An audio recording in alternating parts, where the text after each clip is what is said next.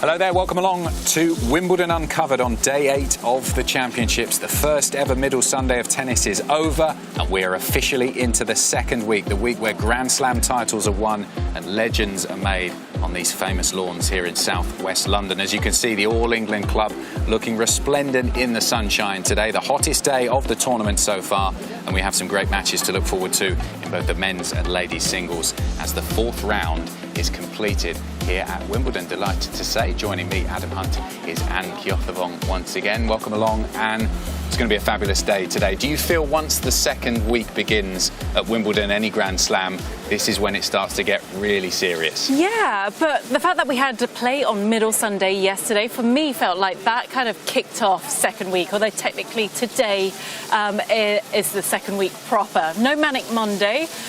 We can sit and chill and take our pick of matches, of which ones we want to watch. But yeah, fantastic for the players involved, because they do feel, you know, if they're involved in the second week of the Slam, they've kind of made it. We'll talk more about yesterday's special centenary celebrations in a little while, but first let's have a look what we've got to look forward to on court today. We'll start with centre court. Interesting matches, I think, is the best way to describe this. First one, Nick Kyrios. So much expected of him here at Wimbledon after what he's done in the first few rounds. That, shall we say, bad-tempered match against Tsitsipas in the last round. And they're on centre court up against Brandon Nakashima, one of the breakthrough stars of US tennis in the last year or so. He's produced some brilliant performances so far here on the grass at Wimbledon. He'll have a chance to make a name for himself against Kyrios on centre. After that, hard to see which way this one will go. Paula Badosa, who's had a great year, the Spaniard, got up as high as number 2 in the world. She's the 4th seed here at Wimbledon against a former champion in Simona Halep, who we haven't seen actually here at Wimbledon since she last won the title. And it's great to see her playing well and smiling, the Romanian here at Wimbledon. And finally, Rafa Nadal. He's on centre. He tends to be on that last match on centre. It's been that way throughout the championship so far a couple of times. He's against Botic van der Zandschulp, the Dutch player who, similarly to Badosa, has had a brilliant last year. He was a qualifier at the US Open last year, got through to the quarterfinals, and since then his ranking has been shooting up. Can he trouble the Spaniard today? Yes, and over on court number 1, we start off with Elena Rybakina of Kazakhstan, the 17th seed, taking on the unseeded Petra Martich. Elena Rybakina, big server, big striker, actually leads the WTA Tour, number of aces hit, has gone under the radar in this year's championships, but keep an eye on her. And then following that, it's the Aussie qualifier, Jason Kubler. What a wonderful story that is. He has been through so much, shown so much resilience, number of knee surgeries that have held him back, but here he is through to the 4th round of a Slam for the very first time, taking on Taylor Fritz, who has had somewhat of a breakthrough year, winning in Indian Wells and very good success in Eastbourne, coming into Wimbledon, winning there. And then the final match on court number 1 is the young American Amanda Anisimova. She took out Coco Gauff in the previous round, up against Harmony Tan, the woman who took down Britain's Katie Boulter and Serena Williams in that first round match. Yeah, tremendous opportunity for both Anisimova and Tan. Well, let's head over to court 1, because the players are out on court at the moment. Remember, court 1 starts half an hour before centre court, and it is Elena Rybakina, the number 17 seed, in the picture here up against Petra Martich of Croatia. And we've seen Rybakina in action. She's been around on the tour for a little while now, hasn't she? And has had some good results on grass before. What is it about her game that suits this surface? Well, she's got a big serve, for one. I mean, that serve fires across all surfaces. Doesn't matter which surface she's on. She's capable of hitting all her spots. And she's got pure strikes from the back of the court. Big ground strokes off the forehand and backhand wing. Actually moves okay for a tall woman. But this will be an interesting challenge against Petra Martich. They have played before, once a couple of years ago, and that was in Dubai. But it was 2 very tight sets that went Rybakina's way. Martich, once again, high on confidence.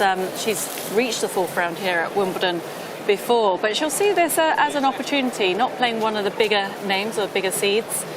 but has been ranked a lot higher, has dropped out of the world's top 50, but was once a top 20 player herself. Neither woman yet to drop a set. I was very impressed with Martich in her win against Jessica Pegula.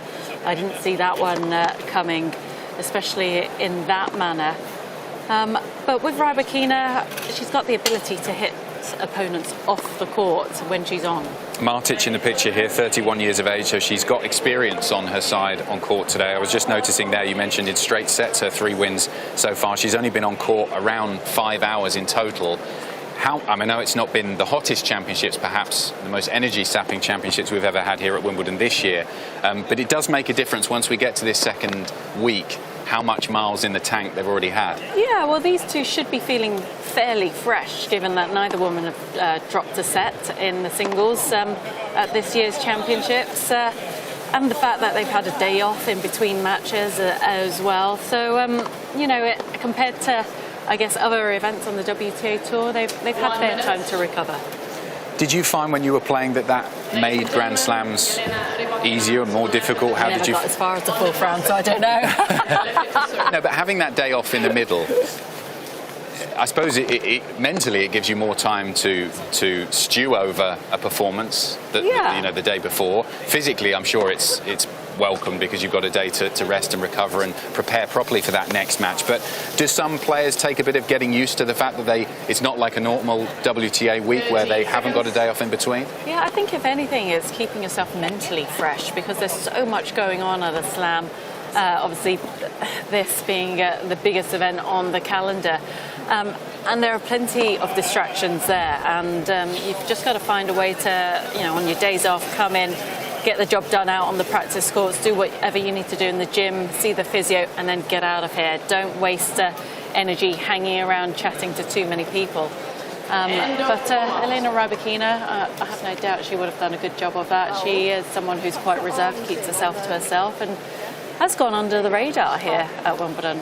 And just quickly before we join the commentators, I suppose the theme across both the men's and the women's draw here at Wimbledon this year, the number 17 seed against an unseeded player in the 4th round. Both of these players will see this as a tremendous opportunity to get through to the quarters. Yeah, all to play for, so bring it on. OK, let's settle in. Watch the first game of this one on Court 1 with the commentators. First set, Elena Rybakina to serve. Play.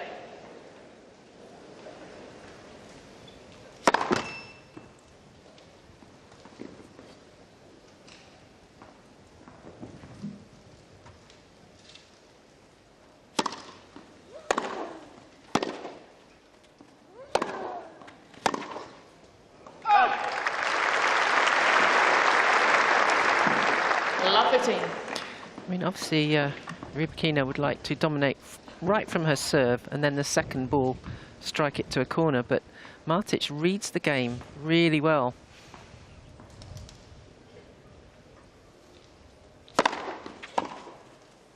Out. And I expect to see a lot of sort of dinks off the return of serve, maybe a few angles. She'll come to the net.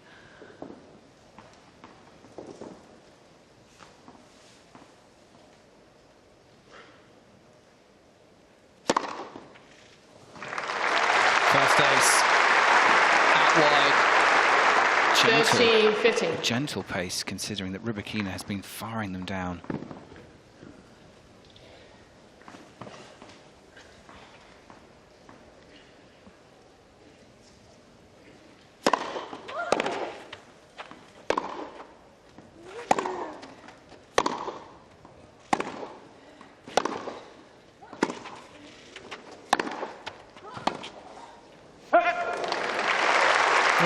A bit of the pace that we know Rebukina can hit with. Martich has got to be very, very clever in this match.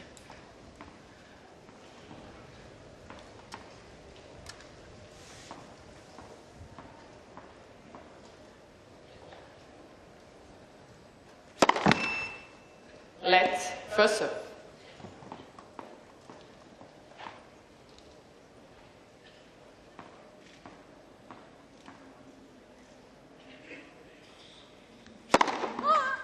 Game. Oh. Rybakina. So a comfortable first game for Rybakina. The number 17 seed takes a 1-love lead against Petra Martich there on court number 1, looking wonderful in the sunshine. Let's head over to Orangi and catch up with Nick.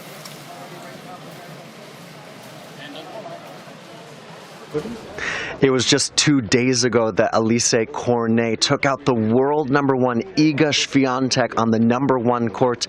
It was actually her second win over a world number 1 at Wimbledon on that very court. She beat Serena Williams there in 2014, and she snapped Swiatek's 37-match win streak dating back to February. The French woman at 32 years old is into the 4th round with that victory over Swiatek.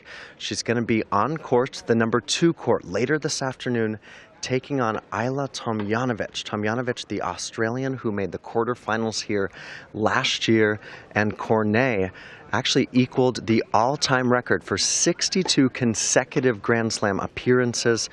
Equals Ai Sugiyama's record, did so here at this Wimbledon. But for Cornet, who's long been on tour, I mentioned that win over Serena Williams in 2014 here. It was her first quarterfinal appearance at the Australian Open in January. She's looking to get into a second quarterfinal at a major in 3 Grand Slams played this year. She and Tomljanovic, they met just last year here, with the Australian winning in 3 sets in the second round. Overall, they've met 4 times, 2 wins to each of them. And Cornet is going to look to bring that same brand of tennis that she took to Swiatek in the previous round against Tomljanovic, who's such a hard hitter of the ball. We can see the Frenchwoman here just going through some of the final steps of her practice, getting in that serve and then the good first strike, giving a thumbs up to her practice partner, which I believe means that she's very happy with the work that they've put in to get ready for what's going to be a good showdown today. So Cornet into the 4th round. Can she get into the quarterfinals? I love this. She said after her win over Swiatek, I'm like good French wine. We always age well. That's what's happened to me, is she's aging well at 32.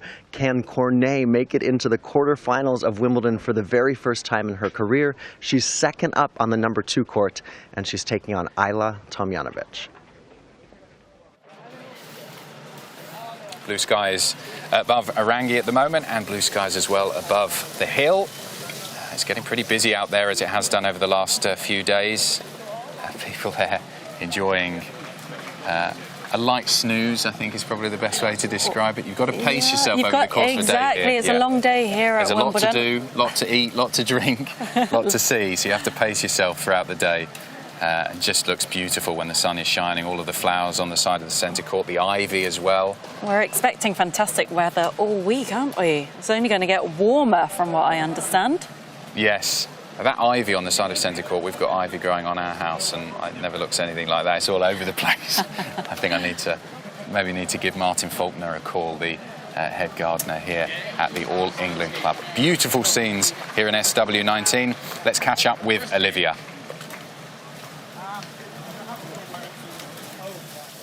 Hello from week 2 of the Wimbledon Championships. Now, there are so many components that go in to making this tournament run efficiently and smoothly. And of course, one of the main factors are the tannoy and the balls. This happens every day here, gets everyone ready for what's going to happen in the day, keeps us all safe and well too. Now, Andy Chevalier, good morning. Hello to you. How are you today? Very good. Well, I don't even know what day we're on. Right, you're still standing. We're in week 2. Yeah. Now, you are head of the ball distribution here. Balls, probably the most important thing in a tennis match, bar the rackets and players. Tell us a bit about your role, the job, and what you have to do every day. Well, I'd also question whether rackets are useful if there are no balls, but the job is getting all the balls to the various places that need them in the morning. So the first place we go to is obviously the courts. So we can follow Dan, if we want to, heading out to court 14, and he'll put the drums on there, and I'll follow you up there. Ooh, so they carry the balls in something called a drum. It's a big, green, kind of rucksack-looking thing, filled with the cans of balls required for the just the first match or for the whole day? First match. So Dan has got a bag here full, we call it a drum. It's full of 21 cans of balls, because a singles 5-set match can only use 18 cans now. So we got some spares just in case ring pulls break or something goes wrong. They can, yeah, they've got a few spares there. At the end of each match, one of the ball boys and girls is allocated as the ball captain. And they, even though they work incredibly hard throughout all the matches, they then will, at the end of the match, grab the used balls, because they've got a bag in there too, and they will grab the used balls, take them back to our kiosk there and have them replaced, and new balls come out ready for the next match. Okay, so an efficient system. Please, let's head on to court 14 here. There we go. Well, they've left the drum out here. Oh, perfect. So you transfer from the carry-on drum into the official drum. Into the official drum. Yeah, Dan doing a great job there. And so you'll see these behind every umpire's chair on courts. On centre and one, they've just got the drums that are there. And centre and one actually have double the amount, because they don't like to leave, the ball boys and girls don't leave court during the matches. At the end of the matches. Okay, so tell us what happens to the balls, how often you change over for those that don't know, and what, yeah, and there's kind of a system with kind of different balls and how much they're used, isn't there? There is. Let's do that here as well, okay? Because in here, they've got all the balls for the matches, as I say, a bag to collect the balls in, and 3 5-7s. Right. So these are balls that we think have been used for 3 games, 5 games, or 7 games, because, so there's a 3, I think it's pretty new, a 5 in the middle, and a 7, which is the most used, and we give them a good kind of squeeze. You can see the pressure is a bit tougher on, a bit loose on that one. Tougher so it's again. Based on the wear of the Slazenger logo and the pressure in the ball. Exactly, and the pressure. So we think they've been used for 3 games, 5 games, and 7 games, and these have come off matches from yesterday or earlier on in the day, and the umpire has got this as a little safety net under their chair. It just sits on the shelf there, so that if a ball is hit out of court, which happens all the time in doubles, particularly in doubles. So we go through, when doubles start, we go through loads of 3 5-7s, because they're hit out of court all the time. The umpire will turn to a ball child and say, can we have one that's in the current rotation? Because the ball boys and girls only ever use 6 at any one time, which I think is amazing that they get it all kind of circulating. They are efficient, aren't they? They're absolutely incredible. Trained to perfection. They really are. And so they will pass a ball up to the umpire. The umpire then will kind of match it with a 3 5-7 and drop a new ball into circulation. See, the detail, the thought, the precision that goes into this does obviously make this so world class and keeps the game consistent and fair. Yeah, absolutely. So after the matches, the public have the opportunity to purchase balls, don't they? I think it's can I say this? It's the best thing you can buy on the grounds. Right? For £1, you can get a ball that has been used in a match. You can wait till, like, you know, later on on a Murray day or a Norrie day this year, and you can say to your friends, this was used in the Norrie match, and you might be telling the truth. Yeah, and that might or might not be officially accurate. Almost certainly not true, but it might be true. And they can buy it for £1, an amazing souvenir. It says the name of the year that you came to Wimbledon.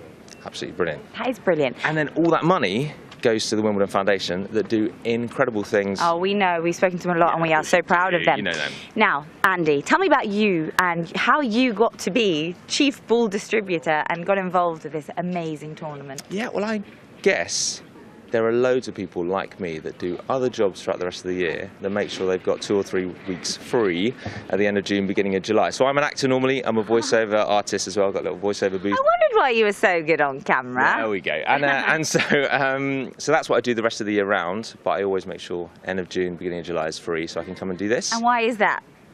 It's just a wonderful place to be. And I mean, being an actor, this is pretty much just a massive production. Like, everybody working together. Wherever you look, you've got people putting stuff together to make this an amazing day for all the guests and spectators that come in, and you know, it's just like one big production. So it's a very similar feeling of teams pulling together to put on something incredible. Well, you do a fantastic job. You win the Oscar from us, Andy. Thank you so much. Have a great rest of the tournament. Thank you. You too. World number 1 Novak Djokovic earning a 25th consecutive win at Wimbledon last night. He's back on the practice court today at the Arangi practice facility, going through the motions to get ready for his 13th Wimbledon quarterfinal. He was challenged in 4 sets against Tim van Rijthoven, who was making his Wimbledon debut. Van Rijthoven winning the 2nd set against Djokovic. But then Nole was just in flawless form in the final 2 sets, winning them 6-1 and 6-2. You can see him here on the practice court, working with coach Goran Ivanisevic, who was part of the centenary celebration, as was Nole yesterday on center court. I mentioned those 25 wins in a row. The 6-time champion has won the last 3 stagings of Wimbledon, 2018, 19, and last year in 21. And last night against Van Rijthoven, dropped just 1 service game in the entire match. He was broken just once in the 2nd set. And actually he finished the match, the final 2 sets, taking just over an hour, which helped him escape having to hold overnight. He finished the match at 10:45, and the curfew at Wimbledon is 11 o'clock. Nice little trick shot there, mid-practice, behind the back. That'll bring out a smile. The smile, he hopes, will continue as he takes on in the quarterfinals Yannick Sinner, the Italian, who's actually just a couple courts away. Sinner, between them is Ange Jabeur, and then there's Sinner on the practice court number 5, working his way through his practice day. Sinner yesterday beating Carlos Alcaraz in 4 sets. That was a really impressive win for the Italian. So he's going to take on Djokovic in the quarterfinals. It's going to be a 3rd meeting between the two. But Sinner's got a new coach in his corner, and that's Darren Cahill. We're going to see if Cahill is able to, well, give Sinner some sort of extra advice as to how he can take on Novak Djokovic, who has the 20 majors to his name and is looking for a 4th consecutive Wimbledon win. Checking in, it's the off day for Djokovic and for Sinner, but we're going to see them tomorrow for a shot at the Wimbledon semifinals, and they're going to take on the winner of David Goffin and Cam Norrie. Thanks, Nick. Yes, the crowd's gathering to watch Novak Djokovic there at the practice courts. Let's say Mark Woodford has joined us here on Wimbledon Uncovered. Welcome along, Mark. We're building up to what should be an interesting match on centre court. First up, Nick Kyrios against Brandon Nakashima. We'll focus on your countryman, Nick Kyrios. Oh, really? A wry smile. Not Nakashima? I was going to say, what can we expect? But who knows with Nick Kyrios? Well, hopefully it's an inspired Nick Kyrios. I mean, you know, he's clearly stated his intentions at this year's Wimbledon. I mean, he feels like he's, you know, in with a great chance, and he's delivered results-wise so far. But I feel like the next couple of matches are the real mental challenges for Kyrios. Let's focus on the tennis first. What has Nick been getting right here? Because I feel like a lot of people are saying that although we're seeing what we're seeing at the practice courts right now, a lot of that power hitting, some of the things that have worked well for him in the grass previously, that he's added something to his game this year at Wimbledon that's taken him to a slightly higher level. Well, it's love. I just put it down as to love. He is in love. He's in a relationship, a very steady relationship. I feel like his private life has changed. And so, you know, the steadiness that he finds on a day-to-day basis, I think that he takes that onto the tennis court. And, you know, look, there are those moments where we see bursts of energy. Very diplomatic of you. But we're also seeing more extended periods where he's actually functioning at a very high level on the tennis court, specifically on the grass. I feel like we're at a parents' evening and you're the teacher describing the child's behaviour.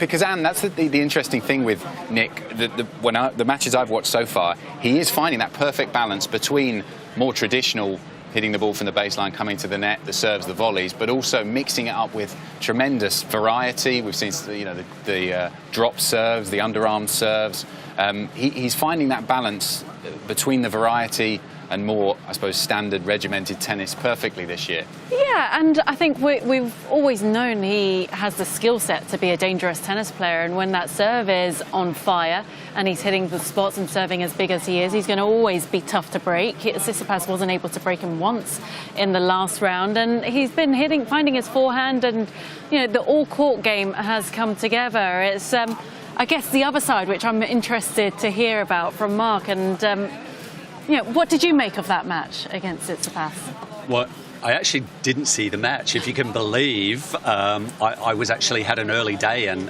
headed out into the city to see some theatre. So I was kind of catching up yesterday with all of the news, reading and kind of just polling some of us that are in the media working the tournament. And I have to say it was kind of 50-50 that who was to blame there.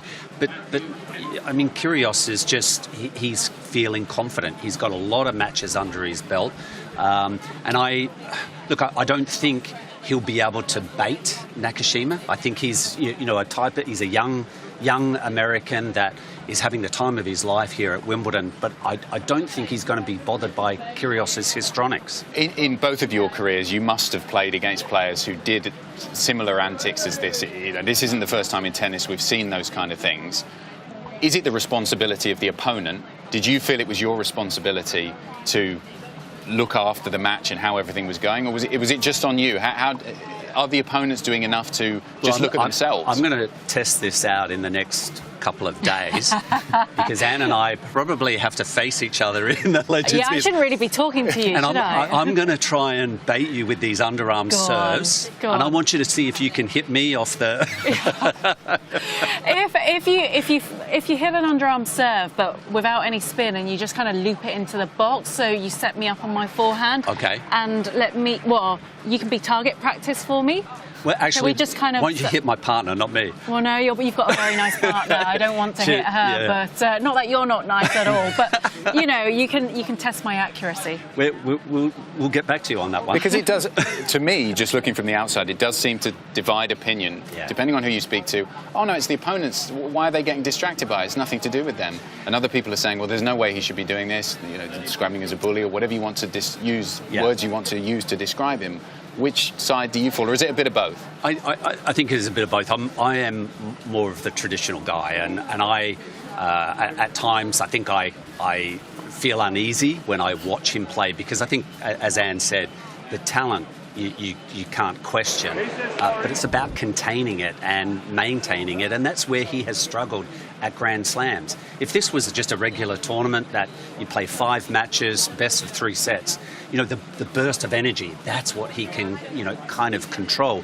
But it's much more difficult at Grand Slam level, having to navigate the whole 2 weeks. And I just wonder whether he believes, well, he is saying he feels this is his best chance, but it's still unproven. The best that he's ever done is a quarter-final at a Grand Slam. But again, I think it is a different Nick Kyrgios in 2022, and the draw is there. It's available for him. But as I said earlier, it's a real test of his the mental side, the mental challenges that come along with playing 2 weeks, because Nakashima is not going to give anything away. And then if he wins that one, I think it's Alex de Minaur if he's moving his way through. Alex de Minaur has Christian Garin today. Right, so. and I think he is doing pretty well. He's got a 3-0 head-to-head record against him. So, he's going to be challenged. If he survives today, he's going to be challenged against another Australian. And these are live pictures from centre court. The players just getting ready to head out. Brandon Nakashima, a penny for his thoughts. Standing in front of Nick Kyrgios there, heading out onto centre court for the first time. This is a special moment for a player. I mean, he's a tremendously talented player who's earned this opportunity to play in front of arguably the biggest arena, the biggest crowd in tennis. But he will be feeling some serious goosebumps and butterflies today. You can imagine his heart rate right now as he walks out, even just standing there. The first few times it is a nerve-wracking moment, and that's where you have to try to, go through your process that you have set up with your team of how you, the first 5-10 minutes are going to be probably the toughest moments for Nakashima today. Do you remember your first centre court appearance? And absolutely panicked out there. But on one hand, I actually walked out with Martina Navratilova. It was a mixed doubles that we got placed out there. And I mean, the great teacher, I mean, she just really, virtually nursed me through it, held my hand, and you can't not learn from some of the greatest, right? Yeah, and what about Brendan Nakashima? What does he bring to the court? Well, he's a very, very steady game. I think there's nothing big about his game. Everything is he hits it a nice serve. He hits from the ground very strong. I like the technique on his second serve. I mean, the serve full stop, but I think he gets a ton of weight and spin on the second serve. The backhand is superb. The forehand side, I think if Kyrios has maybe done his homework, that might be the wing that he will try to focus on. But I saw Nakashima at Roland Garros, and he actually played a hard court game on the clay courts, which is going to be difficult against a clay courter. But a hard court game, the way that grass is playing these days, I think that's why he's enjoyed the success at this year's Wimbledon. Let's listen in for the coin toss. Make it clear, best is just to call. Challenge. Net machine is in operation. The serve strokes displayed on the scoreboard as before, and of course we have these beautiful towel statues. Green for you, Nick. Yep. Purple for you. If you need more towels underneath the chair, just help yourself, and if you need even more, let me know. You have any questions? No? Brandon, you want heads or tails? Tails. Heads for you. Tails. Serve. I'll take that in. Okay, have a go on. So Nakashima winning the toss, choosing to serve. I wanted to pick up on something about Kyrios, because many of the great players in the past have displayed some of the elements that he has done on court. I mean, I'm just thinking off the top of my head, John McEnroe, Marat Safin, they wouldn't have been the players that they were if they didn't show the passion. And you could say, well, it was because they cared so much that sometimes it boiled over. Would Nick Kyrgios be the player he is and be able to compete at this level if he didn't display some of those activities that he does on court? That is a very difficult question. I think, I've known Nick since I first came across him as a 15, 16-year-old when he was playing Junior Davis Cup for Australia, and I happened to be the captain, the coach of the team, and he arrived at practice. He wasn't arriving on time. He was late. Everyone else in the team arrived on time. He tried to tell me how long he was going to practice for, where the other guys were all kind of, okay, what are we doing today? And we'll be out on the court, whatever you need type of thing. And so he, I think, is quite accustomed to controlling how his game has evolved into, someone that, is an outside chance to really go far this year's tournament. It's not, as I said earlier, I sometimes look at it with unease, edginess. But look, when he is centred, when those blinkers are on, boy, he plays a great brand of tennis.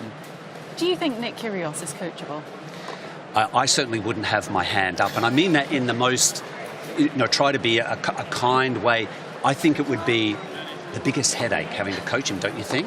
Is that where do you stand? It would take a very strong-minded person to want to put themselves in that situation. But I just wonder, he is very much his own person, but he does have a fantastic team of people who love him and care about him, who travel with him. His father is constantly there, brother, sister, girlfriend. I'd love to be a fly on the wall when they have their conversations with him. The family influence involvement is, I think that's a huge part to some of his success, being, the family are there. They're not there constantly, but I think he really enjoys their support. I feel like on the coaching side, though, Anne, that I wouldn't want necessarily to be on a one-on-one basis with him. I'd want to be one of 3 or 4, because I think the energy that he demands of any one person, I think it would run its course very quickly. So I'd rather be one of 3 or 4 multiple coaches because you need a breather. Yes. Let's do a couple you more. Certainly do. You can breathe a sigh of relief because we'll do a couple more on Nakashima. Let's talk about the future of men's tennis in America, because obviously there's been a lot of discussion about that in the past few years, and he's one of that group coming through who's enjoying success, breaking out on the tour. Is he one, potentially, do you see in the next few years, who can push up the rankings a bit like Taylor Fritz has done in the last year? Yeah, American tennis right now on the men's side, and I shouldn't say just the men's, because I think the women's are pretty handy as well, but for the men's, the cycle is turning again, yeah, isn't it? Yeah. The circle of life in our sport, it moves around, and much like it is here in this country right now, it's probably riding a nice high wave of positivity. Certainly the American men with Nakashima, they've got Riley Opelka, Taylor Fritz, very dangerous players. Nakashima might not have the same firepower as some of his compatriots, but he makes up for it with patience, determination. He has a bright future. Yep, it's certainly going to be an interesting match there on centre court, as you saw just there with the head-to-head. This is the first time they've ever met at Grand Slam level or the tour level as well. How will Brandon Nakashima, the young American, cope with the centre court stays, the weight of expectation on his shoulders against a maverick player, shall we say? And you can see he's practicing his underarm serves there, Nick Kyrios. He certainly is unique on the men's tour. How many of those underarm serves will we see throughout this match? I don't think I've ever seen anyone warm up their underarm serve. Does it need warming up? I don't know. This is going to be great. So let's settle in and enjoy the first game of this one on centre court with the commentators. Bananas, do you have them here?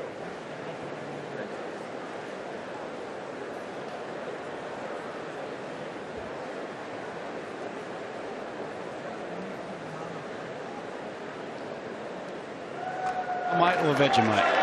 Take as you find. Nick's supported my foundation a couple of times and he's been absolutely delightful. You know, do I enjoy watching his behaviour on the court? No, I don't. But when you see the way that he's capable of playing, it's difficult to take your eyes off him. Brandon Nakashima to serve. A place in the quarterfinal at stake. First match of the second week here at the championships.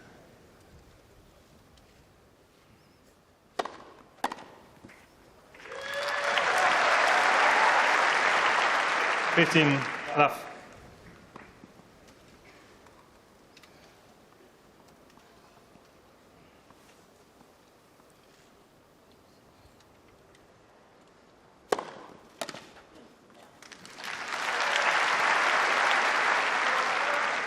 Left.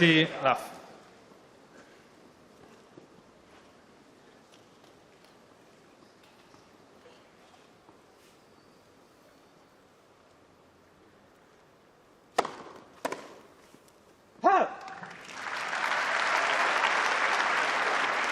40 left.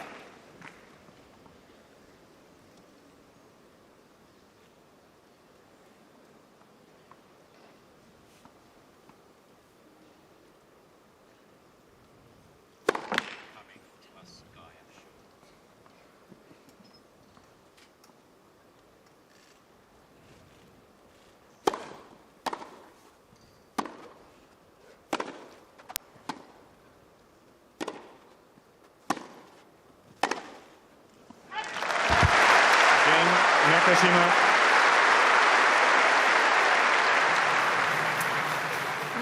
Well, Nick Kyrios still with his swagger, off to a strong start in the opening game, and if you want to continue watching this, you can do on all of Wimbledon's major broadcasters.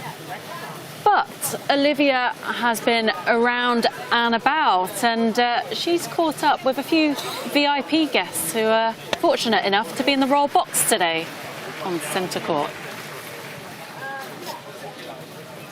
Right, I've only gone and found Vicky, right, Olympic gold medalist. Wow, and so recent, just a few months ago. How does it feel, first of all, to win an Olympic gold? Winning the Olympics was the most amazing experience I've ever had. It was a lot of hard work, emotions were up and down the full week, but to come out with the gold, it's been phenomenal. Wow, this is like, I'm in awe of you. It's so incredible. You're a top athlete in your sport, and you're here to see the world's top athletes in tennis. How does that feel today? Oh, I'm very excited to be here. The girls came on Saturday, but I couldn't make it. But to come down and the games we're getting to see today are phenomenal. Vicky, I wonder, why couldn't you make it on Saturday? Got married on Friday. Oh, you've just had such a busy week. It's been brilliant. It's been absolutely brilliant. This is a perfect start to a little mini moon. Huge congratulations to you. Is your new husband around? He's upstairs. Oh, right, he's just sipping on champagne, just riding the wave. Amazing, this is just so great. So yes, what a celebration. Your mini moon starts right here at Wimbledon on centre court today. Are you looking forward to seeing some tennis, and who are you hoping to catch? I can't wait to see Nadal later on today. Very excited. All the games we've got in centre court today are really brilliant. Couldn't ask for better games. I know. Kyrios and yeah. Oh, you are in for a treat. The sun is shining on you. Okay, go and have fun with your new husband. Thank you. for chatting to us. Nice to meet you. Olivia, glamorous as ever there underneath centre court, and the All England Club, you're looking beautiful today underneath the sunshine here in SW19. I wanted to chat a little bit about what we saw yesterday. It was a special day here at Wimbledon, celebrating the centenary of centre court, 100 years of that famous arena here at the All England Club, and it was brilliant to see so many Wimbledon champions head out to SW19 and on the court yesterday in that celebration before play began with Sue Barker.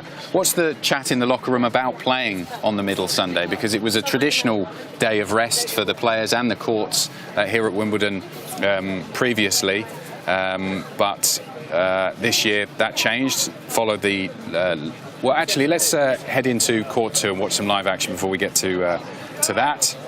And it is Christian Garin in your picture there against Alex de Minaur. A tremendous opportunity for both of these players to get through to the quarterfinals of a Grand Slam, and it's been pretty much all de Minaur so far in the first couple of sets. 6-2, 7-5 to the Aussie, the number 19 seed. And they've gone to a tie-break in the third with de Minaur about to serve. Let's join the commentators.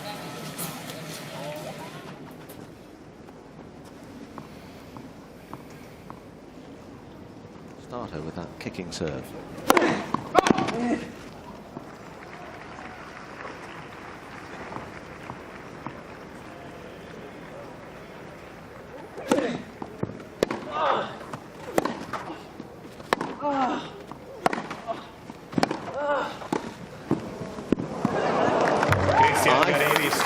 I think that might have gone long. The ball was called in.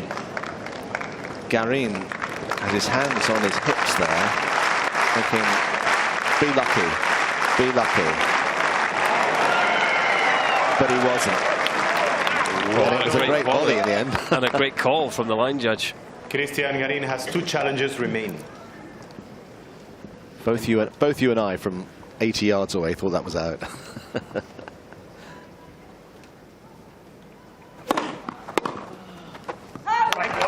Well, it could have been too low. 2-1, de Minaur. And a very different ball game, instead of which, that's advantage the Australian. Well, he uses one of those vibration dampeners in the bottom of the string bed on his racket, Garin. It just flew off as he hit that return. Ball possibly flying on him as a result. There it is, there, little purple rubber vibration dampener.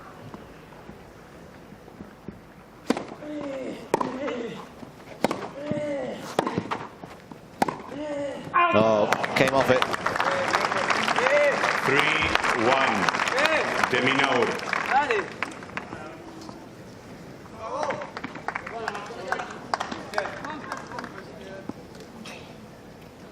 That's a poor tiebreak record that Garin has got. So what does that point to? Well, he doesn't get many free points on serve. We've seen that. As he lands an ace. But only, what, 16% of his serves, we can see from the stats here in this match, have been unreturned. So, you know, he's having to work very hard when he plays tie breaks, and often a big serve can, the ability to win 2 or 3 cheap points in a tie break situation can help so much.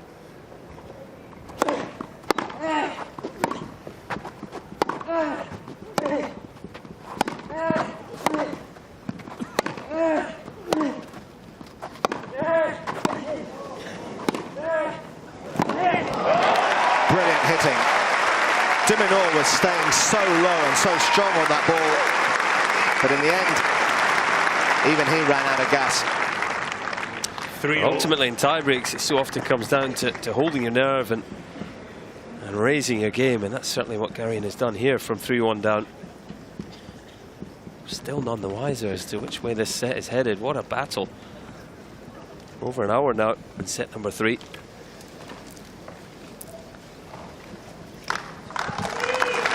And they've certainly had their money's worth on court too. But I suspect if you asked everybody, they'd like a bit more.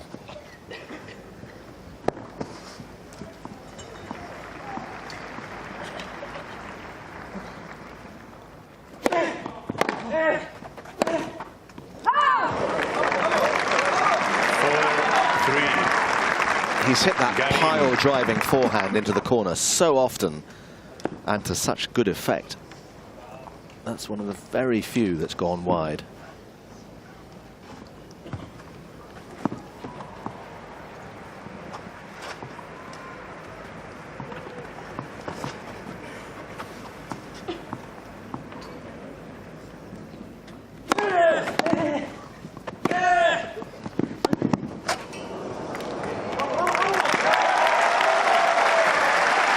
Seizing the initiative. Yeah, he's grabbed this tiebreak by the scruff of the neck from 1-3. An ace and 3 really big attacking points. And this is a big point.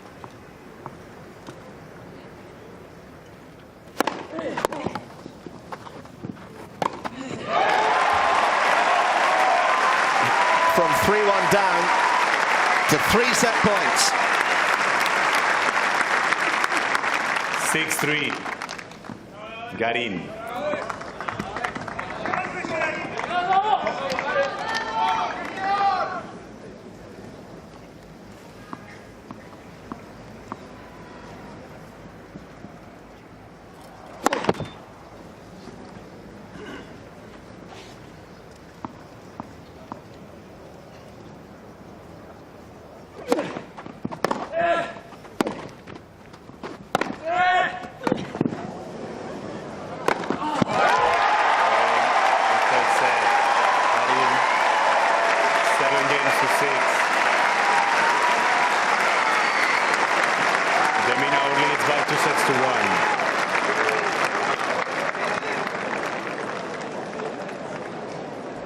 In just her second career major, her Wimbledon debut, Jules Niemeyer, the world number 97, the 22-year-old, she's into the Wimbledon quarterfinals, and we're catching her here on her off day at practice at Arangi Park. It has been a dream Wimbledon run for Niemeyer in the purple top there, working through some of her strokes. We were just seeing her going through some of her drop shots, which we've seen plenty of this tournament, but she's just packing so much power off of both wings. We saw it yesterday against Heather Watson on center court. We also saw it earlier in the tournament when she took out Annette Kontaveit in the second round. She's going to face a countrywoman in Tatiana Maria for a spot in the Wimbledon semifinals. And while the two are both Germans, they don't know each other that well. They're 12 years apart. Niemeyer, as I mentioned, 22. Maria is 34. Maria playing in her 35th Grand Slam, and Niemeyer just her second. She hadn't won a major match before this Wimbledon, going out in the first round of the French Open, but she went to the French. She went from the French to a clay, smaller level event, a WTA 125. Seen some great sport. It really is an honour, and also you're in the royal box, aren't you? Yeah, I know. What's that like? Yeah, it's pretty nice. Is it? Yeah, it's pretty nice. The protocol, all okay? You can do it? You're good with like instructions and directions. Yeah, I've got my tie, got my socks on. I think I'm good to go. You're on board with what you got to do. Yeah. Just finally then, who are you looking forward to seeing? Some great matches you've got in store. I think Kyrios most of all. Yeah, it'd be interesting. See what he's got in store for us today. He's certainly, well, he's a bit different, isn't he? But a great tennis player. So yeah, that'll be very interesting for us, I'm sure. Let's see if he can keep his headlines to stuff on court, shall we? Yeah, I suppose that, yeah, he probably should try to do that, but regardless, it's always entertaining to see sportsmen pushing it here and there. And that's what it is, a day of entertainment and fun. Well, just so you know, if you just head starboard, you'll find the entrance. No? That's all the right. port, anyway, but you got it wrong. Hey. Stitch me up. Thanks so much, have a great day. All right, thank you.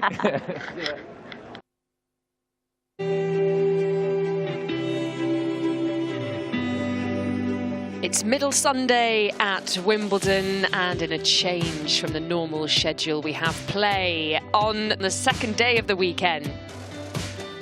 The sun is shining, and we have fourth round action and quarter-final places at stake. It is a special day, this championship celebrating 100 years of this place, this centre court. His name is Roger Federer!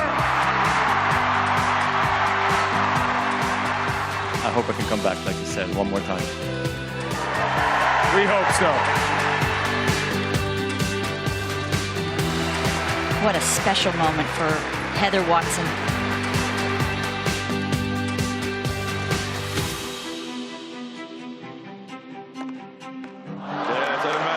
Oh, for a young German called Euler, life is full of wonder right now. In her debut, she must think this is easy. I just want to say sorry that I had to kick out a British player today. I just tried to focus on my game, tried to focus to play point by point, and yeah, so it went well.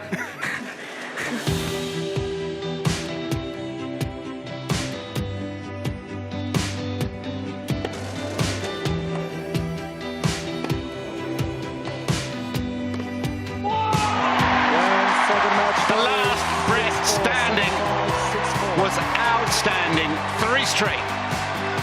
I'm the last one left, so why not get behind me now even more and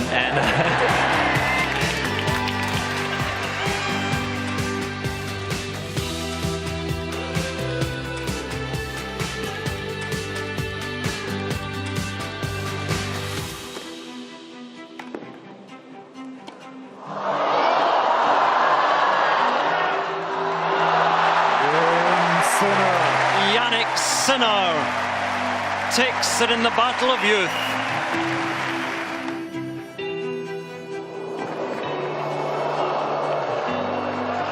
Jabeur back in a Wimbledon quarter-final.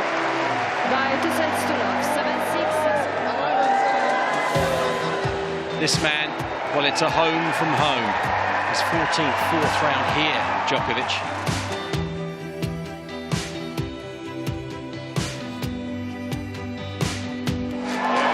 Standing ovation for both men. 17th Wimbledon, 13th quarter-final. Everything is special about the court. You know, all white, no advertisement. Everything is focused on players and tennis. And just thank you. Thank you for being here and making it even nicer. Thank you.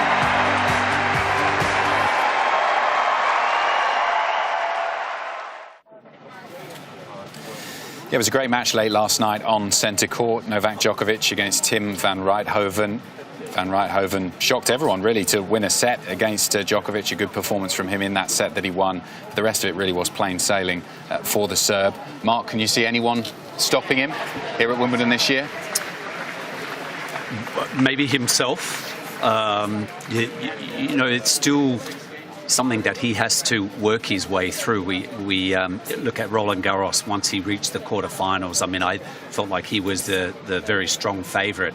And then maybe over that 5-set format against Rafa, his fitness, you know, just wasn't as sharp. It wasn't to the level that I think he has expected of himself in the past. So, you know, look, he's looking good so far. He certainly is. Well, it'd be remiss of us to get a doubles legend like yourself on without speaking about a bit of doubles. So let's check in on court number 3. The number 9 seeds, Jamie Murray and Bruno Suarez up against John Peers and Philip Polasek, the number 7 seeds. John Peers, your countryman, he's had a good career, hasn't he? Former Grand Slam champion.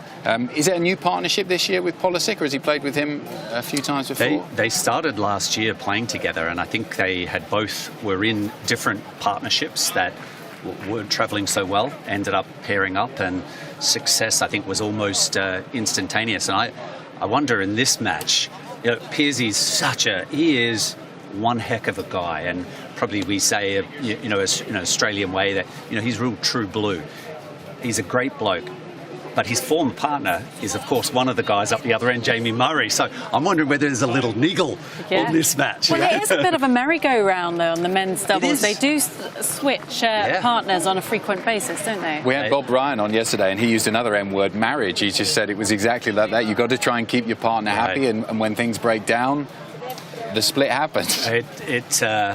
It's nice to be in an extended marriage then, I have to say. the Woodies, we lasted a good 10 years. That's not too bad. Well, that was the question we asked terms. Bob, and I'll ask you. You two were a great example of a partnership that lasted a long, long time. And we said to Bob, are you surprised that not that many other pairs do what you did, that they stay together for, it wasn't the whole career, but a long, long time? Are you surprised by that? How often they change partners? Do they need to be a bit more keen to stay with each other and figure it out? I think they are missing out on trying to work through some of those issues. As tennis players, Anne, and you know full well, we face adversity almost on a daily basis, whether it's on singles, doubles, or mixed doubles, and and it's how you problem solve at the time. And these pairs obviously at this level it's high pressure, and some of them just don't deal with trying to problem solve. They don't want to work, or they just find difficulty maybe communicating. So there's no wonder that Mike and Bob dominated after the men's doubles game, after Todd and I had retired, but because they persevered. Was there a time twins? They would have argued plenty. Yeah. Was there a time with Todd and you earlier on in your career where you is this working out? Do we need to find someone else? And you were glad that you did stay together? There might have been an occasion. The US Open probably jumps to my mind that we actually lost first round, and it wasn't a pleasant experience. And I think the words came out of Todd's mouth is that, we're done, I'm not playing with you again.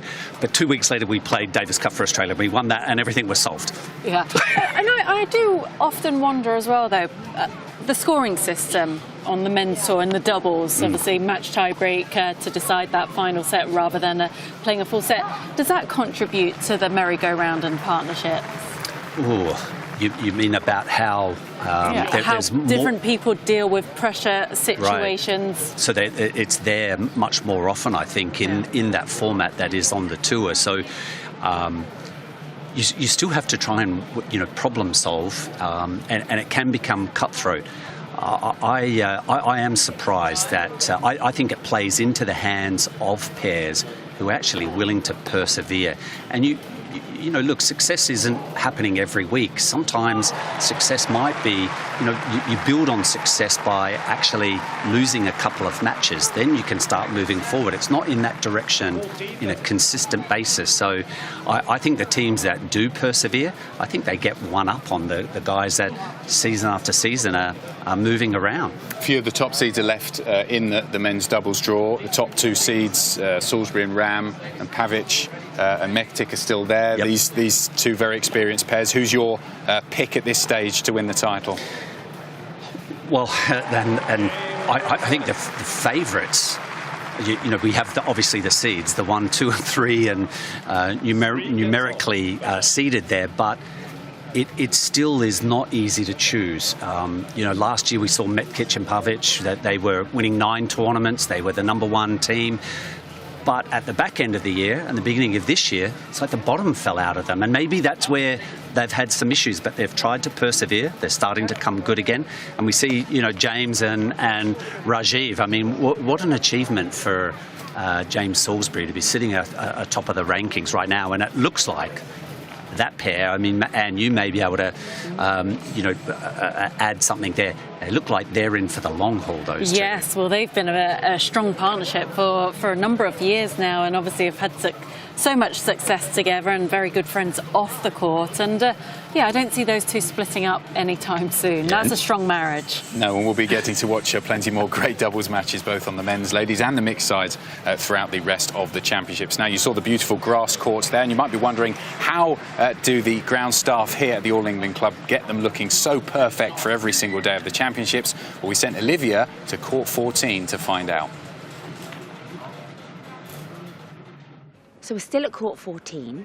It's a hive of activity. It's really lovely to be here this early to see how they set up the courts for a full day of tennis. Look at all the busy ball boys and ball girls and tennis court officials setting up the net. Now, obviously, this is quite an important job. It has to be at regulation height, regulation tautness.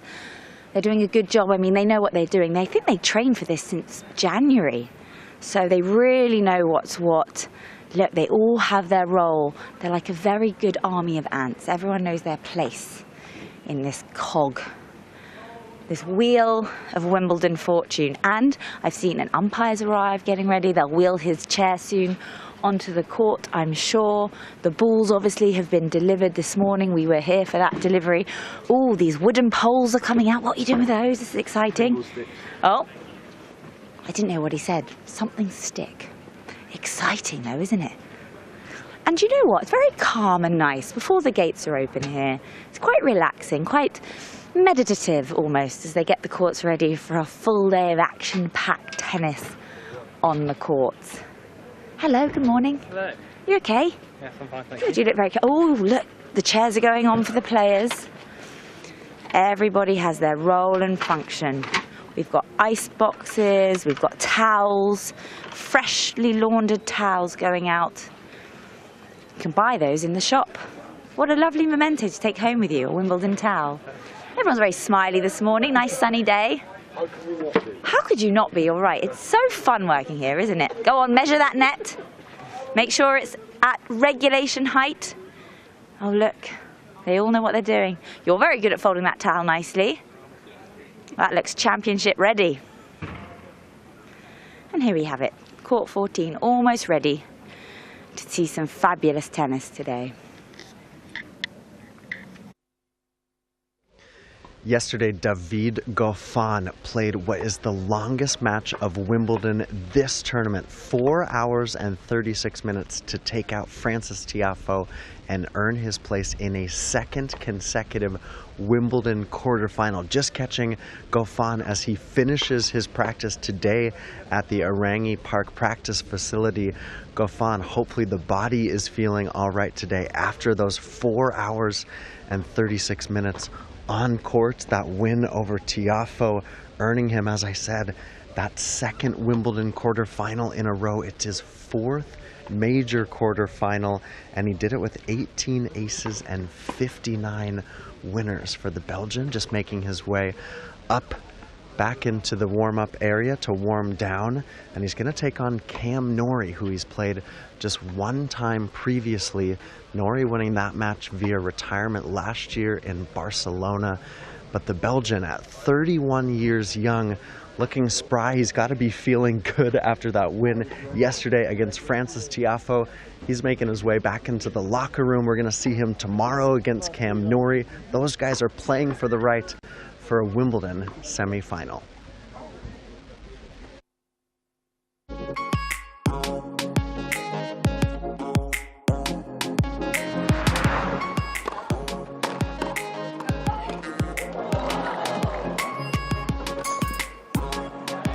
Well done. Quick reflexes, it's one of the great things about doubles. The fans love it.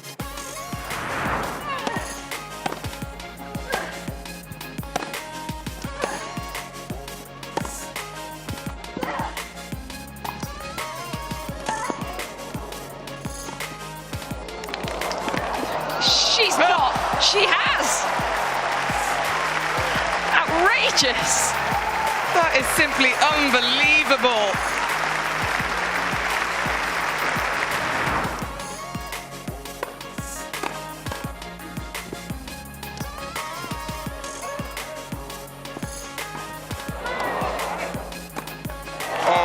sensational. Robert Farah raising his right index finger, unleashing the tweener to keep his combo in the point.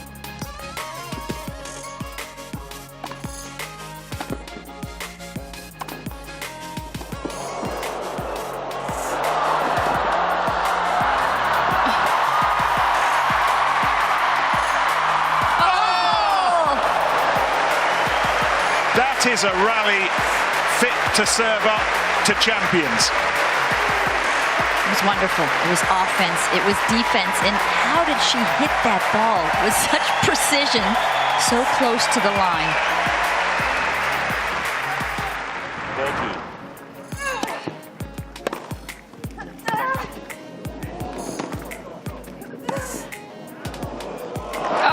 Floats it over the head of Caroline Garcia. Beautifully done, and she enjoyed that moment. 30-15.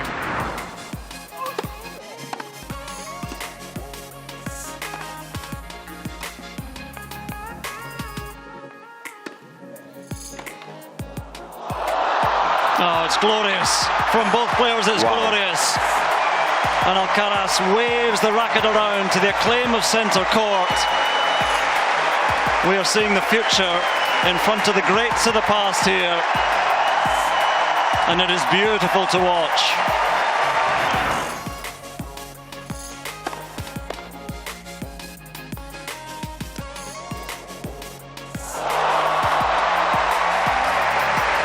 Two of the points that Novak's won this game have been with serves over 130. Incredible that he even got him back.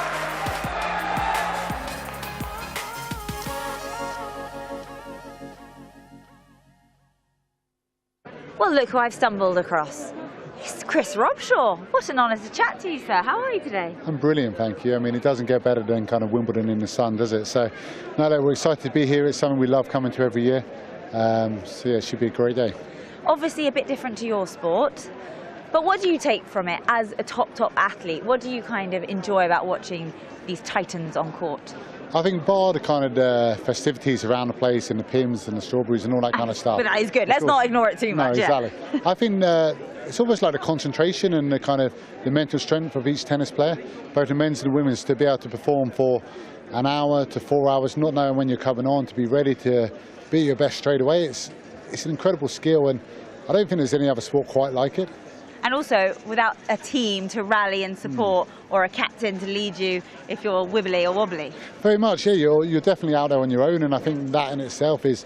And you see some players that come through it, and some players that unfortunately crumble. And you look at experience, and of course, we look at like a Nadal, who's got so many kind of rituals and superstitions and all that kind of stuff, and that's brilliant as well. But then you also love the other guys who just go out there and play. And you just have to find out what works for you. And yeah, I'm looking forward to seeing some of the guys out there today. What does work for you? Do you like to pick your wedgie before a shot? You know what, my wife actually used to always say that, yeah. So, no, you know, look, for me as a superstition, I used to like having a bath the night before a game. Okay. Unwind, relax those muscles. Nice and relax, yeah, get out, kind of loosen everything up and stuff. But no, yeah, I didn't have anything where I put the right foot on first or the left foot and all that kind of stuff. And not like that. And I think for me, with a lot of superstition, unfortunately, I didn't go through my career winning every game. So there's always something which unfortunately changes or you lose or something like that. But no, look, it's going to be a brilliant day. We're very lucky to be down here today. So no, it should be Final great. question, I promise, because you do have to get to court. And that is, it's 100 years of centre court we're celebrating this year, which is such a big deal for Wimbledon. Do you have any fond memories of any matches you watched growing up, of any like epic battles on centre court? Yeah, for me, it's kind of watching on TV and stuff. It was in the Nadal v Federer finals. And those two or three epics where I think they were in kind of consecutive years and stuff like that. And it was 5 sets, so both pushing each other to the limit. And that for me was Wimbledon. And of course, when the Williams sisters kind of went up against each other in finals and stuff as well, I mean, we actually watched King Richard last night in preparation. Oh my God, is that not the best movie, by the way? It is, and to see what a father has done and a family have done to their kids and how good they are and all that kind of stuff. Were you crying? I shed a tear? It's emotional. It is emotional. I mean, the Williamses are amazing, so unfortunately I don't think they're playing today. No. But we'll see Nadal, so that'd be great. Okay, and last thing. Centre court for many players is the pinnacle of their career. What is one of the proudest or pinnacle moments of your career? Yeah, for me it was leading guys out of Twickenham, singing the national anthem at Twickenham, and it's those environments which as a youngster you want to play in, against the best teams in the world, in the biggest stadiums, all that kind of stuff. And almost when you go on the road sometimes, like of course when a British person plays here, the home sport is fantastic. Also sometimes when you're playing against that British player, so when you go away and you have that kind of hostility, it's a great place to be. But no, look, I'm here as a fan today and have a couple of Pims, too many strawberries and all that, and have a great day out. All right, I won't keep you a minute longer. Thank you so much. Have a great day. Pleasure. Thank you very much. Yeah, good to see Chris Robshaw there, former England rugby captain, enjoying his day here at the Championships. We're enjoying our day as well here on Wimbledon Uncovered. Before we dive into centre court and see how it's going between Nakashima and Kyrios, just pick up on a question I was asking there about what the feeling was in the locker room about the fact that we were playing for the first time this year on the middle Sunday. It's a little different, but I haven't heard anyone, saying negative comments about it. I think they appreciate that this is a 2-week event, so I think that the players probably enjoy the fact that they can keep to this day on, day off scenario. That's a big help for the players.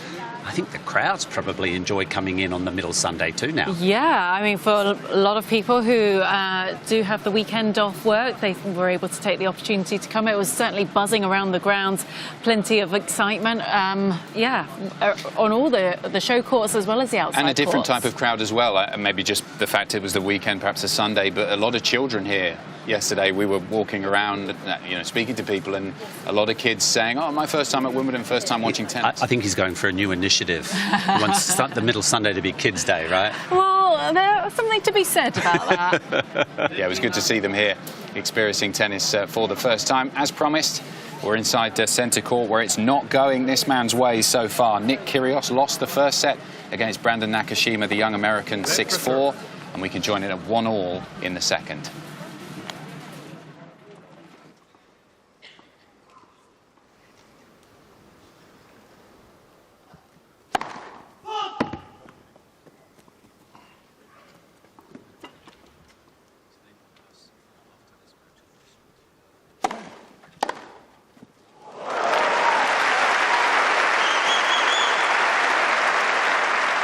I love 15.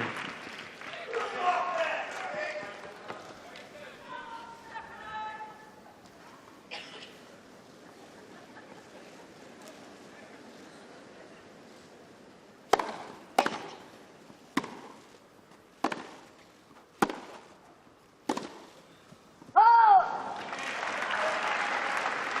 15 all.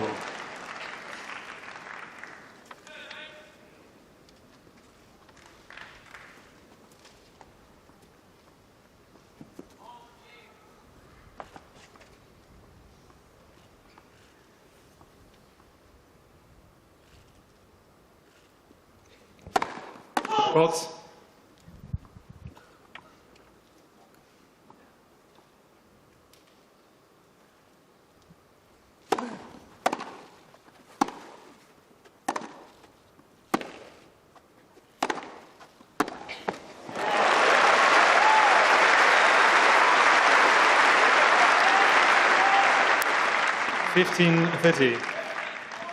Some more intent with the footwork there from Kyrios up onto the backhand, driving hard, using the court to help him with speed, shooting through.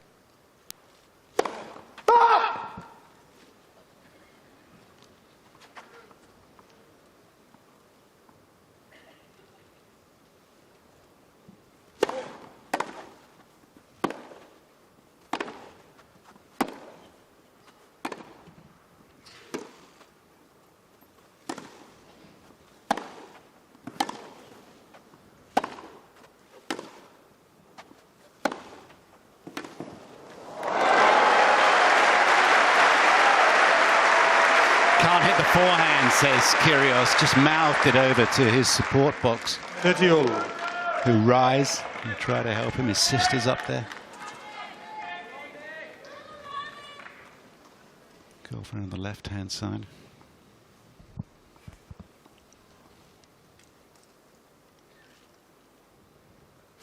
Let.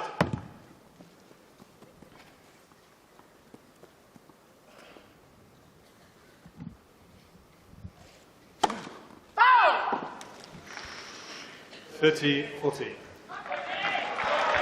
Strange time to go for that big second serve.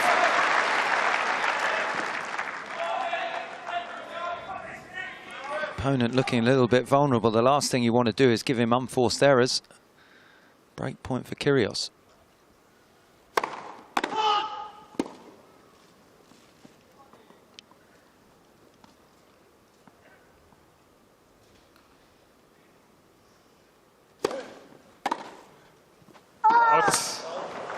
Nick Kyrios is challenging the call on the right near sideline. Second serve return. Ball was called out. Break point up on this reliable double-hander. I think he's yanked it into the tram lines here, hasn't he? Yes, he has. Disappointing. A shot you'd expect Kyrios to make, Kyrios but has 2 challenges it was a decent second serve from Nakashima, having served a double fault the previous point. I'd like to get back to finding his first serve.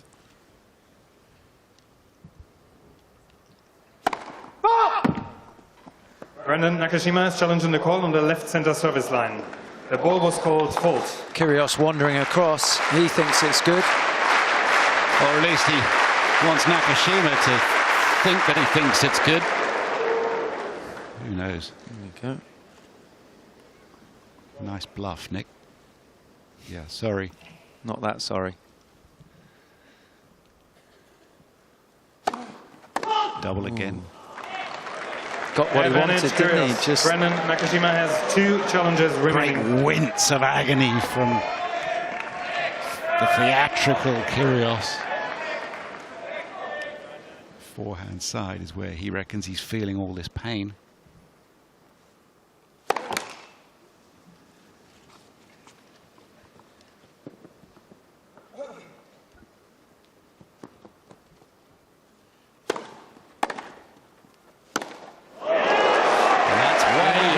Two double faults, a shank forehand, and suddenly Kyrios a break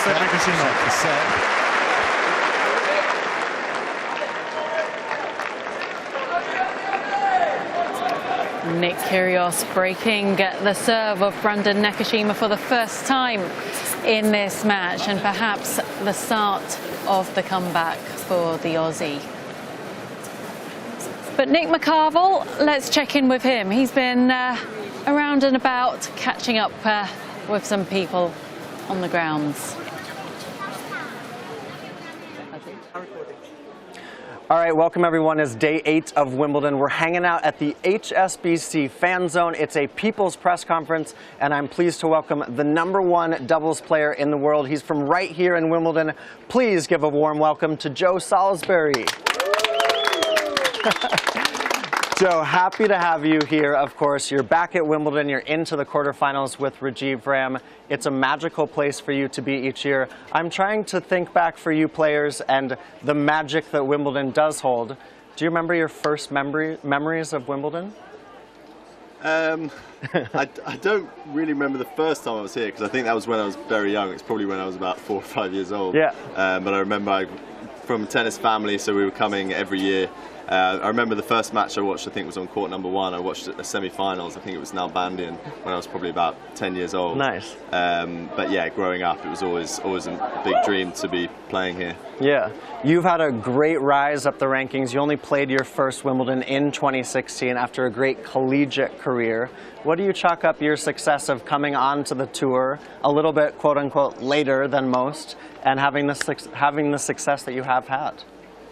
Yeah, to be honest, I'm not too sure. I mean, it wasn't something, it wasn't somewhere I thought I would be right now, especially back when I was playing college, but I always knew that I wanted to give it a shot and to try and, be the best that I could get to, and, just gradually made my way up the rankings, worked hard, and, yeah, it's a strange one. I mean, sometimes I feel like a bit of an imposter being here and with this ranking, and then other times I think, yeah, I feel comfortable with it and I have a lot of belief in myself. So yeah, I've got to kind of balance the two of those, but yeah, really happy with where we're at now. Yeah, you absolutely should be. Joe and Rajiv only have been playing together for a few years now, and that partnership has paid off. 2 Grand Slam titles. You made a deep run here last year. I know you want to keep going at Wimbledon, but what works well between you and Rajiv? I think it's mainly the fact that we get on so well. Yeah. I think that's the advantage that we have as a long partnership. We're into our 4th year together, and I think it's just understanding how each other works best. I think the key thing for a partnership is to be able to support your partner as best you can, and kind of the longer you play together, you understand more how to do that as best you can. So yeah, we just work really well together, and I think get the best out of each other. Yeah, awesome. Well, we're happy to have Joe hanging out with us at the HSBC Fan Zone. It is, after all, a people's press conference. Let's go to the people. Our first special person is Zach. Zach, how old are you? I'm 11. You're 11, and what's your question for Joe? My question for Joe is, how many hours a week do you train? Ooh, how many hours a week do you train? I mean, it depends. If I'm in a training week, it would probably be about 20 hours in the week.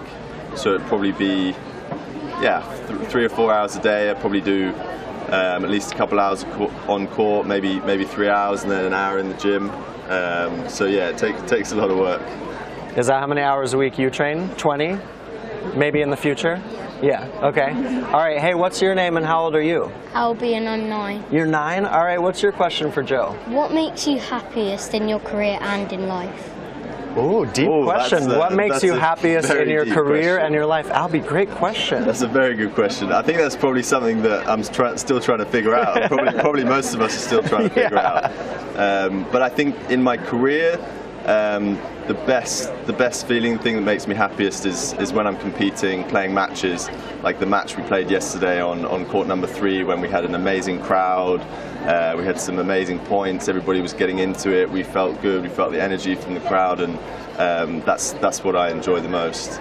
But yeah, away from the tennis, I love playing golf away from the court, and then yeah, spending time with friends. But yeah, I think that's something that still got to figure out as well.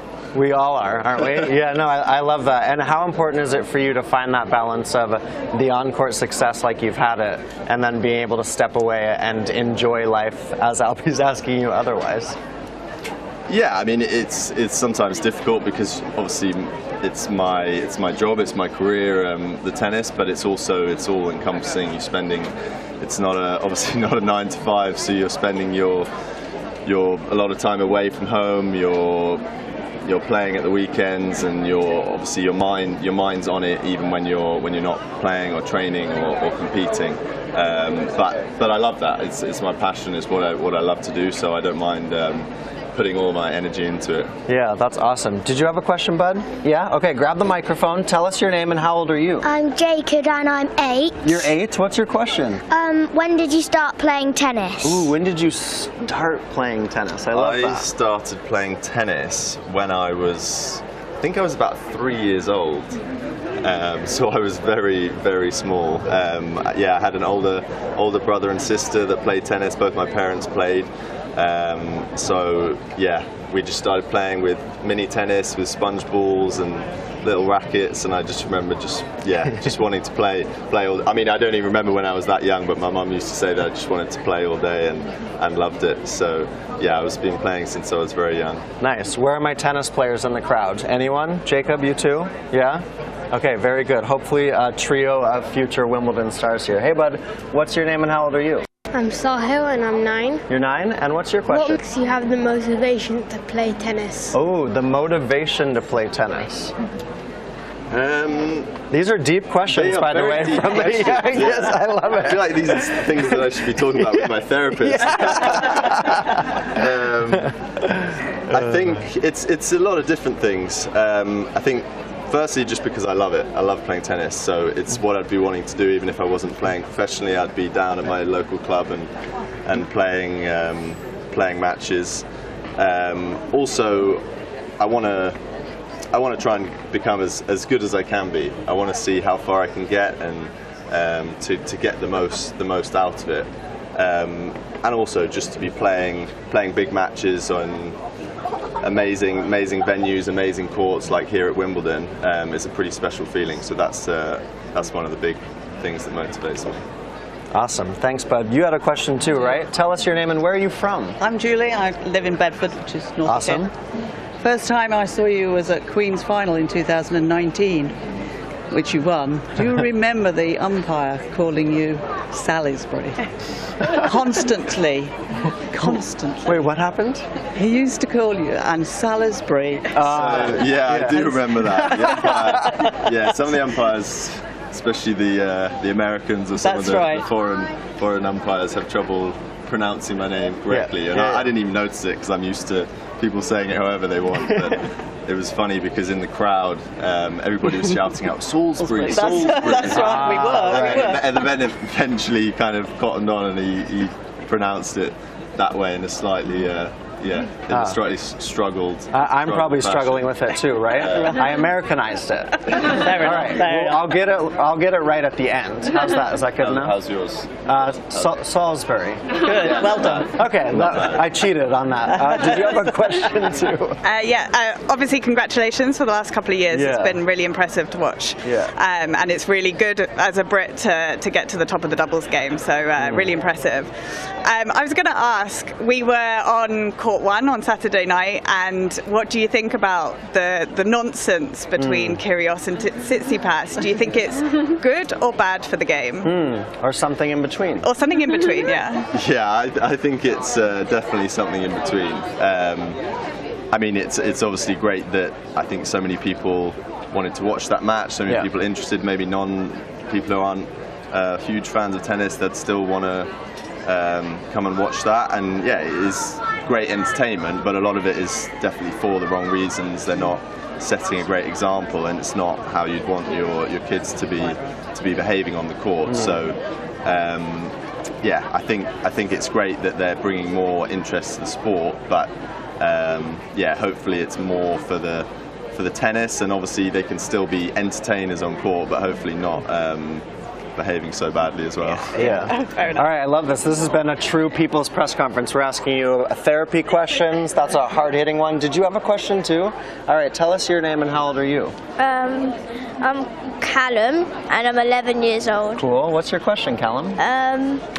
Rate 1 to 10, how good do you think you are?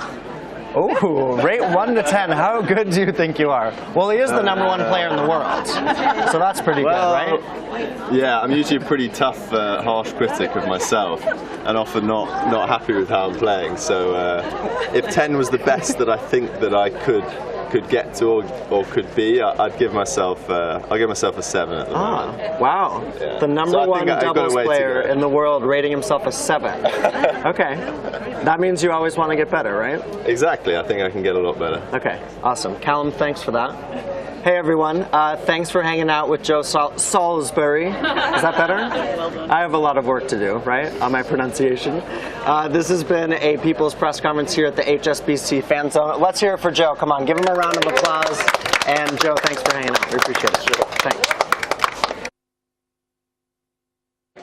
It's amazing who you run into here at Wimbledon. We see the great and the good of the tennis world, celebrities, and then we meet Maddie, who's come today dressed as a ball girl. Hey, see what we did there? It's an effort that I'm impressed with. I commend you for. I give you 10 out of 10 for effort. What is your tennis ball made out of? It's actually made out of paper mache, believe it or not. I used a massive balloon, which took forever to inflate myself. What, like? Yeah, literally, they're struggling away. I didn't have any to go. I only had football pumps. Right. So I was there. Even Jeff, the cameraman's chuckling at this one, right? I was there inflating it for hours, managed to get it into the shape I needed.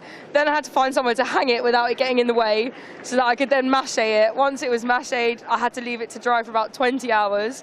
and then I could just spray paint it, which was nice and easy. When did you start the prep for this? I started on Friday, so luckily I had some days off from work. I knew we'd be coming to Wimbledon as my friend's a groundsman and was able to get us some tickets, and it's just been such an experience. Have you been here before? I've been here a couple of times. My mum's company used to do hospitality events, so I used to come down with her for that and help her kind of set up and things, but never kind of as a tennis ball, so this is definitely a new experience. Okay, so just to say, we've been here every single day. You are by far the best dressed. Yes, that's the idea. You can't see what I'm cheering with my hands inside. She's wiggling. Yeah, it's just amazing. I don't really have much to say. I think the outfit speaks for itself. Yeah, it was a mental health act, if anything. So I've struggled with my mental health for years, and I've often found myself in a lot of anxious ball of mess. So the best thing I thought of doing was, okay, well, make a big ball that you can keep the anxiety inside, but also push yourself out of your comfort zone. So. Maddie, that's an absolutely brilliant message, and you're doing it brilliantly. Thank you. Yeah, wow. I literally have been rendered speechless. So thank you for coming. I hope you have a great day. Thank you for having me. I'd give you a hug, but a bit armless. So.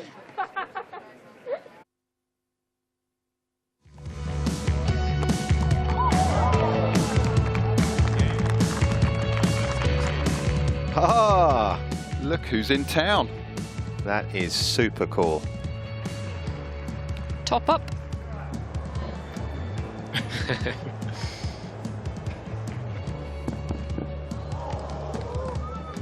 Got it. Well done, even with the slip. That's great to see.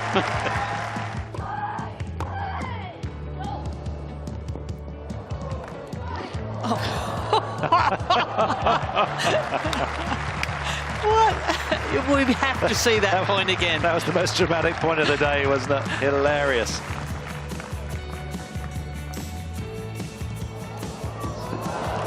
Beautiful. Watch out, it's moving the umpire.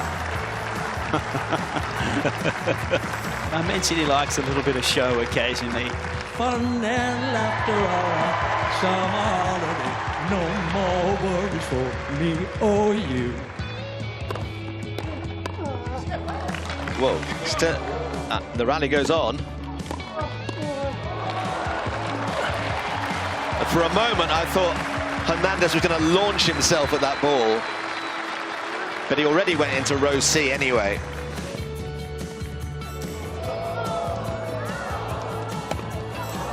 No, missed it. An outstanding movement from TFO. Was there a collision? I think she's blushing.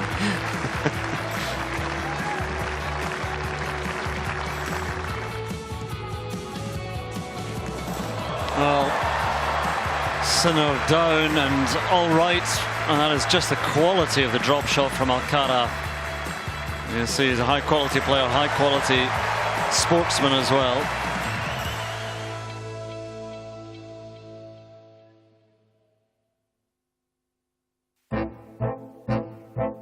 No matter how small, how tiny, or how minute, the technicalities, the particulars, the seemingly insignificant. At Wimbledon, these details matter. And this year with Oppo, we'll capture the detail like never before. In low light and high intensity.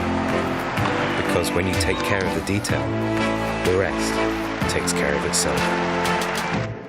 Greatness. It's all in the detail.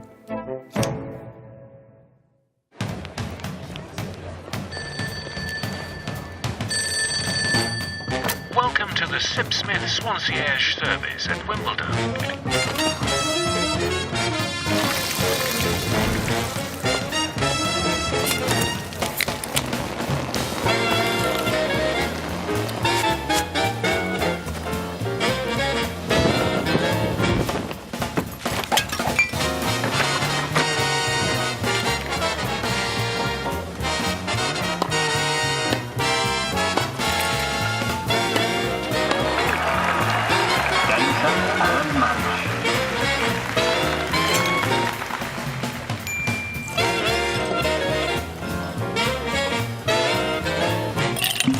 your Swansierge at Wimbledon, the official tennis of Sipsmith Gin. Swansierge, like a concierge, but ginier.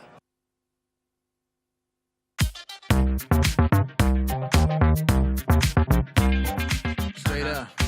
Yeah, bounce. Yeah, come on, bounce. Woo, woo. Go, go. Woo. Yeah, it's the kind of vibe I like. Make me wanna ride with the window down all night.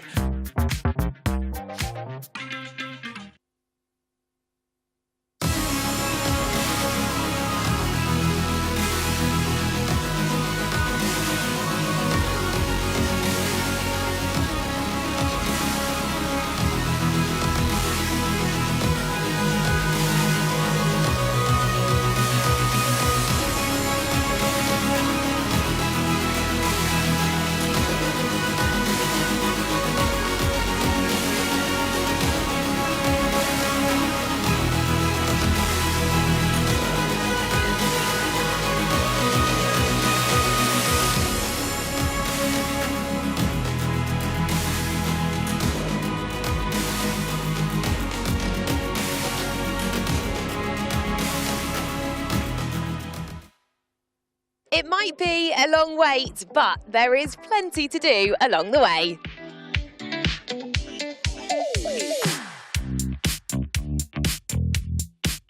Welcome along to Around the Ground with Amex. The championships are back, and so too is the famous queue.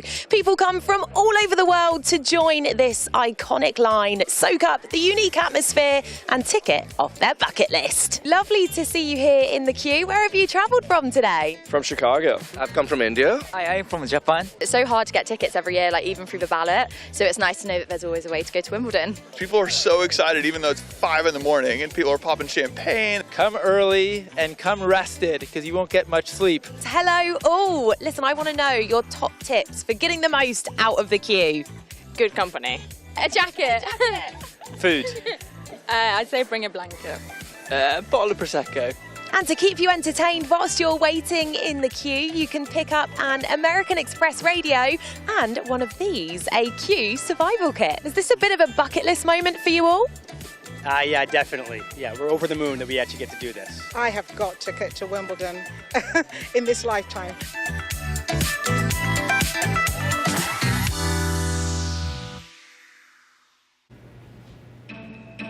Greatness.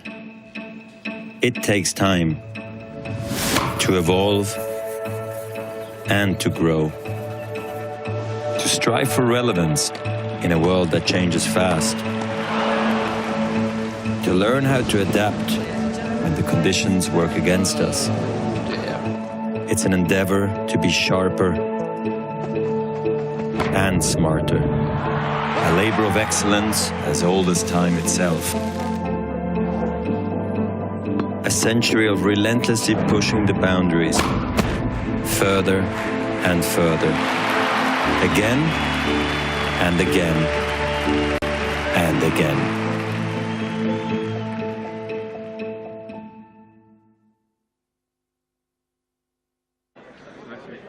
You do bump into lovely people here at Wimbledon. It's a place of good people, and one of those is Sahel. Hello, how are you today? Good, thank you. Now, we spotted you because you came over to say hi, and then we saw your Rafa hat, and we thought, this is a Rafa fan. So let's talk tennis. Are you a big tennis fan and a sports fan generally? I see you're in some cricket here generally, too. I enjoy sports. It gives me motivation. At the same time, I'm a bit obsessed by tennis, but you got to go with your passions and whatever you enjoy. And yeah. Absolutely. So obsessed in what way? What is it, and who are you obsessed with? When it comes to tennis now, I actually like all the players. So now I've actually gone through that, forget the emotions sometimes, whoever wins, you just enjoy the day. So even if whoever Rafa plays, you support Rafa, he's got a story behind him. There was time a big Roger Federer fan, but you have to understand you actually have to support the new guys coming through, because these guys are not always going to be there, but while you're there, they've enjoyed it, they've had their time. You want some guys to challenge them, like the other day we saw Yannick Sinner versus Alcaraz. And then you're going to get upsets. Everyone's like counting Alcaraz to come through, but some of these new guys have to step up. These the top 3, 4 have been there for a long time. It's someone else to challenge. But while they're there, we have to enjoy that spirit and that motivation. Absolutely, and that's really decent. And you're right, the new ones need as much help and support as they can get. It is 100 years of centre court this year, which is a huge milestone for Wimbledon and for that amazing tennis venue. Do you have any very fond memories of any matches that took place on centre court that you might have seen? Early days, like Roger Federer when he was against Nadal, hit that rivalry, and then the same time when Andy Roddick was playing some time back. And then even like other guys, I didn't watch it, but I'm also a fan of Ivan Izovic, and I was like looking at I tend to like, I told you I follow tennis a bit, so I was looking at the records. He had like 3 times being in the final, and then when he, on the third attempt, he did it because that time was like previous champs, like Sampras was in the way, and he was always like in the way. So you've seen like new challenges come across, so that was a fun memory because even that year, when someone gets it and they miss out, they have to come back and prove that they're still a worthy champion. So definitely. Yeah. All right, and just finally, obviously you know all about Wimbledon, you've been here a few times. What's your top tip for making it a great day out? Just come and enjoy. I was speaking to people in the queue before. As I said to you, I've had that centre court experience, court number 1. It's just come and enjoy the experience, you know, like it's very civilised, even like when you're in that queue. Yeah, I do enjoy other sports, but this is more quiet, and then it's more like it's a fun day out, and then you know, like it's not restricted in any way. You can walk around. It's a bit of exercise as well. That's the way I look at it. Lovely. All right, well, thank you so much. Have a fabulous day walking around. Bye-bye. Well, let's go over to court number 1 now after that great interview where we've got match points in this one. Selena Rybakina taking on Petra, Martich of Croatia. Well, there you have it then, 7-5, 6-3, the final score in that one. Elena Rybakina there, getting the job done, and in pretty easy fashion, Nick. You know, you said, I expected that. I did, yeah, I mean, the scoreline 7-5, 6-3, not the easiest day at the office, but certainly she would have liked to do that in straight sets against Martich, who's such a tough customer, throwing a lot of those slice backhands. But Rybakina, she is a player rate. She's been the tour leader in serves, aces this year, 6 of them today. That serve very much helped her. She won 75% of first serve points played. And Rybakina is a player that can beat anyone on any given day. She's got so much power off both wings. The serve is so huge, but this is only her 2nd career Grand Slam quarterfinal. It's her 1st at Wimbledon. She did so at the French Open last year. But to win through this match against Martich, the veteran, she's now going to await Cornet or Tomljanovic. Cornet, of course, took out Swiatek. This is a huge victory for her. Yeah, and only her 2nd time at Wimbledon as well. She made her debut here in 2021. She's still really young as well. We're talking about what she's done this season, 6 finals in 2022 as well, which is great. You know, I think she's someone who's just really building into her career, I'm going to say. But yeah, had a great day at the office, hasn't she, in the 4th round here, making it to those quarter-finals. But let's hear from her now on court 1. Elena, huge congratulations on a wonderful performance today in front of a huge crowd here on court 1. Just get your reaction, first of all, on the victory today. Thank you so much. I'm really happy that I won this match. It wasn't easy at all, but I just want to say thank you for everyone and who came to watch us and supported us, because the atmosphere is really amazing. I'm playing first time on this court.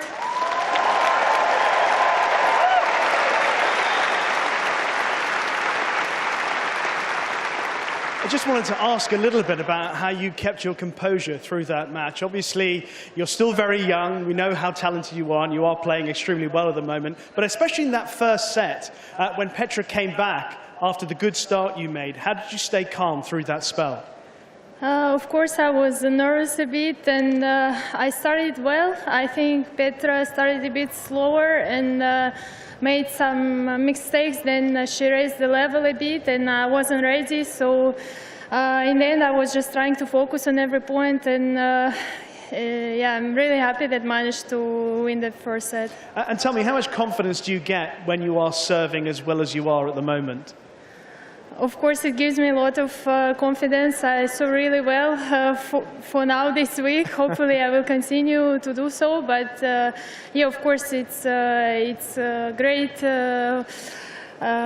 advantage for me. And to make it through to the quarterfinals at Wimbledon for the first time in your career, what does that mean to you?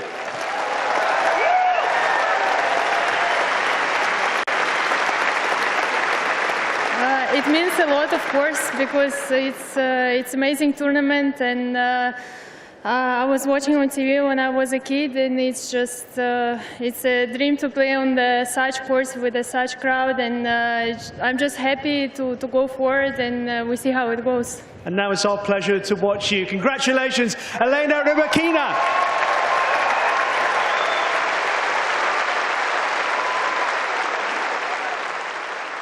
Well, that was for a place in the quarterfinals then. We'll see her back in action in a couple of days' time. Great match there on court number 1. And that's now followed by Jason Kubler taking on Taylor Fritz.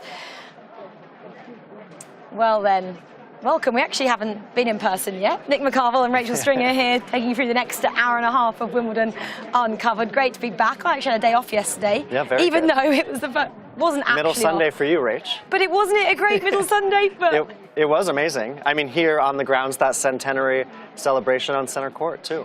Well, I'm going to welcome our guest because she's already ready and waiting. In Cairo, we've got Reem Aboulil, sports journalist, and she's also part of Wimbledon.com as well. She's been covering sports for as long as I think, Nick, we can both remember. Reem, thank you for joining us. We'd love to have you here in person, but it's not to be this year. But I know you've been following it closely, and I'm going to start with, what did you make of the first official Sunday at Wimbledon yesterday? I think it was the best way possible to kind of end the tradition of Middle Sunday and make way for something as special as the centenary celebrations that we had, which was just like goosebumps the whole time. And the matches were really, really good. And even that very last one, it was a late finish, but we saw Novak Djokovic drop a set against Tim van Rijthoven. So all in all, it was an amazing Middle Sunday. There was just too much going on, actually. At some point, I couldn't keep up. Reem, we've absolutely missed having you here, but so happy to have you on Wimbledon Uncovered. And Kyrios, we just saw Rybakina win through. What have you made of the women's draw? So many upsets, of course. I know you've been keeping a close eye on Ons Jabeur. We're going to ask you about her, but just a lot of opportunities on the bottom half and now the top half of the draw for some of these players like a Rybakina to come through and to perform well at Wimbledon. It's interesting because for me, the women's draw, as much as there's always a lot of upsets, when you actually do look up at the matchups that you end up with, they're still really, really strong matchups. So I'm always torn because you say, oh, the draw is open, but then you look at someone like Rybakina with her game and her serve, the way she can play on grass.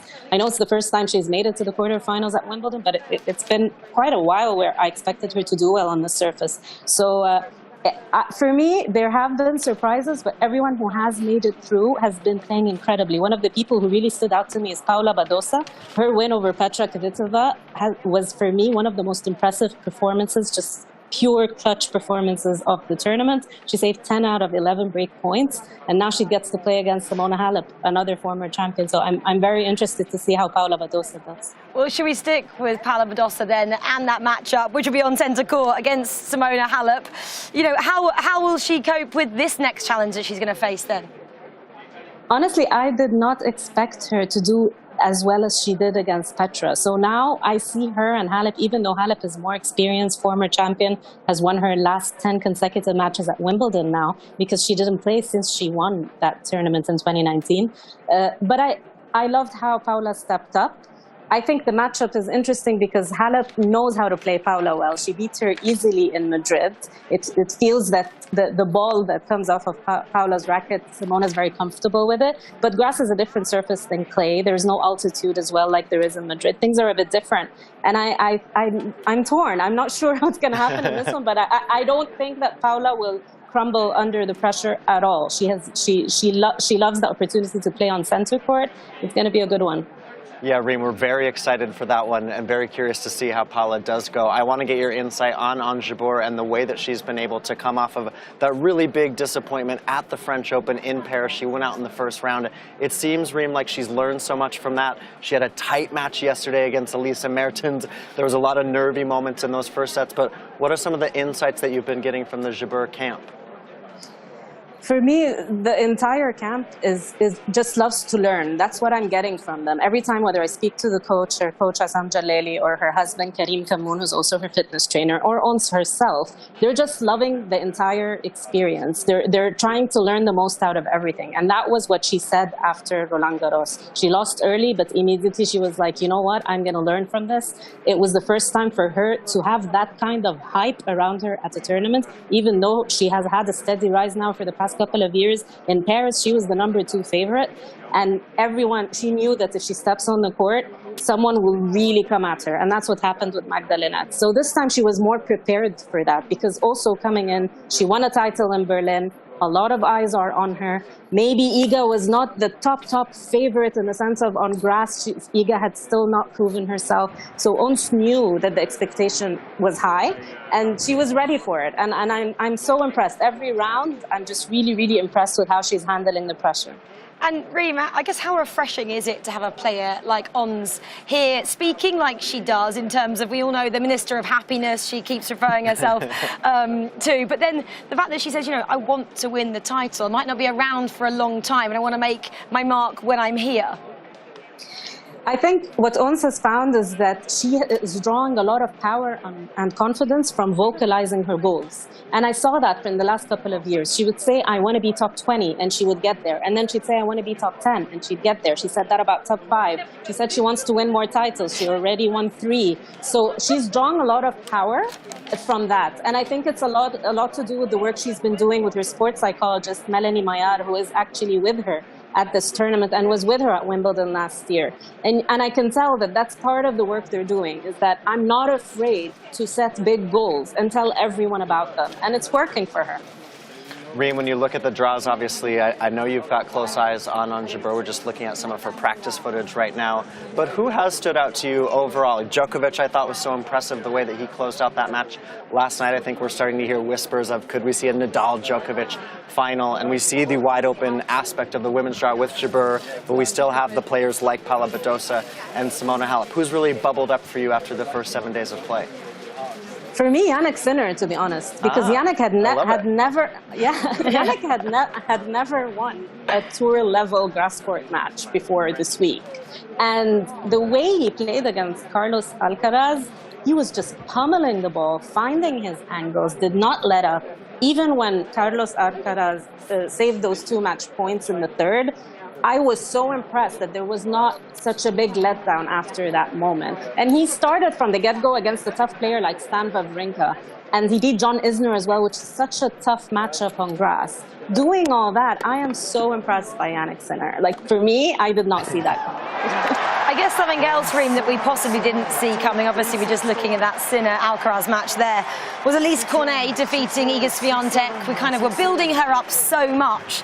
But do you think maybe the pressure got to a player like her, who again openly talks about the mental side of the game, but for Elise Cornet to come out and defeat her, and you know, quite easily as well, shows a statement of intent and really does push that women's door wide open again. For me, I love Alizé because that's the kind, as soon as I saw that she was going to play Iga, I was like, it would be so very Alizé to end the streak. It's very, she loves these kind of opportunities, you know, beating Serena on court one, or beating Iga on court one. And what I love about Cornet this season, it's like she said that it could be her last season, and suddenly it opened up things in her mind. We saw that she finally ended her Grand Slam quarterfinal drought at the Australian Open after, 60-something Grand Slam appearances, which I thought was amazing. And I feel like she is really trying to relish every single opportunity she has. And I love it. And the best thing about Alizé as well is that she draws you in. She's very dramatic on the court, and you can't keep your eyes off her. Surely, I know she spoke about retiring at the beginning of this year. Surely now she can't after her performances. She's already pushing it to French Open next year, Rach. Surely she can't now. I mean, you know, she's maturing into her tennis. tennis. Some guys peak when they're really early. She's peaking now in her 30s. That's the thing. She probably didn't see this coming, but she'll take it. And she'll keep riding that wave as long as it's happening. Reem, you know, you were on site at the French Open and you're covering that. Of course, we're missing you here on site at Wimbledon. But when you are covering a slam from afar, I think you see things a little bit differently. What's been one thing that you've really said, you know, from Cairo, wow, this has been the story of Wimbledon for me in 2022? I'm a bit biased because for me, with Ons, I can see from here in Egypt and when I was in the UAE as well, because I go back and forth, I can see her influence on the Arab world and the North African region and Africa in general. So when I was in Madrid, I have to say Madrid was my first tournament outside the Middle East in 2.5 years. And when I was there in person, it actually took me, I was surprised at how emotional I got on one just because I can understand the impact it can have for someone like Ons to do that as an Arab woman at one of the biggest stages. And it's been carrying on. So for me, it's a bit difficult to not focus on that. But in general, I am lucky that I do have like 5 different channels on my TV that cover 5 different courts. And so I have really been able to switch between things, whereas, you know, when you're on site, it's very difficult, you know. So there are some perks of being away, but I would have loved to be at the All England Club this fortnight for sure.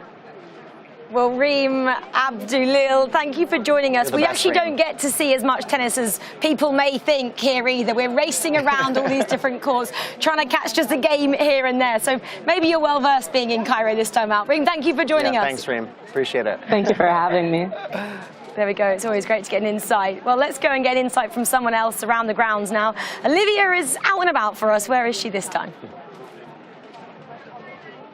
Here I am in the media corridor of the media centre. The walls are decked with amazing images of champions of the past. It's a real history lesson of Wimbledon. Just here to my right is a green screen room. This is where you can have one-on-one interviews with players, a really nice, intimate, sit-down chat. And the green screen means they can project different images and backgrounds to support the conversation. But let's head into the main interview room. This is really something special. Look at this. Plenty of seating for all the world's media. All the broadcasters sit here. The interviewers and journalists get their notepads out and they ask the big questions. Tennis stars come in after their match. The sweat is not even dry. And they answer about how it felt to win at Wimbledon, or the heartbreak of losing. The room is filled with emotion, the joy, that scintillating, unrivaled overwhelm of winning, and also the heartbreak of losing. Novak Djokovic sat here last night. I can almost sense the sweat that's dripped on this table. Rafa Nadal, some of the biggest tennis legends in the world, sat right here. It's an amazing room. The tennis stars give their interviews in English first, and then they might do it in their mother tongue too. And behind them, of course, are images of the Wimbledon trophies, the championship hardware, silverware, goldware, whatever you want to call it. It's really special, this room. I think I'm just going to sit and take a minute and enjoy it here on Wimbledon Uncovered. We're going to jump to centre court now in this matchup between Brandon Nakashima and Nick Kyrios. But Nick Kyrios has been receiving some treatment for a little while now. He did lose that first set, 6-4, and he won the second, 6-4. Now into the third. But Nick, we're not really sure what's happening at this moment.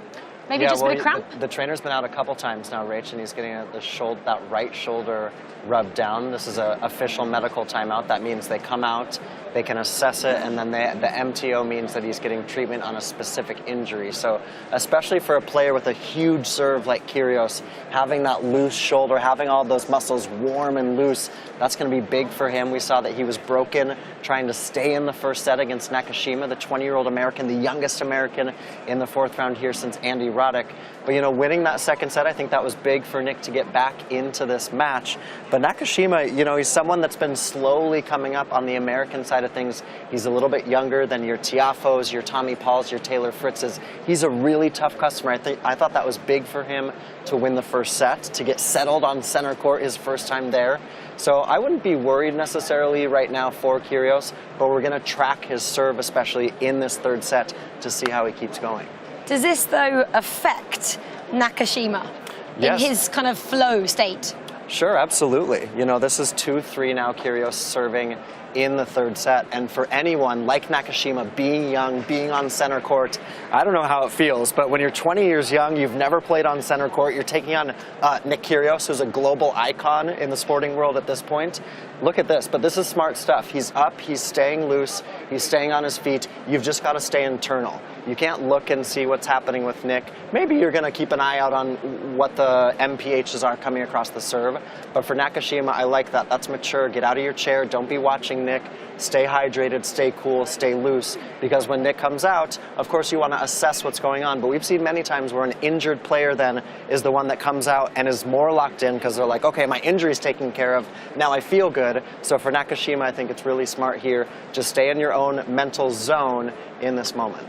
But I think actually that's the talk about Nakashima. He's a really mature player for only being 20 years of age. And if anyone can kind of, I guess, shut down the Kyrios antics, which we've seen so many times this last week already, I've heard that it is this young BNAC, as they're calling him his nickname. I love that, BNAC. You know, I think that's really Surely important, Nakashima. Yeah, no, it's great. And I think, you know, Stefanos Tsitsipas was so candid after that last match. Obviously, there's so much going on in it.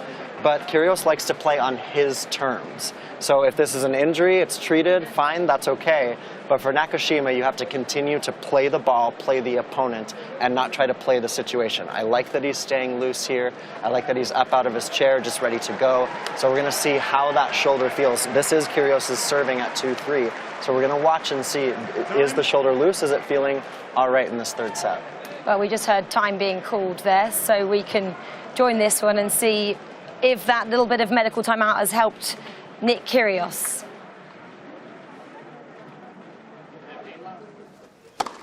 No.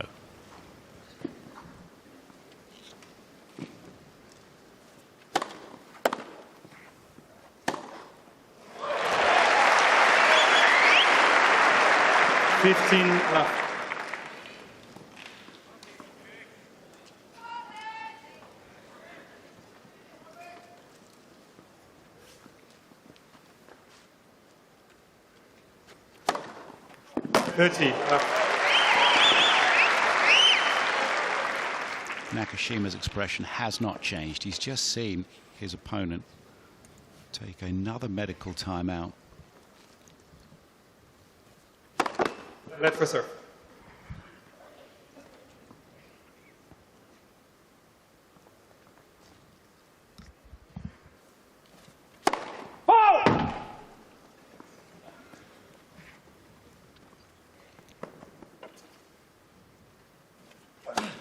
That's second serve.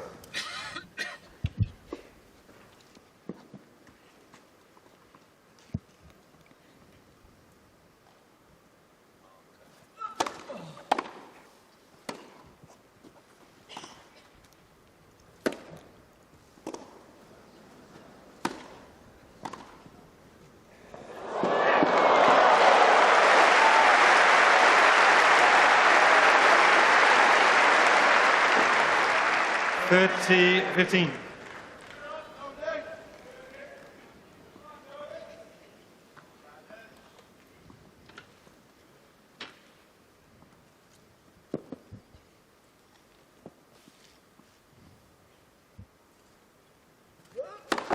Left for serve.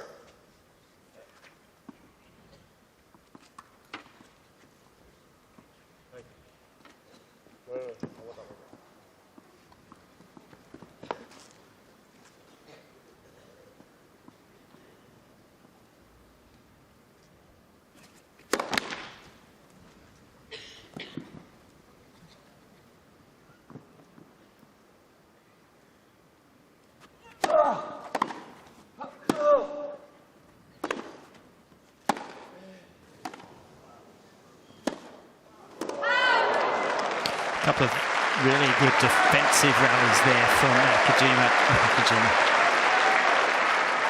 He's a good goal for Nakashima. Digging balls out of the corners incredibly well. Frustrating Nick a little here.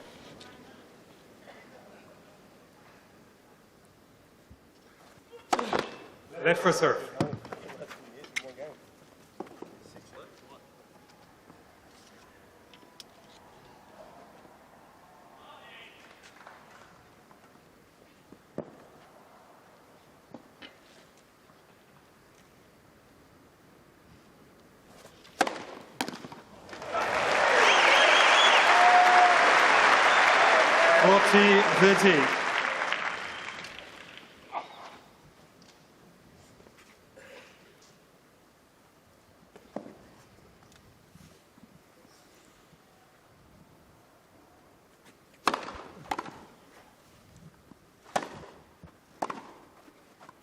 Out in Kyrios.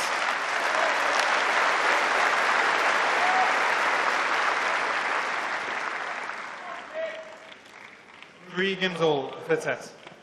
Now we're in the Wimbledon shop and we've come across the Muck family. Hello to you all today. Hello. Hello. Now the reason we stopped the Muck family is because you're from America and it is of course July the 4th, Independence Day. That's right. From us. But we'll gloss over that bit. It's a special day for you. Why did you want to spend it at Wimbledon?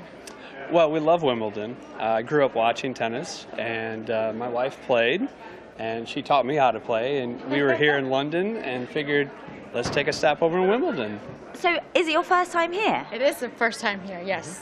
Does it live up to everything you hoped it would on the television? Yes, 100% and more. Really? Yes. Okay, have you been to Flushing Meadows or any of the other tournaments in America? No. Okay, so we don't have a comparison in a Grand Slam sense. What is it that you're finding so enjoyable about being here, apart from the tennis? Well, I think it's more about the history, you know, of just being part of something that I know I have like grown up and watching forever. And it's like I was telling my kids, we've been wanting to do this forever, and it's just great to be able to share it with our children. So. That is so lovely. How did you come today? Did you queue up in the queue? Yes. We did How the was queue. that? Yes. It was fast. Was it? It was fast. Yeah. It was literally just a walk. We didn't have to wait at all. We just walked. Stop it. Yeah. What time did you get here? Like 12? Yeah, like 12. You've knocked it out of the park. Yeah. You just super cruised lucky. up. Cruised up. Amazing. That is amazing. That doesn't happen. That's really brilliant. We're celebrating 100 years of centre court this year, which is really iconic for us here. Seeing as you watched so much growing up, do you have any key matches that stand out for you that you might have seen played on centre court?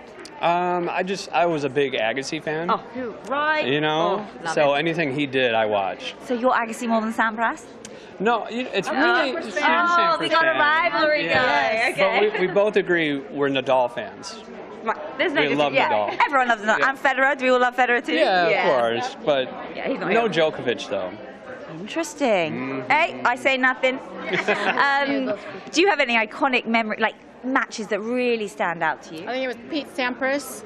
Yeah, one of his matches. Yeah, I mean, he was amazing to watch, wasn't Absolutely, he? yeah. Really clinical. All right, well, you know what? We won't stop you a minute longer because you've got some shopping to do and you've got some tennis to do. Have you had strawberries and cream yet? Yes. Oh, it's so good. Nice. You liked it? It's so good, yeah. And what else have you had? Have you tried it? Have you tried the hot dogs? I always bang on about the hot dogs. I haven't yet. This is a tip from me who's come a lot. The sausages are amazing here. Go get yourself one. Okay. All right. Will do. All right. Have a great. Yeah. These mac and cheese like bites. Yum. Yeah. That's quite American, actually. We don't. That's American. Yeah. All right. Well, look. Have a great day and enjoy your shop up. All right. Thank you. Thank you. Bye.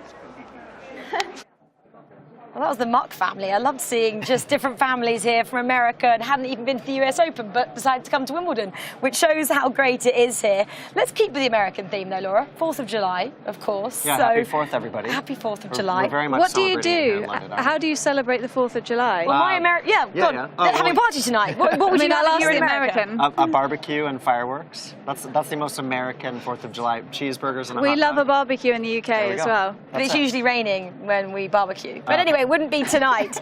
Should we talk about the Americans this year? Obviously, the fourth round, there was a bit of history being made for American men in the fourth round since 1999. And obviously, we're seeing one in action at the moment, Brandon Nakashima. And he seems to be going okay at the moment, considering Nick Kyrios has this possible injury going on centre court. There's a lot going on. I think Nakashima is just handling it really well. He seems to be in his own world, not worrying about... Hello. Who's that? She wants to join in. That's fine. She wants to be in the fourth round too. I had a guess from the resale queue there.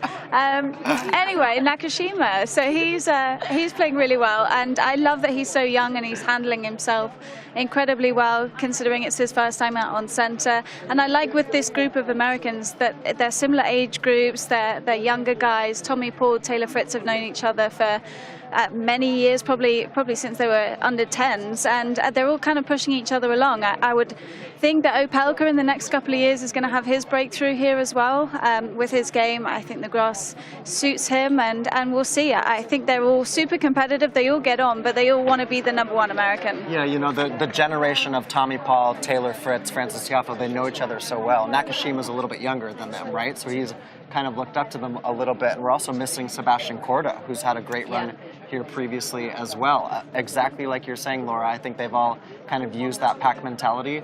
And also, Rach, into the fourth round, Amanda Anisimova, another American, obviously on the women's side of things. But I thought she was so impressive, the way she took out Coco Gauff, followed that match up. She's got Harmony Tan today, which is a really tough matchup for her. It's a huge opportunity, and I saw her in the locker rooms earlier, Amanda, and she looked a little nervous, I have to say, and I think she realizes what a chance this is. I mean, coming up against Harmony Tan in the fourth round, she knows she's got the bigger game. It's just about how you handle Harmony Tan's slice and don't get drawn into her sort of web of soft shots around the court, and Amanda's got that big strike from the back of the court, so she's just got to go after her own game and not get sucked in. But I think she realizes that this perhaps is her tournament, the way that the draws are opening up, and you never know what's going to happen basically with any women's match at the moment, so this is a huge chance for her. Well, American obviously has won a Grand Slam recently in the form of Serena Williams, but we were talking, there hasn't been a US men's Grand Slam champion since. Can you remember, Laura, or should we give you the fact? Ooh. Is that Andy Roddick? 2003. How crazy is that? It was a guess, but it was a safe guess. US Open 2003. I mean, it's been almost 2 decades, and you know, these guys keep knocking on the door, but I think it shows also the level of play the big three have brought. You know, John Isner, I think it did a good job, Marty Fish too.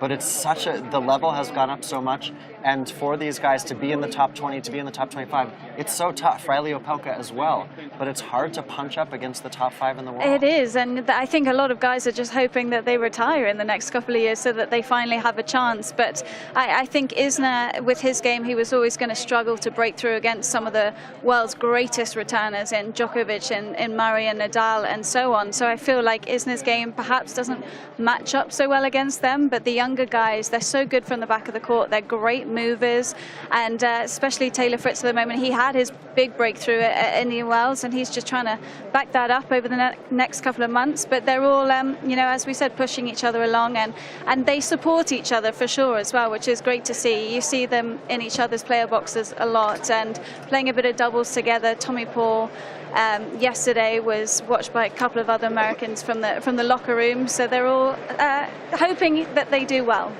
Well, we're on court one now, Laura, as we continue our chat on the Americans here, the 4 Americans in the fourth round on the 4th of July. I want to talk about Jason Kubler. Yeah, Taylor Fritz is 4-1 up, but yeah, let's talk about Jason. Nick and I were just saying, you know, what a story. What a story he's had. Right. What a journey. And 60 would you know operations. Jason pretty well? I have known Jason Kubler since under 12. Oh wow! And I have seen him just struggle so much with injuries over the years. He was incredible under 14s. He used to win everything, and then even coming into the under 18 juniors at the slam level, he was around, but he never made that transition because he was already dealing with the knees, and it's half hereditary for sure. He's always had issues with that, and there was a couple of years where he didn't even play on a hard court because he had it in his head that it was not helping him, and then got told by a doctor, well, maybe you should prioritize the clay, but then played multiple seasons just on one surface, which is almost unheard of unless you're a South American player who lives for the clay courts. And since then has put together a couple of good results, has had 6 knee surgeries in total, but this is outstanding for him. And I was speaking to him, and he was actually not that bothered about the lack of ranking points because the money is just going to turn his life around, and he'll be able to employ a coach more full-time, he'll be able to put more money into his physio work and so on, and it just trickles down. But this is just incredible. I'm so pumped for him, and I hope that he's able to keep this going. Because he even had to have a little break, didn't he, in his career to go and coach to try and make money to fund his career. Yeah, and there's so many players like this out on tour that I think aren't really spoken about. You know, it's tough in the sort of 200 ranking. He's a little bit higher now, but that 200 to 300 ranking just doesn't pay off a lot of the time unless you're winning back-to-back challenges. It's not easy, and you don't even get into the slam, so you don't have that nice bit of money coming in from the slam qualifyings that you know you're going to get 4 times a year. And you know, he's just worked and worked and worked, and finally gets somewhere on the biggest stage of all. Sorry, Rich. No, I was just going to say it's incredible that he's been able to come through, and he was actually talking about being a set and a breakdown in his first round of qualifying, and said to himself in that match, just keep pushing, push through it. Of course, that was 6 matches ago. Now he's in the 4th round here, which I just think is incredible. We chatted to him the other day on Wimbledon Uncovered, and he was saying he's really feeling like he's being embraced by the Australian guys in general. Now that he was a practice partner in Davis Cup, so he's feeling the support of Demon, Kyrios, and the whole lot of them to really feel like he's a part of this upper echelon of Australian tennis. Oh, of course. I mean, Jason's a little older. He's my age. He's 28, so he's a couple of years older than Alex de Minaur, slightly older than Kyrios, but he's just always been around. And I think for the Australians, they've always just hoped that he was able to get healthy again, and they all train together when they're in Australia. Jason's from the Gold Coast, but he trains a lot in Melbourne as well at the National Tennis Centre.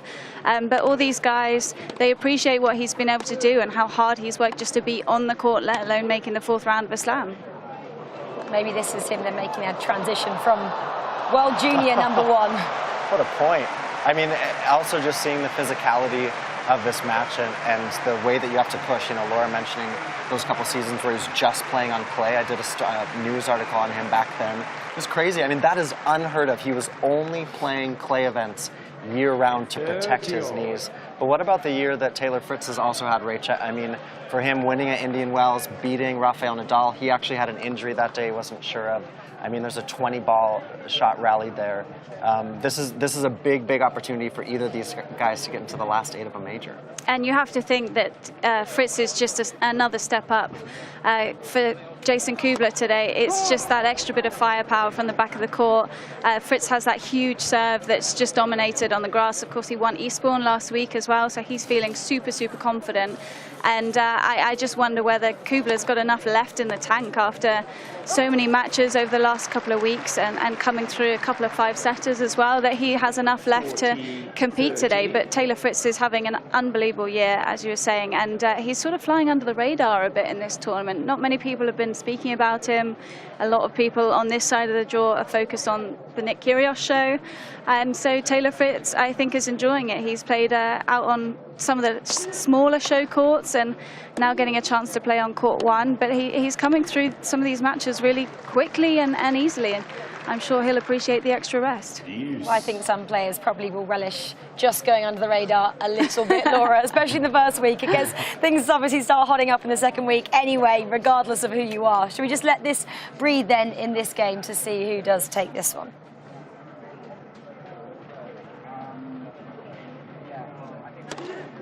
Sorry, No, because I always think we can always talk. Come on. Bit of stiffness to start the match. Advantage. 5-setter a couple of days ago. Might be just loosening up.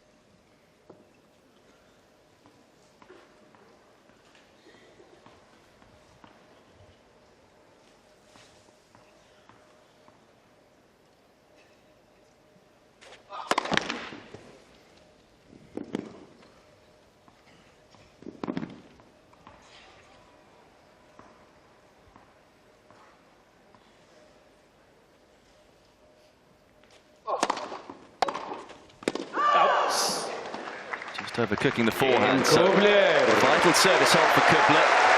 Just hanging with Fritz in this opening set. Looking it to the one break. Fritz leads 4 games to 2 first set. You can carry on watching that match on all the major Wimbledon broadcast channels. It's going to be a great one for a place in the quarterfinals. Well, there we go. Let's jump over then and have a look at what's going on around Wimbledon on day 8. We had that first official middle Sunday yesterday, and it's turning out to be a glorious week. It's set to be a scorcher by the end of the week for the finals on Saturday and Sunday. It's meant to be about 28 degrees, which, if you don't know, in London is a big deal. Everyone will have their... It's going to be in the 80s for the London American heat is audience. also different to heat in other countries, I find, because we don't have aircon or anything like that. We're not built for this. Our roads start melting at a very low temperature, and so it's going to be hot, and hopefully all the spectators are staying hydrated. I mean, we had some rain early in the week, right? But I think the weather has been absolutely perfect. It is going to be a little bit hotter towards the end of the week. And I was thinking, what? I love that Nick is American. He's now talking about the weather. He's true British for the fortnight. You have become one of us. Yeah. No, I mean, I also like it. It's going to heat up, or you guys say hot up towards the end of the week. Is that right? It's going to hot up. Whatever. Anyway, regardless of the weather, let's go to court 2, where it's also We've got hot. some hot action on court. We've got Christian Garin and Alex de Minaur, and Garin is serving to stay in this match.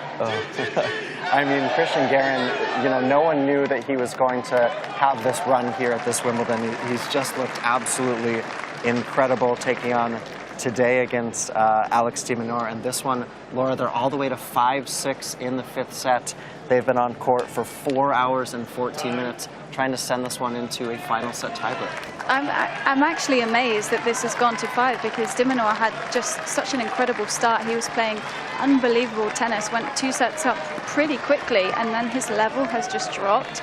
He's made so many errors over the last couple of sets. I've been watching it in the player lounge, and he just looked like he started to think about the quarters already. And this is a big moment for de Minaur. He's not really cracked a huge result at a slam yet, so he knows that this is a huge chance for him. And against Garin, who's had, you could say, a pretty rough year, this is a great draw. And so de Minaur definitely, for me and for a lot of people, was the favourite going into this. But it's another story to try and close out a match like this, isn't it? Well, let's see how this match does close out in the end, then we can join this one live right now. Let first service.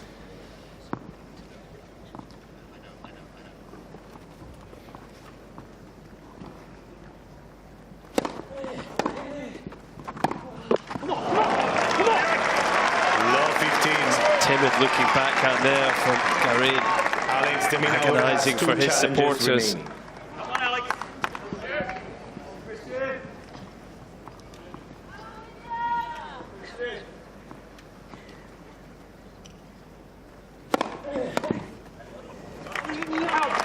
Just to let you know, by the way, 15-all.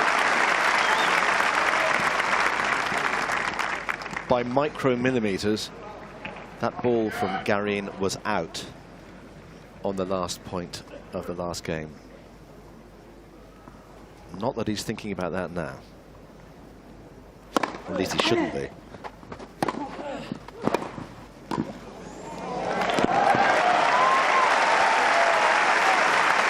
Continues to come forward and continues to get the job done. 30-15. He's willed himself out of the comfort zone to turn this match around. We're 2 points away from a final set champions tiebreak here.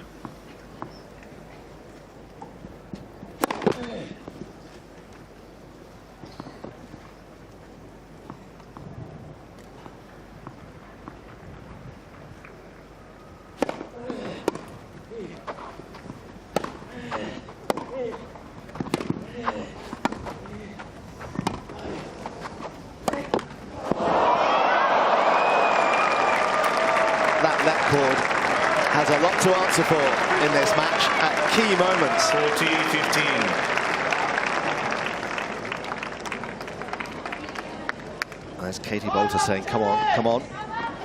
In truth, it's a bad miss. A short forehand like that shouldn't really be near the tape.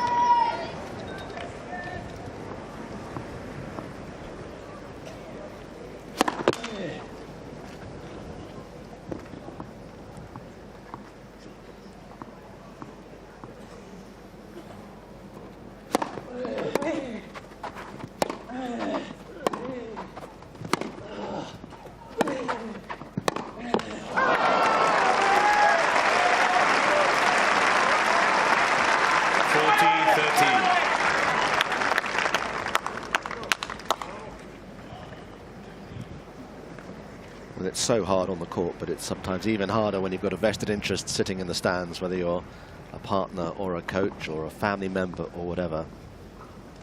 You just go through agonies in matches like this.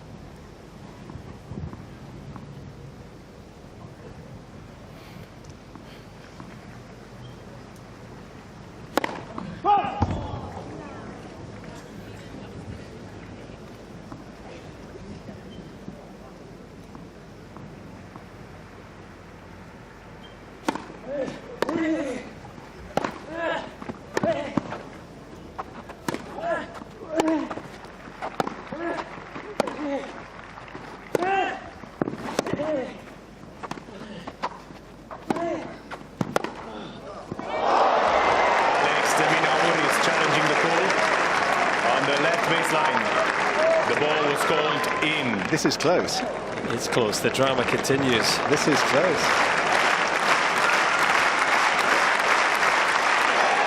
Again, Garin.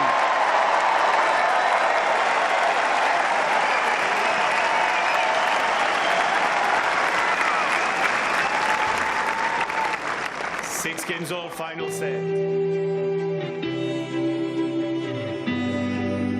It's Middle Sunday at Wimbledon, and in a change from the normal schedule, we have play on the second day of the weekend. The sun is shining, and we have fourth round action and quarter-final places at stake. It is a special day, this championship celebrating 100 years of this place, this centre court. His name is Roger Federer. I hope I can come back, like you said, one more time. We hope so. What a special moment for Heather Watson.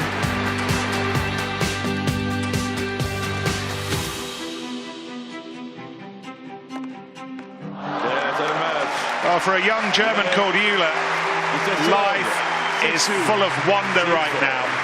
In her debut, she must think this is easy.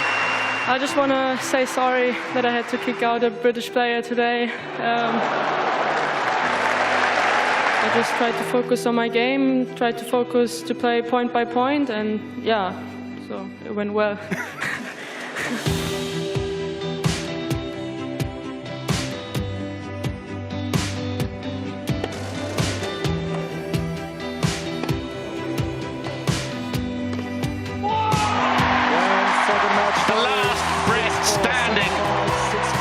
Outstanding, 3 straight. I'm the last one left, so why not get behind me now even more and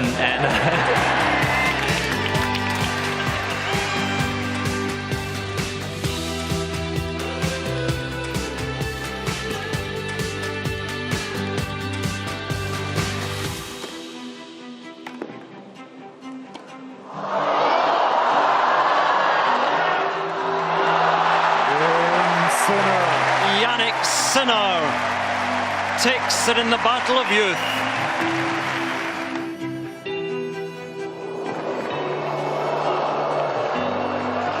Jabeur back in a Wimbledon quarter-final. By 2 sets to love, 7-6. This man, well, it's a home from home. His 14th, 4th round here, Djokovic.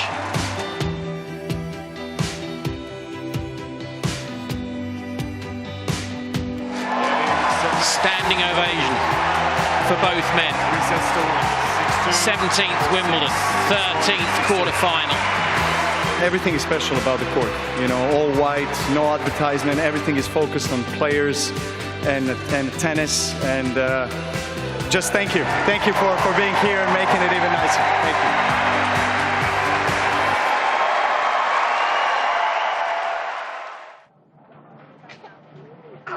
Well, we're still down here next to the resale queue, which is getting pretty busy behind us. Everyone's trying to get a ticket for a show court later on this evening. But we were just watching there, I guess, some great scenes from centre court. And Laura, it was such a special day yesterday, wasn't it? How proud does it make you feel to be a member and a former champion here in the girls' draw? I mean, you know, really special. Surely it brings back some great memories for yourself as well. It does. I was out on centre court for the ceremony. I was caught swaying behind Cliff Richard, which was an unexpected moment, but a nice one nonetheless. It was just such a lovely ceremony, and I had Pam Schreiber next to me who started crying in the montage because she has so many memories from this club, from centre court in particular. And it was just amazing seeing all the champions walk out, Roger Federer coming out. He didn't stay to watch Djokovic, which didn't surprise me, but just a lovely moment. But Djokovic managing to finish last night was incredible as well, when he had about 10 minutes to finish the match to get everyone out of the stadium, and he finds a way. Yeah, I felt like Djokovic was watching the clock. He knew that the clock was going to strike midnight at 11, and Billie Jean King did stay until the very end. I love that he made note of that. Yeah, which was really cool. And I just thought, you know, hearkening back to what you were just talking about, to hear the crowd, I walked into center court as well. My producer, Urson, was like, Nick, you've got to come out here. And Laura, I thought it was so cool that, you know, obviously Roger, Rafa, Venus, they got huge cheers. But so did Borg, and so did Rod Laver, and so did Billie Jean, Stefan Edberg. Just seeing all of that history on center court in one, it really materialized it. It gave everyone goosebumps sitting on center court and I think watching at home. Oh, it did. I mean, just in front of me, there was a group of about six ladies who were on their feet when Edberg walked out. They were clearly huge fans, and there was little pockets of fans of pretty much every player around the stadium. And so they all had their moment. I love that Chris Evert got to be there. She's obviously dealing with cancer at the moment, had finished her treatments, and still was able to come to Wimbledon and work. She's on ESPN, but she got that moment of walking out, and so that made me a little emotional as well for her. And I just think there's so many great memories that I have playing on centre court, but also watching through the years. I remember being out on centre when Andy won his Olympic medal, when he won Wimbledon for the first time, and it all just comes back to you, doesn't it? Yeah, it's amazing. And I think actually the new doors that were obviously new for this year as well worked perfectly, didn't they? As the introduction, you could kind of get a glimpse of who was still to come behind, which I think really teased everybody in there. Yeah, there was an amazing video on the Wimbledon Instagram page of the moment that Federer walked out and the doors open. You could see the crowd behind him through the main entrance just trying to crane their heads in and get a look. And it was, oh, here it is. I mean, look at this. I mean, come on. Just how incredible does he look walking out as well? I feel like he's just got that swagger of being a 20-time Grand Slam champion. He was in great spirits. I saw his agent up in the crowd. His family were here as well. Andy's family were out in the crowd, and everyone had that moment. I have to say, I love that Venus and Djokovic and Rafa were out there, considering they're still a big part of the tournament. Djokovic actually playing late last night, so he would have got here way earlier than he usually would just to be part of this. I guess that just shows what it means to everybody involved, doesn't it? But yeah, we're having a little look, see if we can get some more pictures of that, because it was so great yesterday. And we were actually looking, last week, about people in the queue. They were, I guess, figuring out their week to go, well, we don't want to come in on Saturday because we definitely want to be here on Sunday. So it was a massive deal and a moment that will go down in history as well and just be a part of that 100-year history forevermore. But let's talk about then what else is going on today. We're just having a look at a couple of the results. Obviously, Alex de Minaur looks like he's gone through now. But obviously, Harriet Dart and Heather Watson going out a little bit earlier. Laura, that wasn't the greatest day for, I guess, the British women there. Yeah, I saw Heather in the locker room, and she was saying that the early start this morning was the earliest she's woken up all week, because of course she's finished all of her matches so late that she's been sleeping in until 10, 11 o'clock just trying to catch up on some rest. So to come out first up today, they played a fantastic first set, and then unfortunately couldn't get over the line against Ostapenko, who was pretty much playing on her own at times. I mean, she was going lights out on the return and serve and carrying the team. But yeah, tough opponents. You know, Heather and Harriet are a great team, and they've said that they're going to team up again over the next couple of months. So they'll get better and better. Yeah, absolutely. Well, we've jumped back now to centre court with a match that's still going on. We've got Brandon Nakashima from the USA taking on Nick Kyrios from Australia. Of course, a bit of history for both those nations at this stage in the championship. But Kyrios now is 2-1.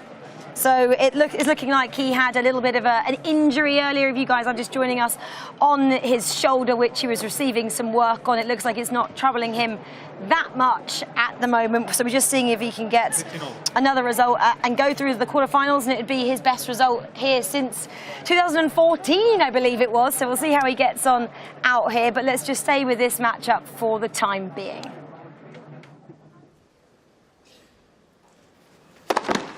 Left for serve.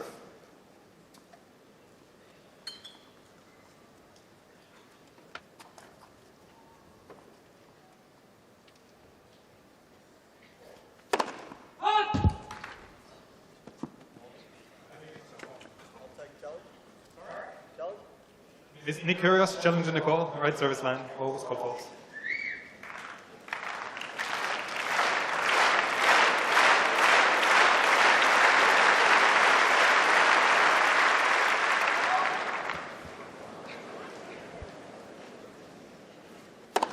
Oh. 15-30. Nick Kyrios has 2 challenges remaining. How easy it would be to suffer a lapse of concentration now at the end of an exciting tiebreak.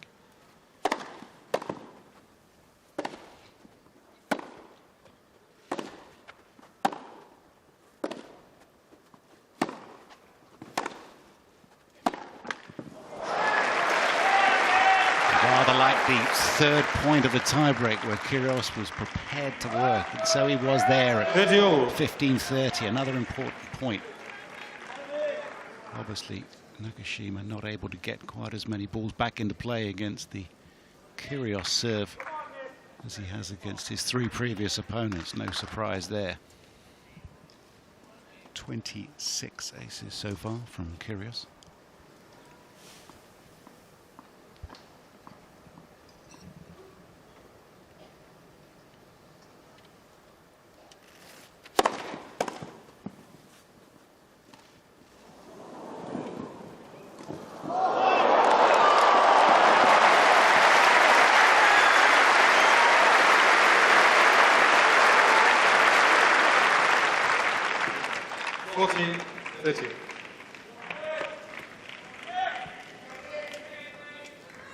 Pretty risky business at 30 all.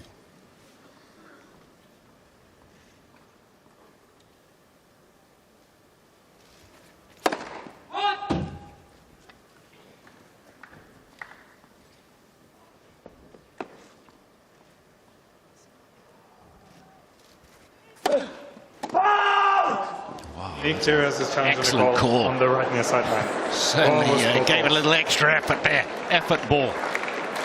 Dug it into the turf.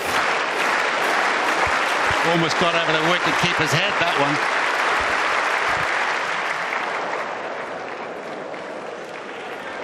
Make no mistake, the line judges get keyed up as well. Yes. Kyrios has 1 challenge remaining.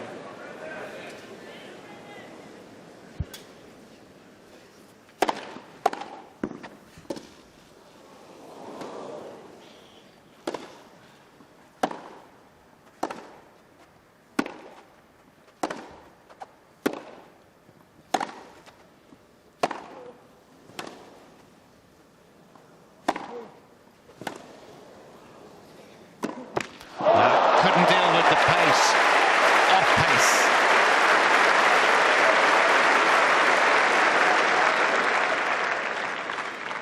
Advantage, Kyrios.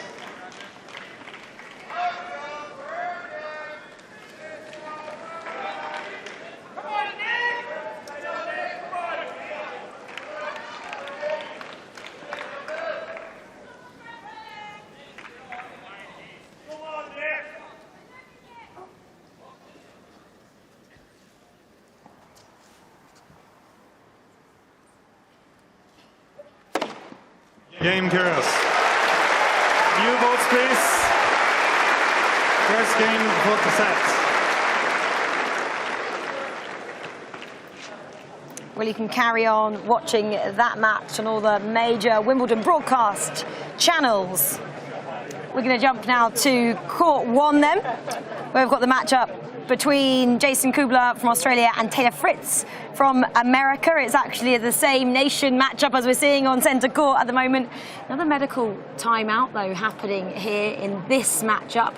So we'll just see, again, what's happening. We had a medical timeout on centre court for Nick Kyrios with that kind of shoulder injury it seemed like he picked up. So it's happening. I guess this happens, Laura, as you get to the second week of a Grand Slam. You've played so many matchups already. You know, your body's coming under stress at this stage. And Kubler will not be used to be, he won't be used to be he won't be used to playing best of 5 matches. There we go, got it. And I saw in his last match he was struggling towards the end because it was so physical. He was out on court for a number of hours, and also you have to think that he's not someone who can afford a traveling physio, so he's relying on the ATP physios in the changing rooms who can't give you anywhere near as much time as your own private physio would. He's not here with pretty much anyone. He's here with a coach who's also working with other people, so he's not got that one-on-one time after a match to really recover, cool down, and prepare as best as he can for the next match. So it's another one of those situations where the money from this event will go a long way. Do you have to book in a physio quickly as well, Laura, before we bring comms back in on this one? You have to book in for a massage. You can sort of run in for a little bit of time with the ATP physios, but they're trying to do 128 other people, so it's not ideal. Yeah, exactly. Well, we'll join this then in the second set between this matchup, Kubler and Fritz. Lot 30.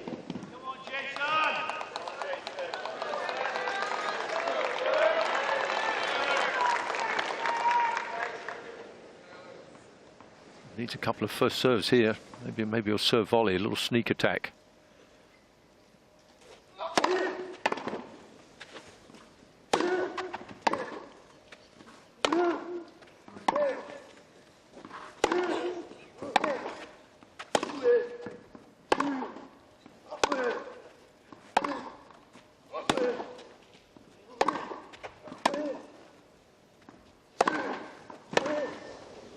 Oh, really? That was big, isn't it? Taylor Fritz showcasing his improvements there. The movement at the beginning. Yes. Defended well there, didn't he? Off his backhand side. He was putting trouble 2 or 3 times, but got the ball back nice and deep. Got him back into the middle of the court, so it was a 50-50 rally. And then when he got a chance to go ahead with the big forehand, he took it well. 3 break points.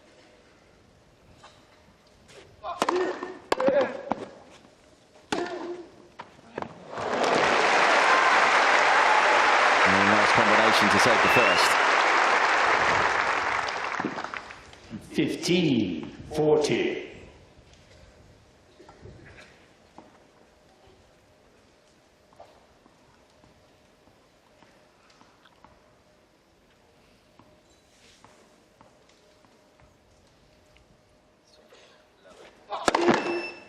For service.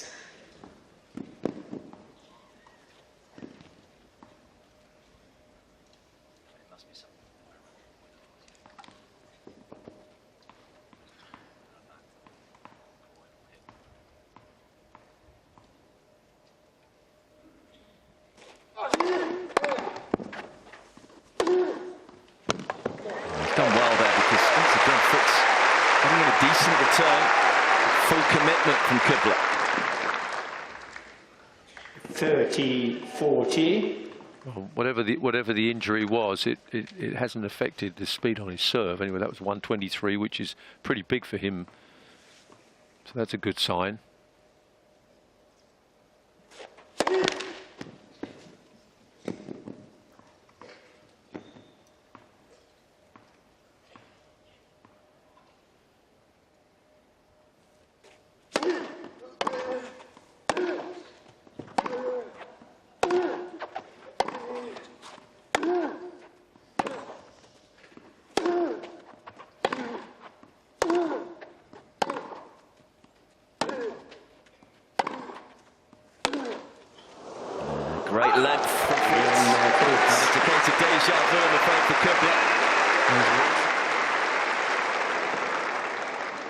First game, second set. Well, Taylor Fritz then breaking early in this second set there on court number 1. We'll see how that match progresses. Let's go then to court 2. We've got match point between Christian Garin and Alex de Minaur. Christian Garin took the first 2 sets. Now it's in the 5th. Well, this is just a massive effort on the number 2 court. You can see Alex de Minaur, the backhand long, and Christian Garin earning his first Grand Slam quarterfinal. He did not win a grass court match coming into this Wimbledon. Takes out de Minaur, comes back from 2 sets to love down. It's actually the 4th time he's done that in his career, and you can see what it means to the Chilean. He's been known as a clay courter. He's someone who's really made his breakthrough, Laura, into the top levels of the game on the dirt, but getting it done on the grass and a little bit of a shrug, a quarterfinal shrug. You've got some swag there if you're going to do it that way. But what a huge win for him. Oh, it's just been such a horrible year for him as well. The results haven't been there. He's really struggled to find some rhythm, and what a win that is. I'm actually in a bit of shock here because I looked at my phone and de Minaur was 6-2 up in the tiebreak, so he's lost 8 points in a row there to finish the match, which is, you've got to say, on the men's side, pretty tough when you've got all these big servers, and de Minaur's maybe not as big of a server, but he places it so well. So I'm actually so surprised that he couldn't just get a couple more points. But Garin, this is a huge, huge moment for him, and it's lovely to see. I love these reaction shots of people having their best wins of their careers, and hopefully he's able to recover because he's looking a little gassed. I mean, that's because it was 4 hours 34 minutes out there on court number 2, and he will play the winner of the Brandon Nakashima and Nick Kyrios matchup. But yeah, what a moment for him down on court number 2. Let's hear his interview. He'll be going over shortly to give some words to Jenny Drummond. It looks like he's down there on court number 2. He'll be speaking to him after this matchup.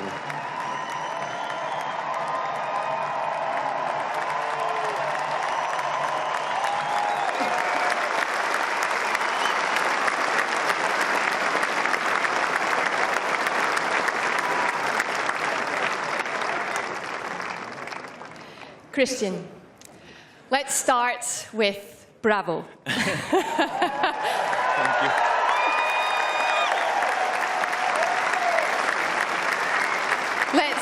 Let's run through that. 4 hours and 34 minutes. 2 sets to love down, 3-1 down in the tiebreak, saved 2 match points, and you are now in your first Grand Slam quarterfinal. Yeah.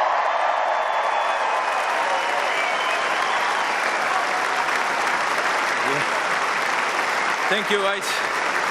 Thank you so much. Honestly, how on earth did you do that? Yeah, honestly, I don't have any words right now. I just gave everything I have.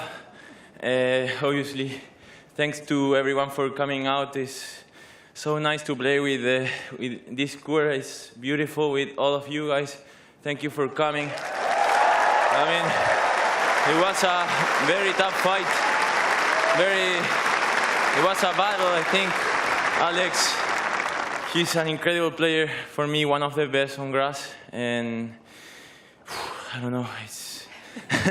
You're I'm tired. exhausted. I mean, I just gave my best. In the 5th set, I think it was for him or for me. We both fight a lot on the tiebreak. It can happen.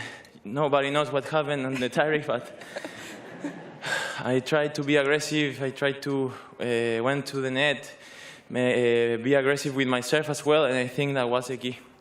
Well, you are now in your first Grand Slam quarterfinal, as I said, but you're the first man from Chile to do so since 2009 as well.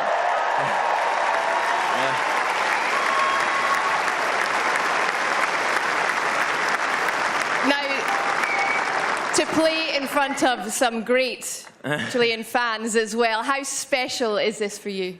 Yeah, it's so special. I mean, I've been working hard all my life to be in this position, and it's a dream for me. Wimbledon, I always said, that is my favorite tournament. I love to be here in London with all of you guys. It's amazing. It's a dream for me to be in the quarterfinals. I work hard every day to be in those occasions. So, yeah, I mean, I will go for it, try to rest, and give my best in the next round.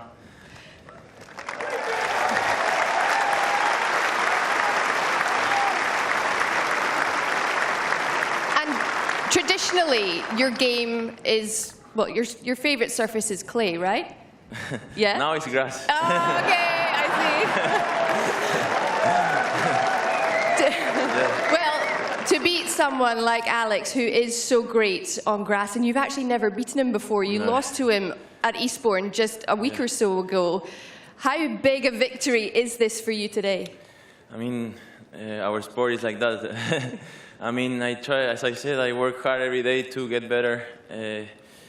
Last year I did 4 rounds, and I think that was a big experience to me. And today I felt a different match as last year. I know how to play in these courts, and it's very important to me to keep learning, keep improving, and that's why I work hard every day. Well, I'm going to let you and your team, who I'm sure you put through a little bit of stress there, enjoy this victory into the quarterfinals for the first time here at Wimbledon. So Christian Garin.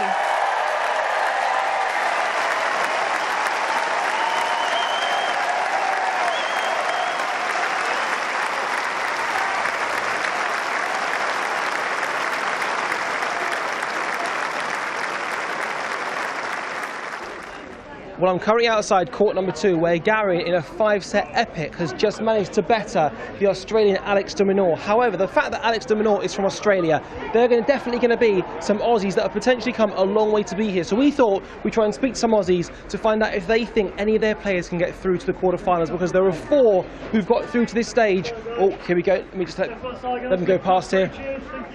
We're definitely not going to speak to them. They're obviously players are absolutely devastated, so we're going to do the due diligence and let them go past. However, what's your name, by the way? Rebecca. Rebecca, where are you from? Western. Did you see any of that match? Yeah. And who did you think played the best? Alex. You thought Alex, and he's from Australia, isn't he? Yeah. And do you like Australia? The answer begins with Y and ends in S. Yeah. Is the right answer. High five. So we've met an Australian fan, but not a fan that's from Australia, who is supporting Australia. You can see just how busy this is, by the way. Look at all these people. I'm going to stick my mic in their face. Where are you from? Bury. Did you watch the match? Yeah. Was it a good match? Yeah. How many sets did it go to? 5. Is the right answer. And who for you deserved to win? Christian. That's good. I think you know what you're talking about. I'll let you try and get your autograph, because that's a fantastic job. We're still looking for an Australian. Now, we're asking Bashar Kamran to an awful lot here. It's very, very crowded. There's a lot of excited people. Hey guys, whereabouts are you from? Can I just ask? We're here for the Wimbledon channel. Where are you from? Buckinghamshire. Buckinghamshire. Do you reckon we're going to be able to find any Australians? Where are any Australians here? Over there. Let's go. We're going to go deeper. We're going to go inside. Are any of you guys Australian? No. No Australians yet. Let's walk around. Guys, are you from Australia? Not from Australia. It's turning out to be quite a difficult task. Are you from Australia, madam? Not from Australia. Anyone here from Australia, do you think, sir? No, devastating. Yes, dude, where are you from? I'm from England. Oh, I thought you were going to say you're from Australia. I was getting very excited. You got a hat that looks kind of Australian-esque. What's your name? Santi. Did you enjoy the match? Yes. Who for you was the rightful winner? Both of them. Oh, you sat on the fence nicely. Very hard, yeah. Do you play tennis yourself? Yeah. And what's your rating? I don't have one. I'm not that good. You don't need one. You don't need one. Not in this game. Not when you're here in Wimbledon. We're gonna. Hey, dude, what's your name?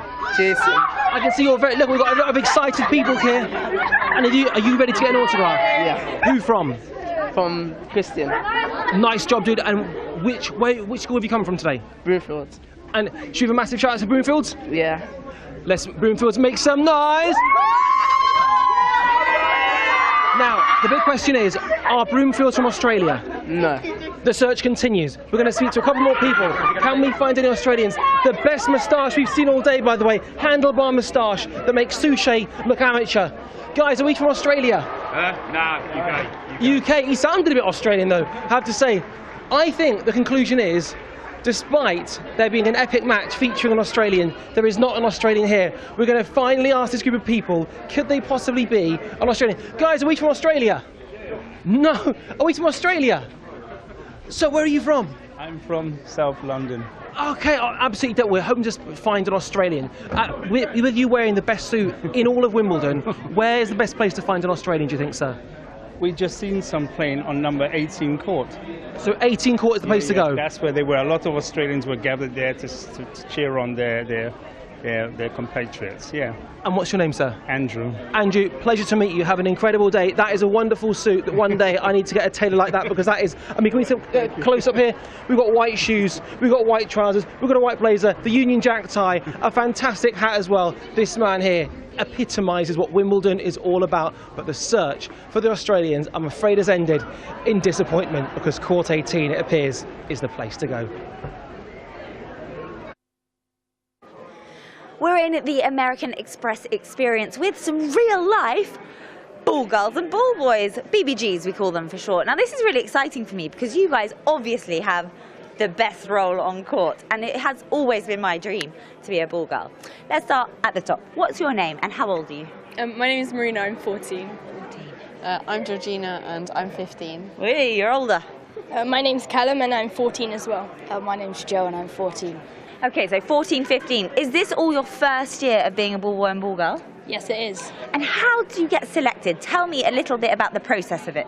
So, through our schools the year before, you go through a trialling process, and around November, they choose the 6 people that they want to go to the trials for Wimbledon. And in the January of the next year, they will send the 6 people that they've chosen to AELTC BBG trials, where from that they pick who they would like to be in the training process, and you do around 2.5 hours a week of training from January till the championships. That's a lot of work, and it starts really early on in the year. The year before, I had no idea. So it's not like 2 weeks before they're like, does anyone want to be a ball boy or ball girl? You really have committed to this. How did it feel then, last week? Not even, let's go back 2 weeks. You knew it was coming. Did you feel nervous, or were you just excited to get on with it? Well, I was both nervous and excited, because if you mess up, it's going to be embarrassing, but then it's also a really great experience. Amazing experience. And, okay, can you tell me a bit about what it's like on court? What does it feel like when you're out there? Well, I mean, it's quite exciting seeing all the people watching you. But then it's also nice because you've got a great view of the tennis as well. Good point. Are you all big tennis fans? I'm really, really bad at tennis. I cannot play tennis, but I really enjoy watching it, which I guess is really good, because if I didn't, I'd be very bored. Yeah, absolutely. And actually, you're getting like the best seat in the house, aren't you? Definitely. You can really see everything, and you get quite invested in the game. Sometimes you have to remember to not clap and run and go pick up the balls. Okay, well, with that in mind, guys, you've done the training. You worked very, very hard. You obviously made it to Wimbledon, so you're good. But we're going to put your skills to the test. We are going to play this amazing centre court challenge game that Andy Murray kind of sets up and tees up nicely. Would you all take your positions, please, on the court? And all you have to do, I say all like it's easy, but for you it really is. You have to beat Andy's highest score of 1,500 he got. So all you're going to do is just roll the balls in under the screen. I did it. I was so bad, it was embarrassing, but that's fine. So, to get the game going, all you have to do, I think, is start it. Here we go. Here's Andy. He'll tee you up. Beat my high score, 1,500. Right, pick up a ball. You may begin. You're so official, you're standing there properly. I'll stand like this too. Oh, look, it's very exciting. Who do we think is going to do it? How are you feeling? You nervous? You good? I'm nervous and excited. I feel like that's your line. You're nervous and excited. How are you feeling? Nervous, but... Why are we nervous? This is literally what you do all day. You're great at this. Yeah. I don't know how we get the game going. Should I just roll one in and see what happens? I feel like it's just going on a loop. Excuse me. Don't judge my skills. I have none. Hey, who knew? All right, roll a ball to join the game. Oh my God, they're amazing. They're already amazing. This is so cool. Oh, I'm excited to see how this goes. Oh, look, you're so on it, seeing those rolling balls. Look how they position themselves. Hands behind their back, standing properly, standing straight. You can smile, it's fun, it's a game, it's all good. So you have to get the strawberries. Did you see what we did there? Strawberries and cream. Let's get rolling. On your marks. You can pick up as many as you need to. Yeah. Go, go, go! Oh my God, they're good. Look at this. They're gonna be Andy, I know it. Look at, oh, close, you're doing so well. The golden strawberry is very important to get. You're actually the most efficient people on the planet. Look at you go. They're not even looking back. Very good action, love that arm swing. You are a natural, you're very efficient, you're almost too good for the game. The game can't cope with this. Andy Murray apparently got 1,500. Closest so far here. Wow, we're on 420, 470. Great shot. You're out of balls. Quick, take another bucket. He's run out of balls. He's that good. You do have this. 500. Wow, you're brilliant accuracy down here on the end. This one's for centre court. Come on, girls, let's go. 5-10, excellent. Come on, keep it up, keep it up. Oh, no, they're running out of balls. It's not fair. These poor kids. Shame they can't win if they're out of balls. Here you go, you two, share that bucket. Oh my God, this is ridiculous. You are smashing it. Oh my God. Come over here, young man. Jeez, that was fantastic. All right, scores are in. 840, amazing. 550, you did great. You're almost too good. You're almost too efficient that it bounced out. Oh, I can't get past Jeff. Well done to you, 810, but the honour really goes to my man at the end. Remind me of your name, fella. Joe. How did that feel? Talk us through it. You're the champion here today. Yeah, pretty good, pretty good. You're so focused. You're so dedicated. What does it mean to win on centre court? A lot, I guess. Joke. You're a good lad. You were brilliant. And for that, there were 2 medals. I never even told you about the medals. We had our very own medals. For you. Thank you. Well done. I'd like to shake your hand. It was an honour being in your company today. And I'm sorry, our female champ this year. For you. Well done. Let's just get Jeff to show you the presentation of your trophy.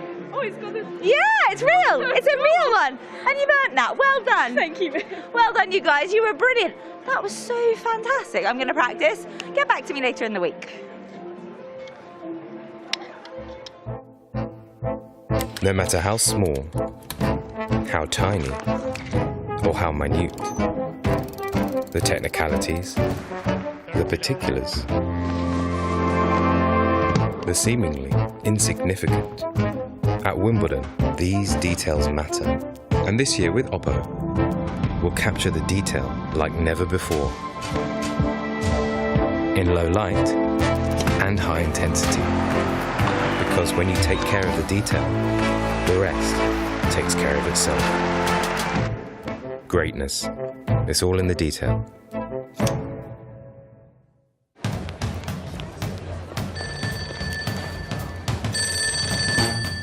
Welcome to the Sipsmith Swansea service at Wimbledon.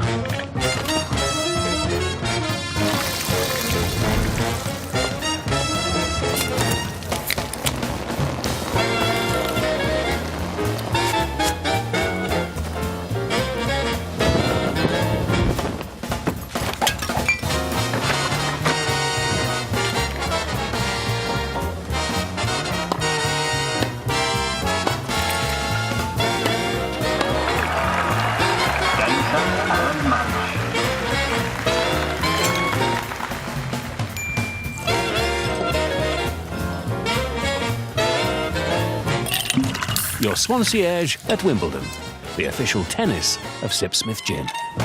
Swansea, like a concierge, but ginier.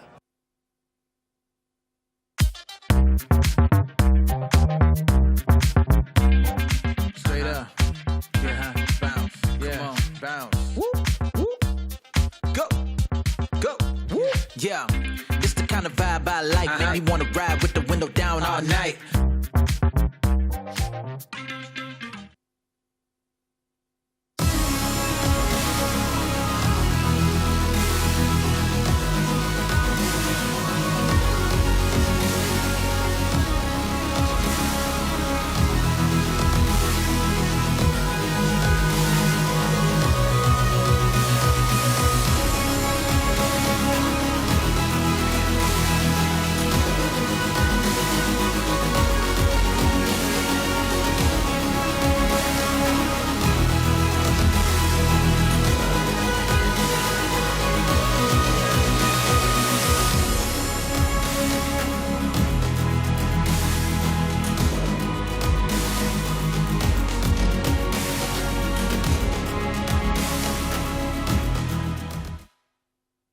So I've made my way to the Hill, arguably one of the best places to take in all the match action here at Wimbledon. The atmosphere is amazing, loads of people have brought along their picnics, and the sunshine's made an appearance too. How are you enjoying your time here on the Hill? Oh, it's so good. It's so nice to be back in Wimbledon. Such a great atmosphere. What is the best thing about the Hill here at Wimbledon? Everyone enjoying the sport that we all love. I think just the communal aspect of being around everyone and everyone watching the game you love, being able to cheer loudly. Well, it's being able to watch everything going on at the same time and have the atmosphere from outside the courts. The sun is shining. This is fantastic. There's no better place to be. How special is the atmosphere on the Hill? It's very special. Everyone's having a bit of Pimm's, bit of ice cream. It's just great. I think it's relaxed and it's the British summer at its best. And what would be your top tip for anyone coming to watch tennis on the Hill? Well, at the moment, bring a weatherproof blanket to sit on. Oh, definitely bring your snacks paired with an umbrella because it did pour a little today. Bring some Pimm's, bring a bottle of fizz. And bring a happy face. Bring yourself a picnic and just enjoy your day here. Fantastic, isn't it?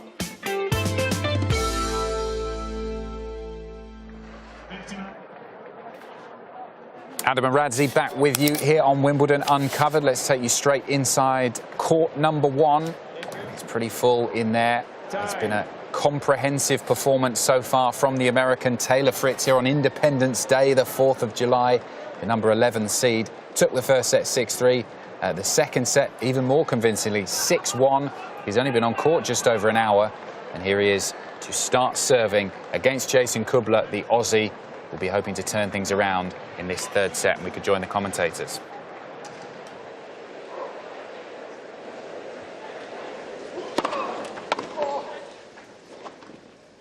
That's just cruel for someone who's got an injury. That's making life tough for Kubler.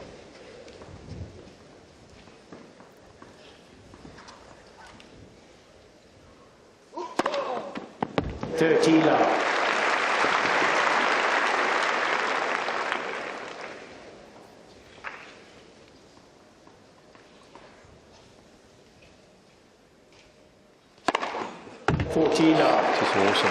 The first couple of service games in the first set, he was hitting them in the top of the net, and his ball toss was a bit low, but he figured it out. He did it on his own. And other than that one, he's had a tremendous rhythm on his serve since then.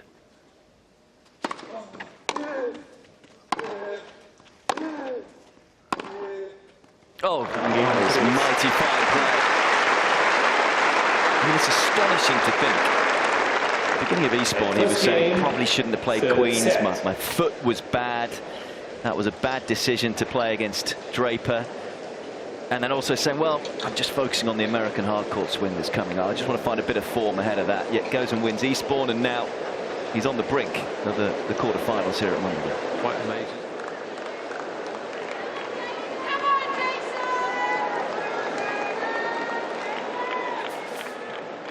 Another big backhand for Taylor Fritz. The frustration showing as well for Jason Kubler, his opponent. Really not able to get any purchase on this match so far. And these are live pictures from court number 3. Match we were watching earlier on, weren't we? The third round of the men's doubles. In your picture there, the number 7 seeds, John Peers, the Aussie, and Filip Polasek from Slovakia against the number 9 seeds, Jamie Murray and Bruno Suarez. And it is currently 2 sets to Peers and Polasek. They won the first 2. Murray and Suarez fighting back in the third to take it 6-4, and we can join it at 1-love in the fourth.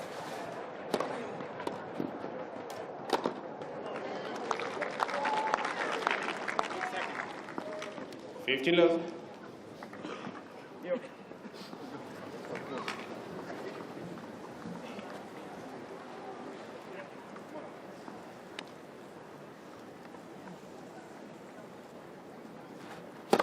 Pop!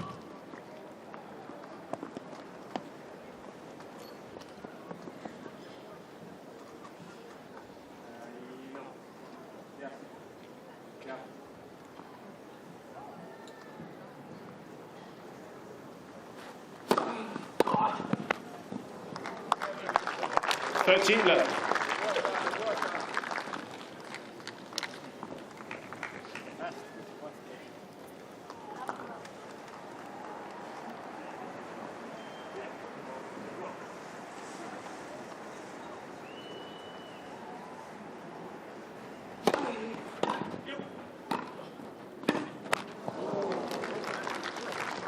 40 love.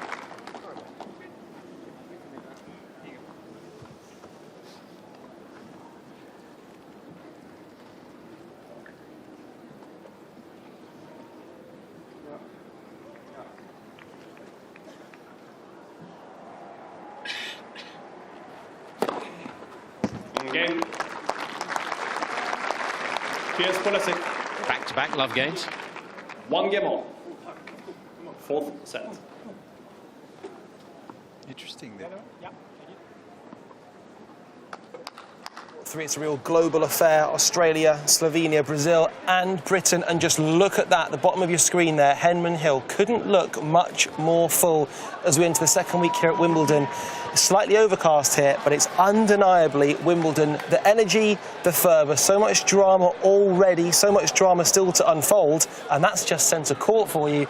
And Adam, this is properly setting us up for a beautiful crescendo. Yes, it certainly is. We were saying earlier on that once we get to the second week of a Grand Slam, although it kind of felt, because we were playing on the middle Sunday, that we were almost into the second week yesterday, but today it feels that... Look at this shot here. They are earning their money. We're going to give a little bit of a wave here. That is exquisite stuff right from the top of that giant cherry picker, which used to be manned, by the way. It's now done robotically. That is wonderful. Medals to whoever's pulling on that bad boy. And we don't just throw this show together. Simon, the cameraman we saw there, Sean and Gary, who was sitting alongside us just out of shot, smiling away, enjoying the tennis and the action here at Wimbledon as well. And in case you're wondering, who on earth are we talking about? How can we possibly see them? We'll jump onto our 360 coverage, which you can do so on YouTube. You can currently see Simon is giving a thumbs up to our 360 camera, which means you can see us. However, if you'd rather see much more prettier faces, then 360 means you can see all the way around us. The guys on the other side of the camera. In fact, you can also see the resale queue for the tickets just behind us there. So it gives you a little bit of a flavour of what goes on. Simon's mum hasn't watched a second of our coverage, has she? She's just there watching Simon, just checking he's doing his job properly. Yeah, making sure he's pulled his socks up. But now everyone's seen where we are. We do have a brilliant position here. We've got a vantage point above the crowds on Henman Hill. And this has to be pretty much the busiest I've seen it. There are a few prize spots of grass that are left, but I don't think there will be for much longer. And all I will say is my mum, Barbara, is in the house today, the VIP, and it turns out it's actually very, very steep on certain parts of Henman Hill. Do not put a rug on the steep parts. It does not end very well, especially when you're 68 years old. That's all I'm going to say about that one. But the action here comes thick and fast, and we can head over to where I mentioned that the drama might be unfolding. Mr. Headline himself, Nick Kyrios. I thought you were going to go down the slippery slope. Oh, that'd have been good. Mate, 1-0. You're one up straight away. 1-0 straight away. At the moment, well, who's on the slippery slope? Because it was Nick Kyrios for a while. Then Brandon Nakashima fought back to take the second set and the third set. But the young American, he's won the fourth, hasn't he? 6-3, and it's perfectly poised. OK, Adam, I like to make bold statements. I think Nick Kyrios wins this match. I think Nick Kyrios lifts the trophy on Sunday at Wimbledon to win his first ever title. Well, we're on air for another hour and 15 minutes, so you've got to hope that he can make it last longer than that if he is losing. I love the fact that you didn't respond to that. You just thought, I'll acknowledge that you made your prediction and I'm going to keep my mouth closed. Yes, we shall see. OK, let's join this one for the first game of the fifth set. It's a big one in the career of Brandon Nakashima. Can he do it against Nick Kyrios on centre court? Let's join the commentators.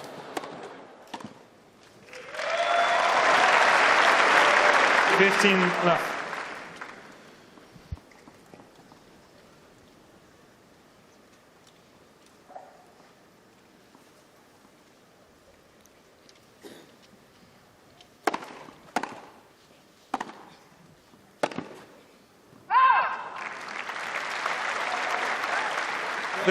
Left.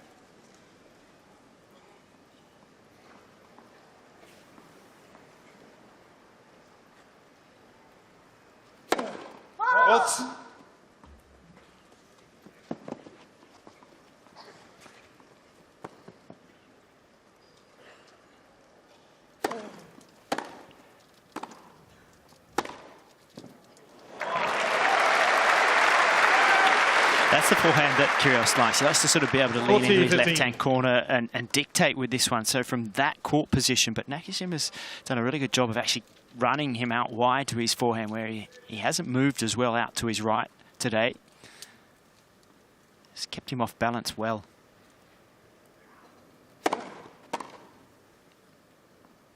Game, Nakashima.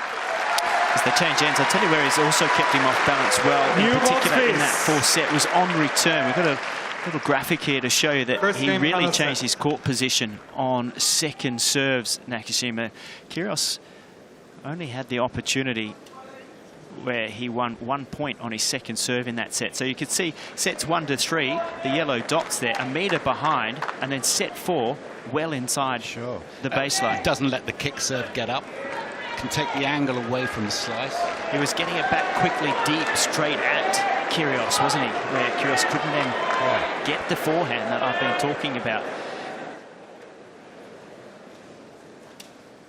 Yeah, Brandon Nakashima takes that first game. What I've been really impressed with him, the young American, because he's not played on centre court before, tremendous experience for him, that against Nick Kyrios, who, as we know, brings all sorts of antics and energy to the court that can be very difficult for opposing players to just focus on their own game. I've been so impressed with how mature his performance is, that he's able to, obviously he's playing some really great tennis, he's taken to a fifth set, which players before here at Wimbledon against Nick Kyrios certainly haven't done, but also that he's maintained that sense of calm and level-headedness, and that's serving him well so far. I wonder if Kyrios has become almost for the first time an anti-hero, because there seems a bit of momentum behind him where the crowd are as much with him as they are against him, and I therefore wonder whether that helps Brandon, because he's in a situation where perhaps Nick isn't going to be the full Kyrios that we saw against Tsitsipas, or is it a harder task because he's got more of the crowd with him? But I think also consciously his coaching team, I mean, it doesn't seem to really be his personality anyway, but they're saying that if you don't give Nick anything to feed off, Tsitsipas was reacting to what was happening, and in some ways there were things that happened that perhaps very difficult not to react to. But Nakashima's not giving him anything. He's the Iceman down the other end, and that makes it more difficult, I think, for Nick in the match, because he's got nothing. The opponent's not giving him anything to react to. That's a really interesting point, especially the first couple of sets. I thought at one stage maybe Nick's going to have to withdraw. We saw that potential injury, certainly pain was coming from his shoulder. Doesn't seem to be an issue now. But then because it's Nick Kyrios, you're thinking to yourself, is this all part of the mind games and the antics that goes along with a Kyrios match, or is it a man that's injured? And that, for me, is why he's so magnetic, he's so captivating. You don't know what you're going to get from him. I remember seeing an interview with Jimmy Connors, and he was there are parallels that I suppose you could draw between the two. He loved the fight, and he was saying that he found the hardest players to play against, it didn't matter where they were in the rankings, were the ones who were giving him nothing down the other end of the court, the likes of Bjorn Borg, the Iceman, because there was nothing to feed off. He wasn't able to use the energy of the opponent or the crowd that was against him, a bit like the anti-hero. He didn't have any of that, and I think it's a similar thing to Nick Kyrios. I'm surprised actually in some ways that players do react, because actually when you stay completely level-headed and calm, it doesn't give him as much of the energy to feed off. So, and kind of to add a sort of further question mark to that discussion, is I'd have been fascinated to see Kyrios during the COVID times. He obviously opted to stay in Australia, and that was obviously his right to do so. But when he didn't necessarily have a crowd that he could react to, and then a player not to react to, what Kyrios, would we have seen a brand new Kyrios kind of evolve and form, or would we see a guy frustrated and not sure what to do? Yeah, you're very right. He was a natural performer in front of a big crowd. He likes to have people watching him, and he feeds off that energy. And we see it in all, it's not just tennis, in all sports. Some of the top level stars, they need something back in order to give them the energy to move on. And just finally, also, I think that's why possibly he enjoys doubles, because he's always got his partner to gee him up and maybe to antagonise his own partner to get the best performance out of themselves as a unit. There was a huge crowd on centre court today, and there was yesterday for the fabulous centenary celebrations. We saw so many great Grand Slam champions, all of them lining up. We were saying yesterday, you need a calculator to figure out just how many Wimbledon titles were stacked up on that court. And here's a little reminder, because of why we were celebrating yesterday, 100 years of that famous arena.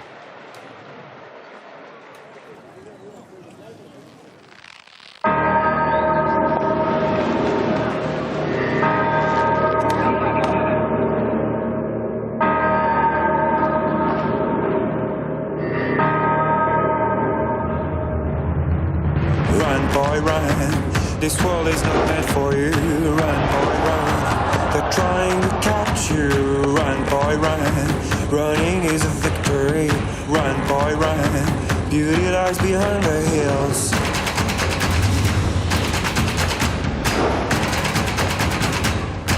Oh, I say, what a shot. Run, boy, run. The sun will be guiding you. Run, boy, run. They're dying to stop you. Run, boy, run. This race is a prophecy. Run, boy, run. Oh, wonderful Break out from smash. society. I've never seen that before. Tomorrow is another day, and you don't have to hide away. You'll be a man, boy. But That's it. He's done it. it's time to run.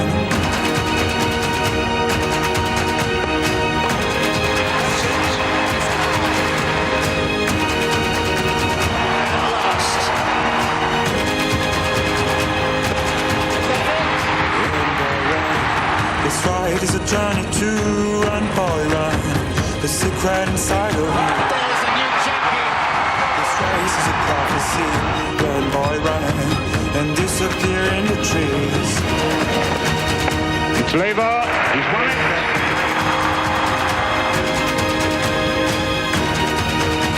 The simple refusal to give in. Follow that band. Tomorrow is another day. You know, it's England. It has to rain sometime. Have to hide away. You'll be a man, boy.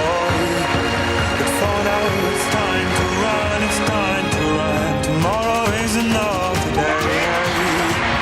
When the night fades away, you'll be a man, boy.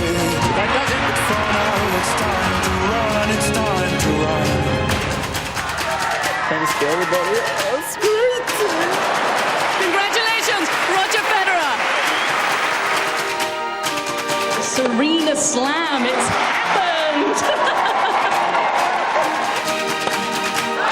There's a new man at the head of men's tennis.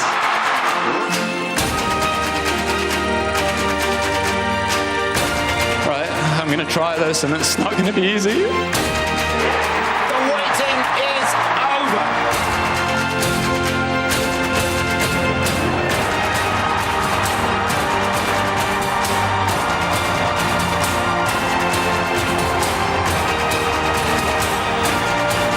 That's a beauty.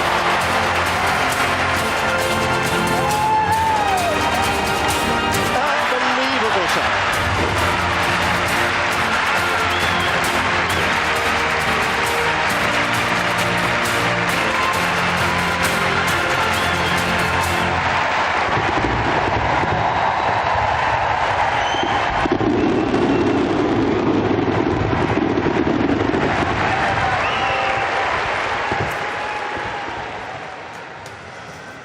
And that right there is just in essentially 90 seconds why we love tennis and why specifically we love Wimbledon. So many memories there. And also how much, we were saying this yesterday, how much centre court has changed over the course of that time. I think because Wimbledon, and it's a credit to Wimbledon that they're able to make the small changes that they make so seamless. You know, if a tree gets cut down, it's replaced almost with, you know, it grows back, something else grows back to the same size instantly, that we almost don't notice the changes. But when you see it like that in 90 seconds, there have been so many changes to the wonderful, the great centre court. And also just kind of changed from a technology standpoint. That drone shot going into the royal box was, 100 years ago, imagine saying, this is a camera, we're going to fly this camera into the royal box. They'd have thought you were crazy. But that is the nature of technology, and how exciting could another 100 years be?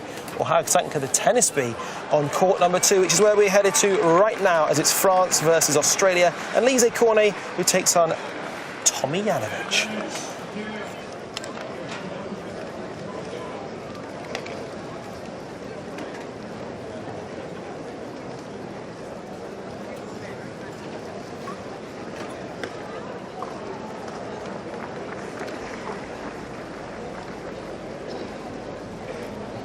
Time.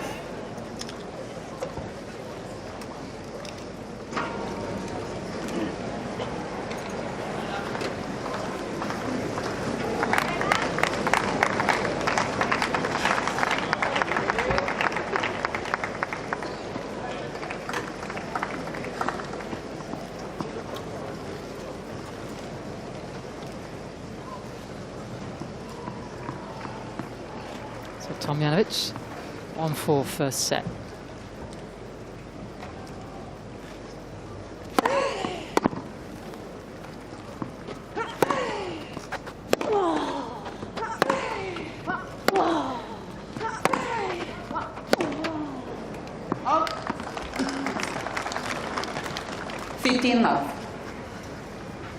Surely one of the most elegant players we have in our sport. I'm sure she must have got a Swiss passport. We went to finishing school for 6 months.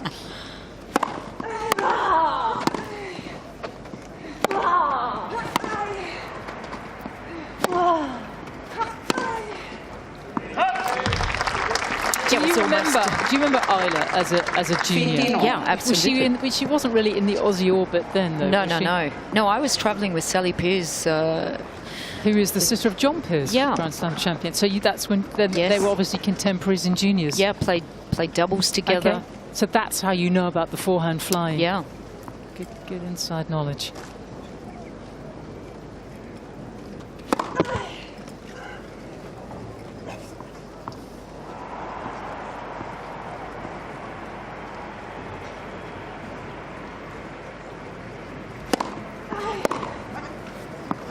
Well, and that forehand is also something that the players know about too. Cornet, that forehand tries to hit with a lot of shape, but it can fly a lot too. I coached a player that played a lot against Elise in some fiery matches. Always.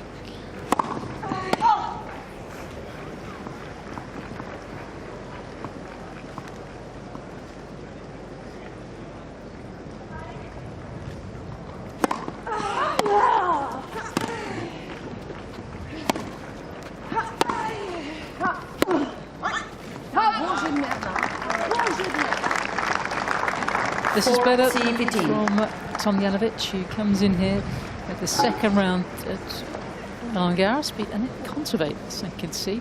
Conservate this turn is not having the best time at the moment. Quarterfinal in Nottingham, which should be Katie Bolter. And then at the second round down at Eastbourne, lost to an in-form Ostapenko.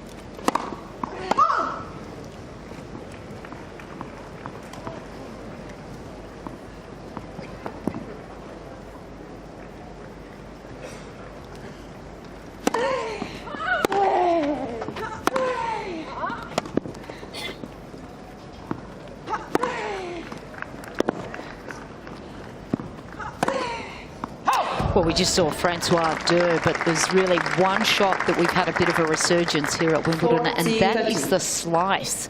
Francois was famous for that, wasn't she? Yeah, absolutely. And Tatiana Maria, just what she did to Ostapenko the other day, having a fabulous run here. She has carved up players playing forehand slice, backhand slice, and just frustrating every player and just manicuring every grass that every court she goes on.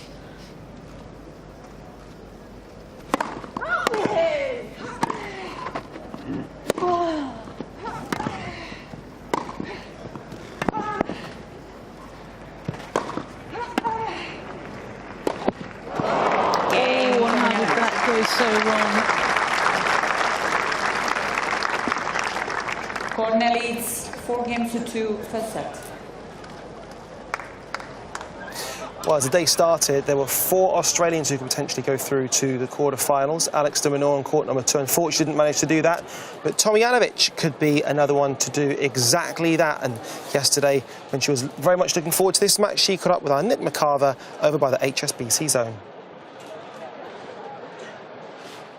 It is time for another of our People's Press Conference here, Day 7 at Wimbledon in the HSBC Fan Zone. And I'm very excited to say we've got a player who's into her 2nd consecutive 4th round. Everyone, give it up for Isla Tomljanovic. Oh, Isla, I think we've got some of your super fans here. I know. I'm very happy to see everybody. Well, we're happy for you. You're back into the 4th round for the 2nd consecutive year, playing some great tennis. How does it feel? Oh, it feels great. I mean, I don't know if I expected to, repeat it, but I'm still one win away from really repeating it, so Yes. fingers crossed. Yeah, next up, actually, you get Elise Cornet, who just took out Iga Swiatek. You've played her a few times before. She's a really tough customer, isn't she? So tough. We actually played here last year, second round, and I think it was like 3 really tight sets, so I have my work cut out for me tomorrow. All right, so we're hanging out here. What we're going to do is chit-chat with Isla a little bit, and then we need some of our people out in the crowd to ask some questions as well. But back at Wimbledon, tell us about the Wimble magic and what you love about playing on the grass courts of the All England Club. There's just something different about once you step in this, historic club. It's like, it's just, I don't know. I think us tennis players, we can't really explain it. It's just so magical, and I can tell you, even maybe players that grass isn't their favorite surface, it's very different when we step on the courts here. And for me personally, I had a love-hate relationship with grass for many years, and somehow it clicked last year, and now definitely when I get asked what's my favorite surface, it's like grass. So oh, is it? It is. Yeah, no thought needed. Yeah. Yesterday you took out Barbara Krejcikova, who was the French Open champion just last year, and that was a 3-set match. How did that one go for you?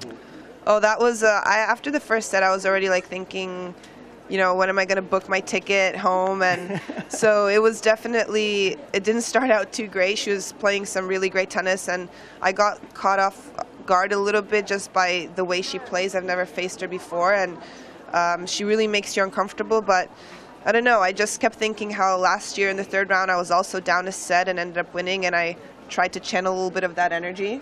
It worked out. Yeah, very cool. So Isla into the 4th round. We are hanging out here at a People's Press Conference. Let's go to our first question. I'm from Croatia. And what's your name? Draz. My name is Draz. I'm from Croatia. Sure, what's your question? I'm really good fan of Isla. I wish you all the best in your next match, but what do you expect from that next match? Ooh. Well, thank you for being a fan. Always being a fan. I always have this mentality that I'm kind of like the underdog, and I try not to think, oh yeah, I'll win, but I do have that belief that, if I take care of everything I can from my side of the court, I can make good things happen. So that's all I'm asking of myself tomorrow, is just to give it my all and being positive. Yes, just good. Fight till the end, because it's not over until you shake hands. So good. Yeah. Oh, looming high five. I like that. Very good.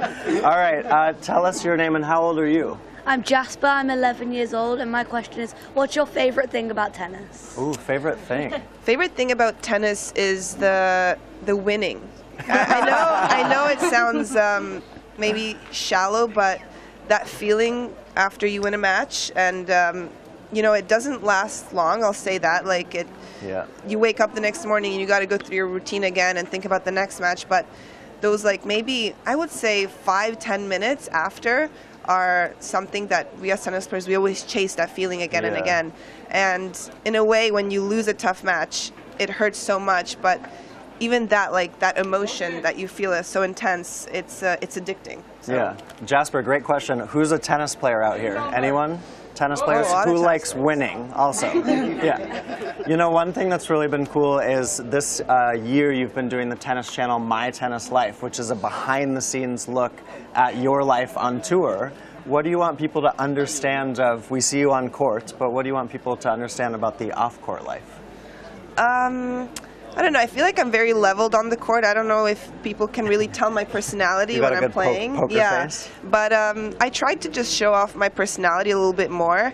That maybe I am a little bit interesting. Maybe I'm not. I don't know. Confirmed. Yeah. But just to show, what we do as soon as we exit the court, and I try to also show maybe the negative side, when we're sad, but I don't know, it's hard to be sad in front of a camera, there's that pressure of always showing the good stuff, but I hope that, people can just get an idea of what we do, and that it's actually mostly fun. Yeah, that's awesome. You can watch My Tennis Life on Tennis Channel. What's your name and what's your question for Isla? My name's Disha, and we're huge fans of yours, and we were just wondering, what advice do you have for young budding tennis players? One thing that kept me going is to always remember why I started, the dream. And for me, like, I'm 29 now, so it's been a long career. And there were times when I'm like, oh, you know, you get tough times like in anything. But I always try to remember that 10-year-old self, that why I started, what was my dream, what made me happy, and just kind of simplify it. Because at the end of the day, it's like a dream hobby that somehow we call a job, which I hate because it's not a job. We just somehow manage to make a living, but it's something like I feel very blessed that I can do this and just keep going no matter what. Like, dream big and don't be afraid, because as long as you do that, you're going to win in the end. Yeah, that's awesome advice. Do you remember the first time you came to Wimbledon, like what the feelings and thoughts were walking on these grounds? Yeah, I remember my first junior Wimbledon, I did so badly. I was like a pretty high seed, and I put so much pressure on myself to do well, and I lost to a girl that I think she stopped playing pretty soon after that. And I remember thinking, oh my gosh, like, this is heartbreaking. But the funny thing is, I thought I already had made it, even though I was in the juniors. I was like, I'm at Wimbledon. Yeah, like, doesn't matter, I made it. But the journey was so long to, you know, get to where we actually want to be. But the nice thing is, like, you got to have small goals. So if you hit those marks, it's going to keep you going until you really reach the big one. And I still haven't even reached my big one even close, because it's, as I said, I dream big. So maybe it'll never happen, but as long as you try everything, and at the end of your career, you can have no regrets. Do you like to speak your dreams, or do you keep them close? Oh, I can speak it. I'd love to lift the trophy here one day. Yeah. That'd be awesome. All right, what's your name? Okay, go. Yeah, go ahead. That's right. Hi, I'm Chloe. I'm 15. I just wanted to know, when did you first start playing, and like when did you enter like tournaments and competitions and that? So I have a 2-year older sister, so she was kind of like she had all the spotlight in the family because she started playing first, and I was just tagging along and nobody paid attention to me. But I kind of had a bigger passion than her, and they put me in like little group practices when I was about 6, and I hated it because I would have to wait like so many turns until I get, you know, a ball fed to me. So I came to my dad when I was actually like 8 years old, and I was like, Dad, I want my own coach, which is really weird. I mean, they wanted me to like, they wanted me to socialize with other kids, you know, and have fun, but I was kind of a freak. I just wanted to hit balls on my own. So actually, I think my first tournament was when I was like 8 or 9 under 10s. So I just loved competing from the get-go, so my parents just threw me in. Yeah. Did you know then that you wanted it to be your job when you were 8? Not your job, your passion. Yes. Your passion job. I did. It's weird, but I did. Awesome. All right, what's your name and how old are you? Hi, I'm Kyle and I'm 13. And I just wanted to ask, like, what made you keep going through like the tough times that you might have had throughout your career until now? Thanks, Kyle. Isla's had some tough. You've had some tough times. I had surgery and I was out for a year, and after surgery on your shoulder, you never really know how you can come back. A lot of careers ended that way.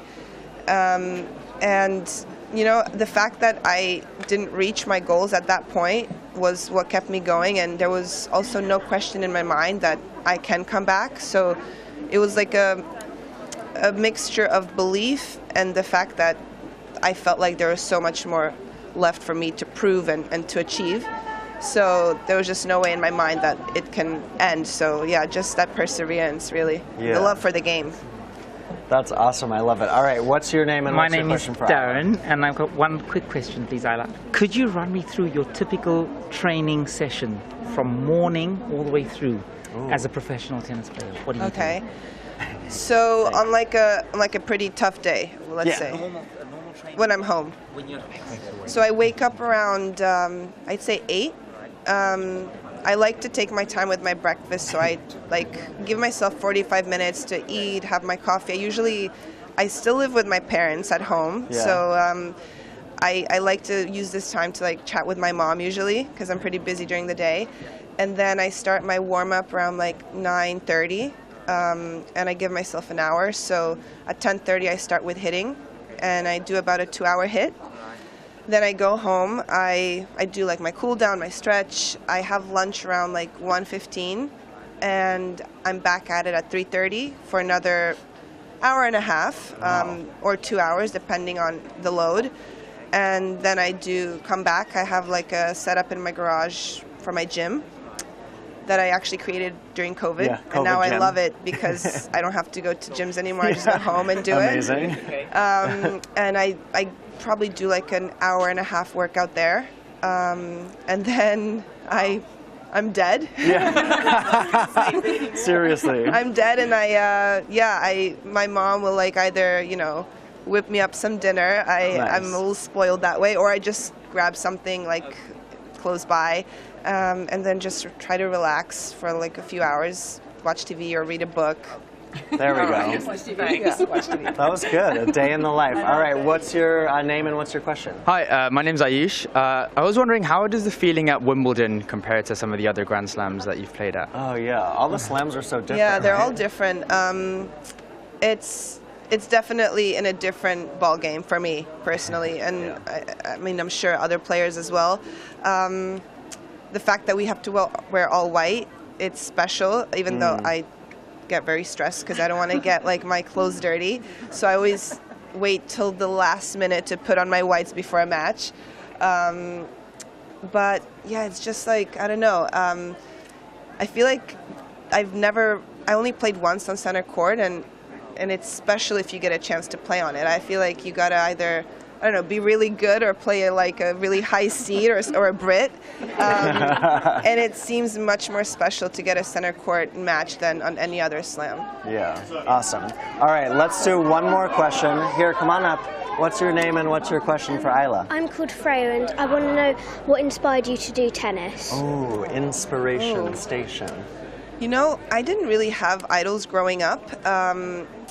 I liked to watch everyone and pick my, things I liked, but I have a very sporty family, so I think competition was in my genes, and I just, my mom used to play, so my parents, when they met, they would just play tennis all day, and I think it was just a natural thing where I fell in love with it, when I was a kid, and then I started watching Wimbledon on TV, and I was like, I want to be there one day, and it's the type of dream that, you don't know if it will happen, but as a kid, like, anything's possible, right? Like, what do you want to achieve? What do you want to be? As well. Tennis. You want to, like, be here one day? All right. You're going to be there. Let's do it.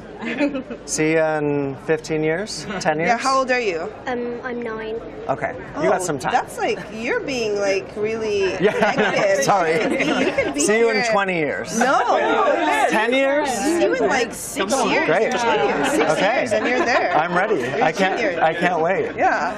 This has been so fun, you guys. Thanks for the great questions. Let's do a quick fire to finish, and then should we sign a few autographs? Okay. All right. What is your biggest dream in tennis? To win Wimbledon. To win Wimbledon. I love it. TV show you're binging right now? Stranger Things. Ooh, love that. Did you watch the new episodes? Oh, I still have 2 to go. I didn't see it yet. No spoilers. I'm a little busy these last 2 days. What's your go-to coffee order? Americano. Just black? Like black, no sugar, no cream. Wow. Okay. Coolest off-court experience this year? What have you done off-court that you love? I love going to NBA games. So I went to a courtside game. I have one friend. I'm not cool enough to get courtside tickets just by like saying my name. So I have one friend that has season tickets. So when he invites me, I'm just like, yeah. Who's your favorite player? Dwayne Wade. Nice. Yeah. And what's your must-have travel item? Aside from your phone and your passports, what do you have to have traveling? A good book. Even though I will say there were a few trips I packed a book, never opened it. But if I don't put it in my bag, I get like a little anxiety. Yeah, nice, awesome. Well, thank you everyone for hanging out. This has been a People's Press Conference. Let's give a round of applause to Isla. Isla, thank you. Best of luck. And we're going to sign some autographs hanging out at the HSBC Fan Zone. Now, we do come across some legends in these halls here on Centre Court. Tennis legends, actors, music legends too. And I found one of the best in the biz. It's Jeff Wayne. Well, hello, Olivia. Oh, hello. How do you know my name? Oh, right, yes, my father-in-law, Jeff Wayne. But he is a legend in his own right. That's kind. Not just because you're my father-in-law. Jeffers, you're here today. I am. Talk a bit first about the War of the Worlds, because it's a obviously a huge album from the 70s, and it's probably one of the proudest moments of your career, and playing on centre court here is often a tennis player's proudest moment of their career. So tell us a bit about what it was like to create such a seminal work. Well, I think it was unexpected. Touring it now in arenas around the world for 16 years, and I'm starting to believe it's become a popular live piece. But, you know, one thing, because I play tennis, and I captain a Hearts County team for many years now, and I think when our guys go out and play a match, or when I've played matches, it's like a performance, and watching the best in the world, you really feel that those really, the great players, they rise to the occasion and perform above just playing the game. Absolutely, 100%. Now, you've been privileged enough to come here many times, and it is 100 years of centre court this year. So can you recall any fond matches that you've watched on that amazing surface out there? Well, I'm a huge Rafa fan. So his amazing match against Roger Federer, I forget the year, but when he won it and it was dark. Yes. It was before the cover. It was a battle, wasn't it? Oh, it was an amazing match. It was emotional. It transcended the sport, I think, of tennis and became just a worldwide experience for people to watch on the telly or wherever. Tennis is one of your passions, like music, and as you said, you are the captain of the men's Hearts team. What about your playing career? You've played up against some great names. Well, I have when I look back. I mean, I started playing tennis as a little boy. My dad taught me. He was #1 for Ohio State University in America, and I went on to play for my high school and college. And I was very fortunate. I played #1 and captained in both of them, but probably the most amazing match, not because I did very well, but I was playing against my team. My college was playing against UCLA, and I played against Arthur Ashe. Oh. And he was such a gentleman, as he destroyed me.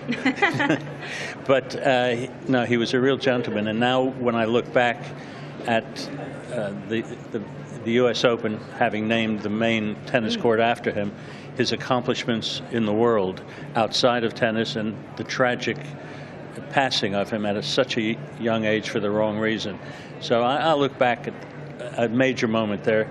And I also partnered Roger Taylor in Germany at the over 45 European Championships, and he was a favorite of mine, as well as being a friend, since I was living here as a young boy from about the age of 13 or so.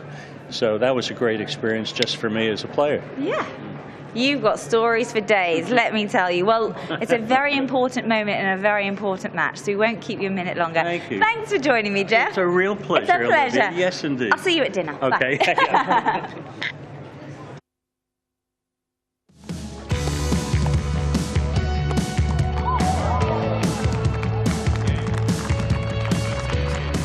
Ah, look who's in town. That is super cool. Top up.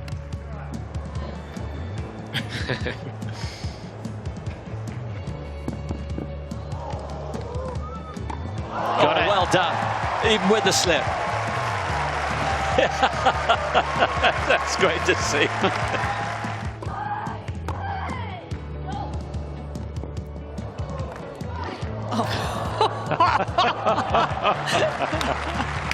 What? We have to see that point again. That was the most dramatic point of the day, wasn't it? Hilarious.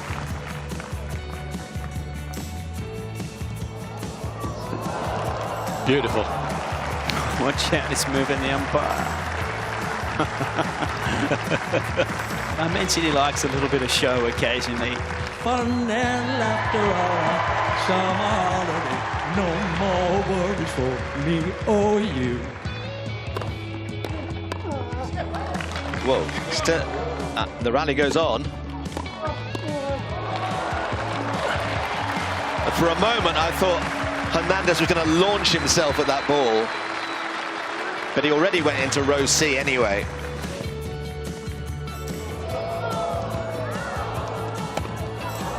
No, missed it. Like an outstanding movement from TFO. Was there a collision? I think she's blushing.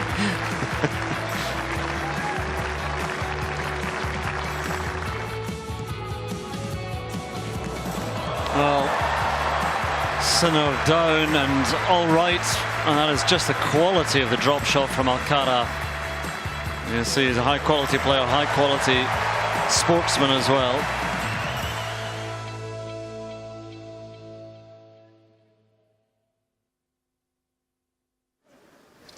Let's get straight over to centre court. It's been a peerless performance in the fifth set by the man at the far end in the hat, Nick Kyrios, and easy does it. He takes the fifth set 6-2 against Brandon Nakashima. Good performance from the young American. He'll be back on this stage again in the future, you'd think, but Kyrios just too strong today in that final set. You can see just how much it means to him, taking in the applause of the crowd. 6-2, the final set score. 3 hours and 10 minutes he was on court, and he is through to the quarter-finals here at Wimbledon. And Radzi, you'd think he'd keep going. You really would. At the start of this tournament, I'm not sure how many people would have backed him. I'm not sure what the odds are now, but they've certainly been slashed over the past 7 days. And what a dominant performance. He makes headlines as ever. For me, if I were to compare him to a basketball player, and it's quite an apt one because he loves basketball. Exactly. He's Dennis Rodman. He's a guy who gives absolutely everything of himself on court, but sometimes his own mind can be his worst enemy. But at his best, he's good enough to beat anybody. And I'd A, love to know who's playing next, and I'd B, love to know what they will think about potentially playing him, because as you pointed out before, you're not just playing him, you're playing the crowd. Well, and also ice cool under pressure. I mean, we were saying, we teed this one up, didn't we?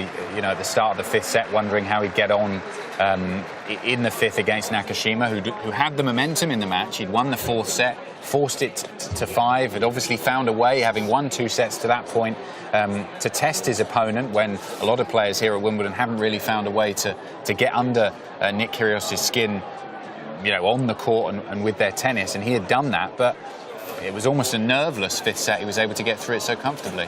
Off air, I think you made such a beautifully pertinent metaphor, and it's the idea of don't fight fire with fire, fight it with water.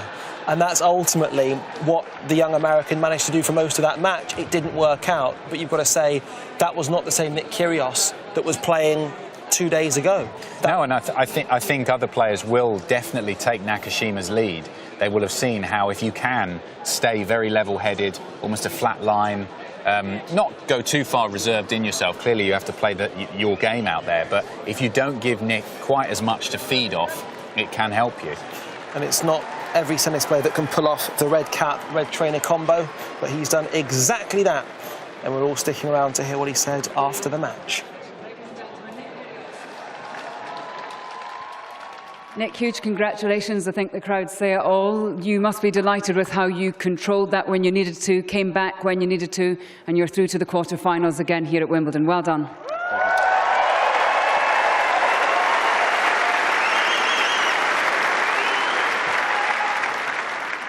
First, I just want to say, hell of an effort by Brandon. He's a hell of a player. He's 20 years old, and he's going to do some special things, that's for sure.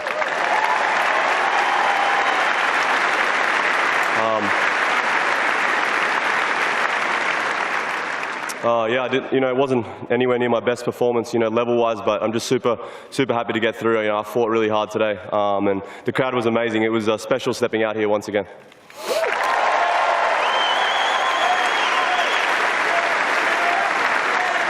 And whilst the serves were raining down, it looked like at times you were in some discomfort. How sore are you? It looked like it was your shoulder? Yeah, I've played a lot of tennis in the last month and a half. And I'm just proud of the way I just steadied the ship. He came firing in the fourth set. His level didn't drop. And then obviously my 5-set record's pretty good. Honestly, that's what I was thinking about. I've never lost a 5-set match here. So, honestly, that's what I was thinking about. I was like, I've been here before, I've done it before, and I came through again. So. Well, we were looking like it was going to be an all-Aussie quarter-final, but they went long after a tie-break in the fifth. It's Christian Garin who you're going to be playing next. You've not played against each other, so a few unknowns there, but you must fancy your chances the way you've been playing. Yeah, I mean, I was really excited to play Demonar, to be honest. He's been flying the Aussie flag for so long, and I came on court when he was 2 sets to love up, so I was actually expecting to play him, but I'm not even going to think about that. I'm just going to put I needed a glass of wine for sure tonight. For sure. So. Just finally, before we let you go and have that well-deserved wine, 2014, Nick, you came here in a blaze of glory. You got to the quarterfinals on your debut. I'm not sure if you're someone who likes to look back, but you must have fond memories of that time, everything you achieved as, what, a 19-year-old then? Definitely. You know, I stepped out here against one of the greatest of all time and beat Nadal. So these are all things I had in the back of my mind. You know, obviously, Brandon hasn't played on this court that much. I think that was his first time. So, you know, all these experiences that I've had, I think that's what got me over the line today. So, really well done. Congratulations. Ladies and gentlemen, Nick Kyrios.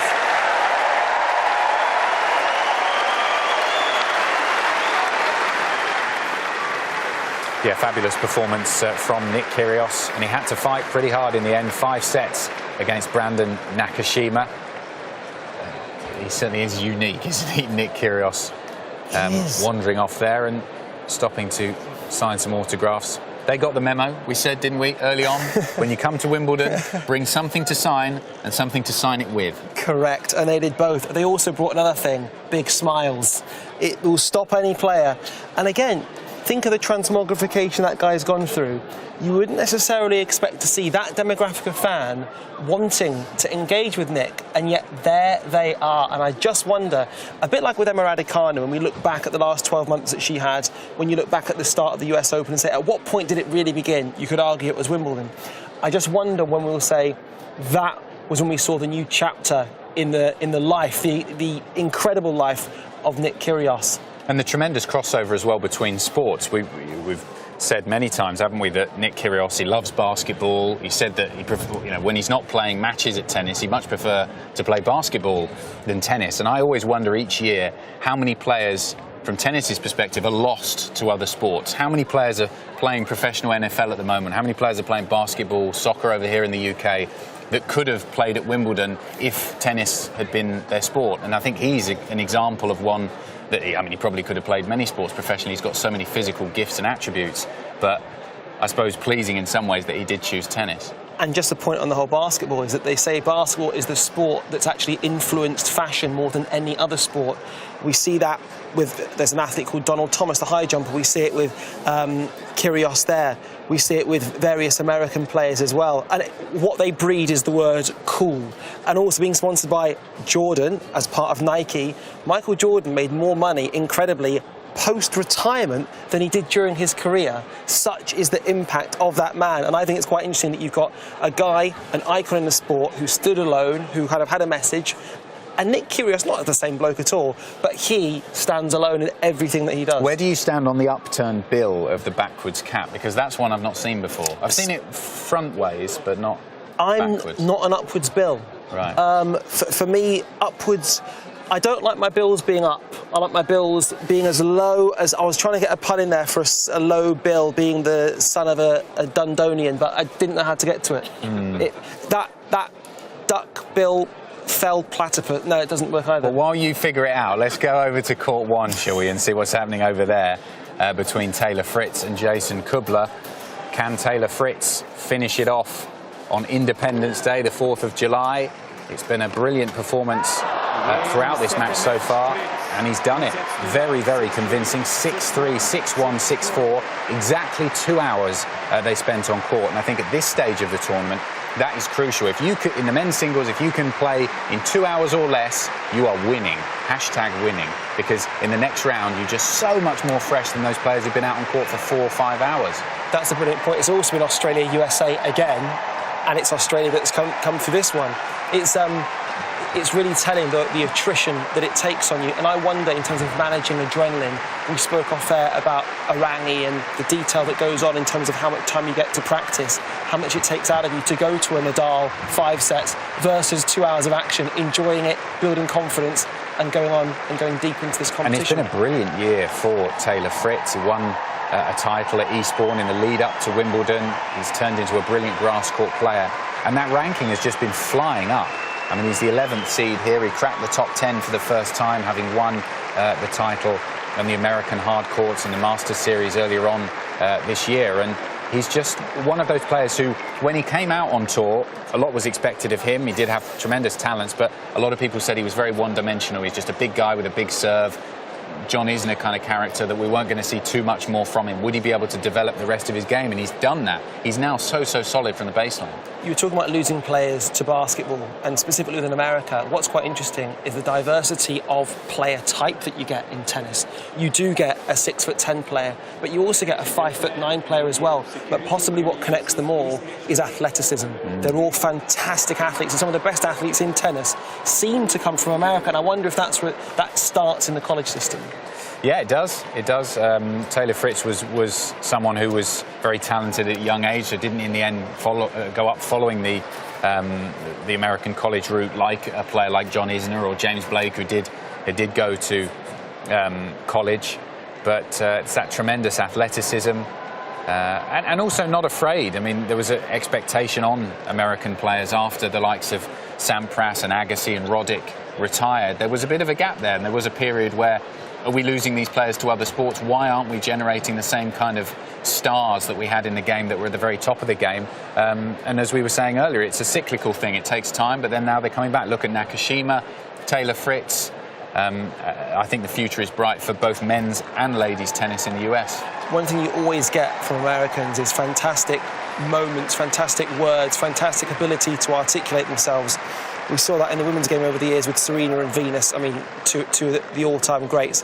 I'll be very interested to find out what Taylor says in his interview afterwards. Will he mention Independence Day, such a big event and an occasion in America, not celebrating it with his family, but celebrating it with a win here in Wimbledon? Well done, Taylor. That was a stunning performance, if you don't mind me saying. I'd love to hear your thoughts, first of all, on how well you think you played today. Yeah, you know, came out maybe a little bit shaky, went down love 40 that first game. I was really lucky to hold that game and then kind of just flip it, get the break next game. And, you know, that was the first set. I felt like I was serving well, and it could have gone a lot differently if those first two games were a little different. And then second set, I played really well. And then, you know, third set, I feel like he slowed it down a little bit and backed up a bit in the court, maybe made it a little bit tougher for me to kind of put the ball away. So we started having some really long rallies. It got really tight, and just, you know, really happy to get through it in the end. You say played well, happy to get through. Some of the ball striking, and I'm not as good an expert as one or two others, but it's as pure as you can see on a tennis court. Would you describe the way that you played today as being in the zone, as good as you can hit a tennis ball? It felt, you know, it felt really good, especially especially in the second set. The third set, like I said, it slowed down a little bit. We were having those really long rallies. I wish I could have, you know, I wanted to be accelerating a little bit more on the ball in the third, but with the change of pace and stuff, it was tough. But we were striking the ball very, very clean. Very clearly as well, this year is a breakthrough year. This is the best of your career so far. What's the secret to that? Honestly, there's not really any secrets. It's just a lot of time and hard work that I've put in, and I started to kind of find my game at the end of last year, and I've been building and working and doing the right things, and it's good to see that it's paying off. So it most certainly is paying off, because on Independence Day you are through to your first quarterfinal of the Grand Slam. What does that mean? What's that? To make it through to a quarterfinal of a Grand Slam on Independence Day, what does that mean to Taylor Fritz? I mean, you know, I was thinking about before, it's like, you know, first Grand Slam quarterfinal, that's a really big deal, part of the Final 8, and to do it, I'm glad I could get the win on the 4th of July, being an American, but it's great, being my first quarterfinal. It's you know, like I said, it's just showing that all the hard work that I'm putting in is paying off. Well, we wish you the very best of luck from here on in. But ladies and gentlemen, a round of applause for Taylor Fritz. Thank you.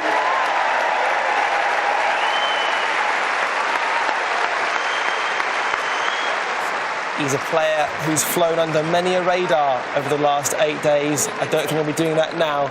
Successfully through it. And one thing you notice when you see him in that interview, you suddenly realise the size of him. He's got such big shoulders, such a strong man.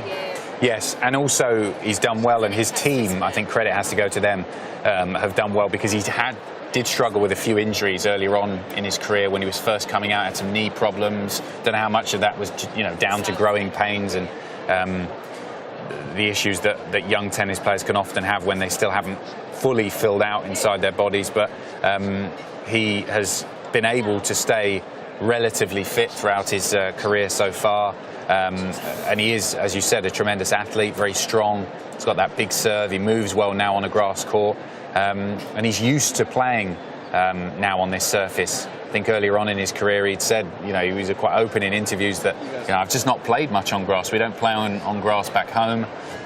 He was more comfortable playing on slow, hard courts and clay. And it just takes that, even if you've got a big serve like him and you're 6 foot whatever, just because you have that doesn't necessarily mean you know how to construct a point on a grass court. And it took him a little while to figure it out, and it's paying dividends now. It must be lovely to have that sort of weaponry in your arsenal, to know that if you're not playing well, you can always fall back on that big serve. Something that, say, someone like Andy Roddick, a fellow American, used to do. And the upshot of that is we see an 85% first service points win in, actually I have to say, surprisingly low second serve percentage. Is he somebody for you, Adam, who kind of buries both serves regardless and just trusts in that ability? Well, I think also if you're winning 85% of your first serve points, that's because you're getting a lot of first serves in, and his second serve will arguably be as big as some players' first serve. So that is a tremendous weapon for him. Taylor Fritz, a winner on day 8. Shall we hear from another winner who's caught up with Nick McCarville? Elena Rybakina is into her second career Grand Slam quarterfinal, her first at Wimbledon, taking out Petra Martich today. First off, how are you feeling? Congratulations on being into the quarterfinals. Thank you so much. I'm really happy. I think it's a special tournament, and it's amazing to be in the quarterfinal. I mentioned you've been to the French Open quarterfinals before, but is this the one you've dreamed of, or which of the 4 majors were you really watching as a young kid? Of course, I was watching all the Grand Slams, but I think this one is really special with all the traditions. It's a grass court, and I think it's really nice place to be. Petra Martich is such a tough customer. You win that match in straight sets. You hit 6 aces today, also won 75% of your first serve points. We talked about your serve the other day, but what really worked well against a tricky customer like Martich? Yeah, I think for sure my serve helped me a lot, and also I was trying to play aggressive because I know that she has very good slices. She is trying to come at the net, and I was just trying to do everything possible to keep her on the baseline, to not get these tricky shots. So I think it worked well. Now that you're this deep at Wimbledon, what's different about week 2? What are you trying to take in away from the court, but while you're also still focusing on your tennis?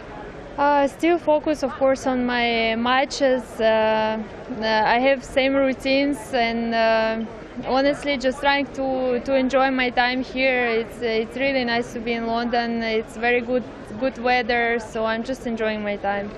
You haven't dropped a set yet this tournament. You've won all your matches in straight sets. You didn't have the best lead up to Wimbledon, so did you know, or could you feel that your best tennis was waiting for you here at the championships?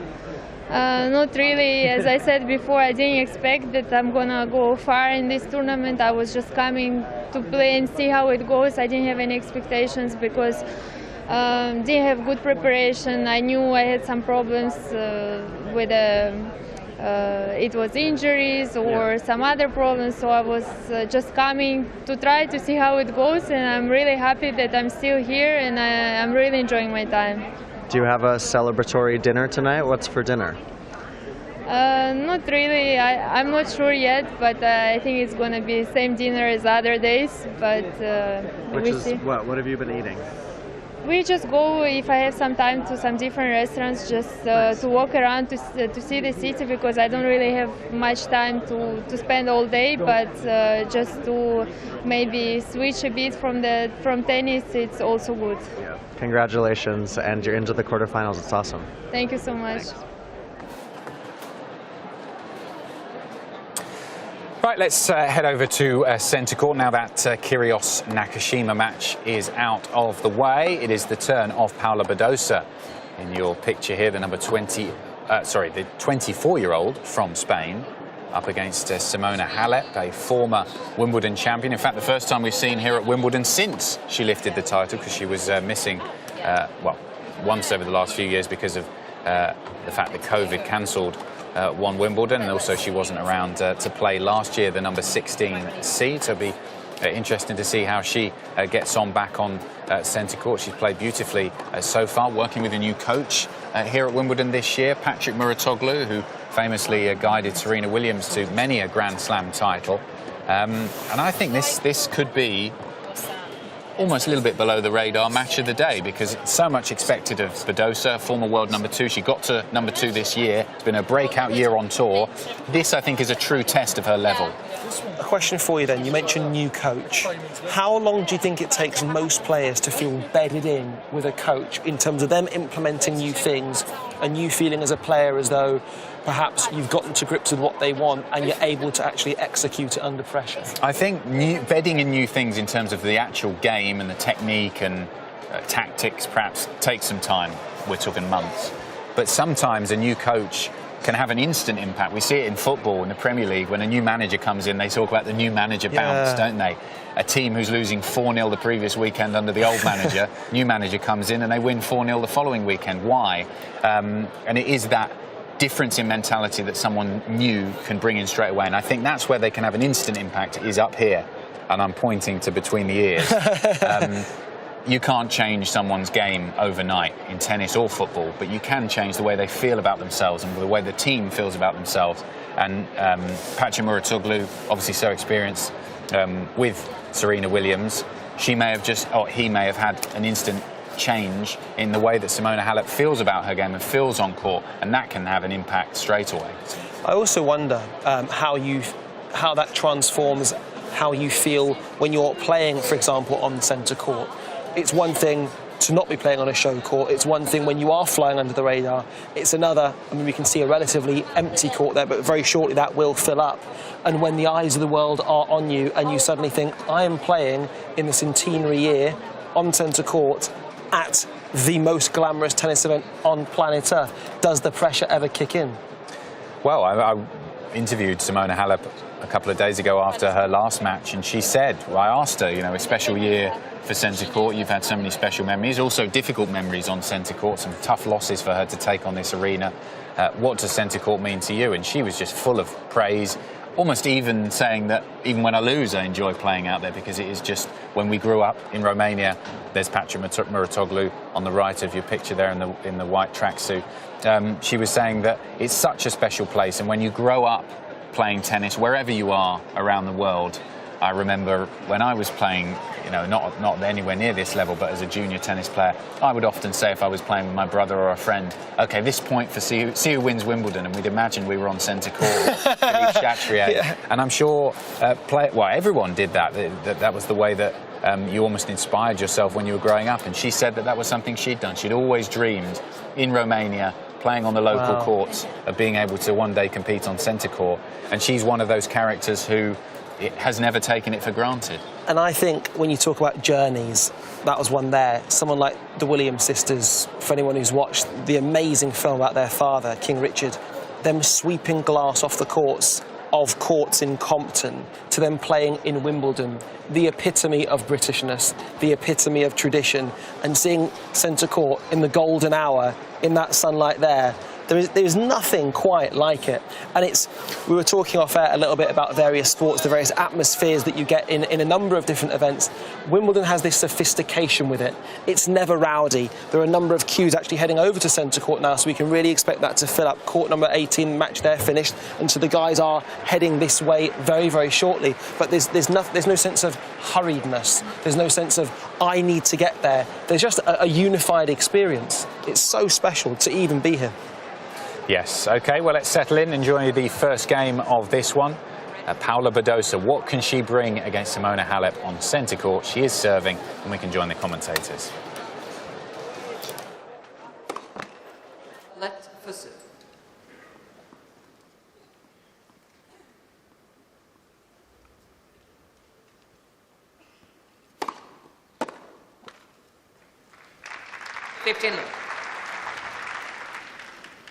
Born in New York was Paula. Trains in Barcelona, but spends a lot of the time in Dubai.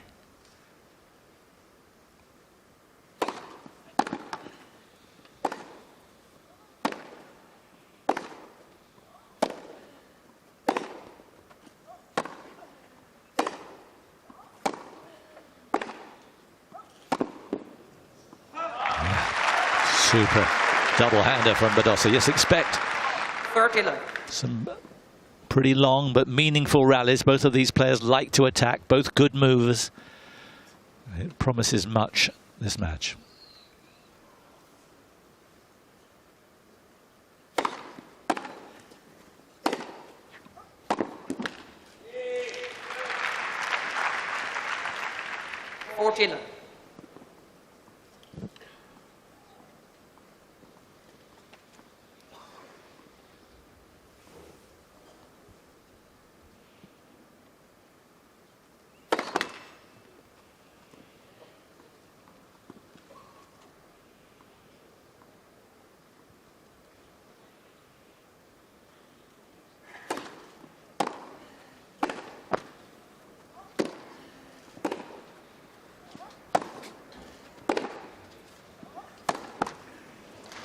Game, Badosa. She started in very impressive fashion.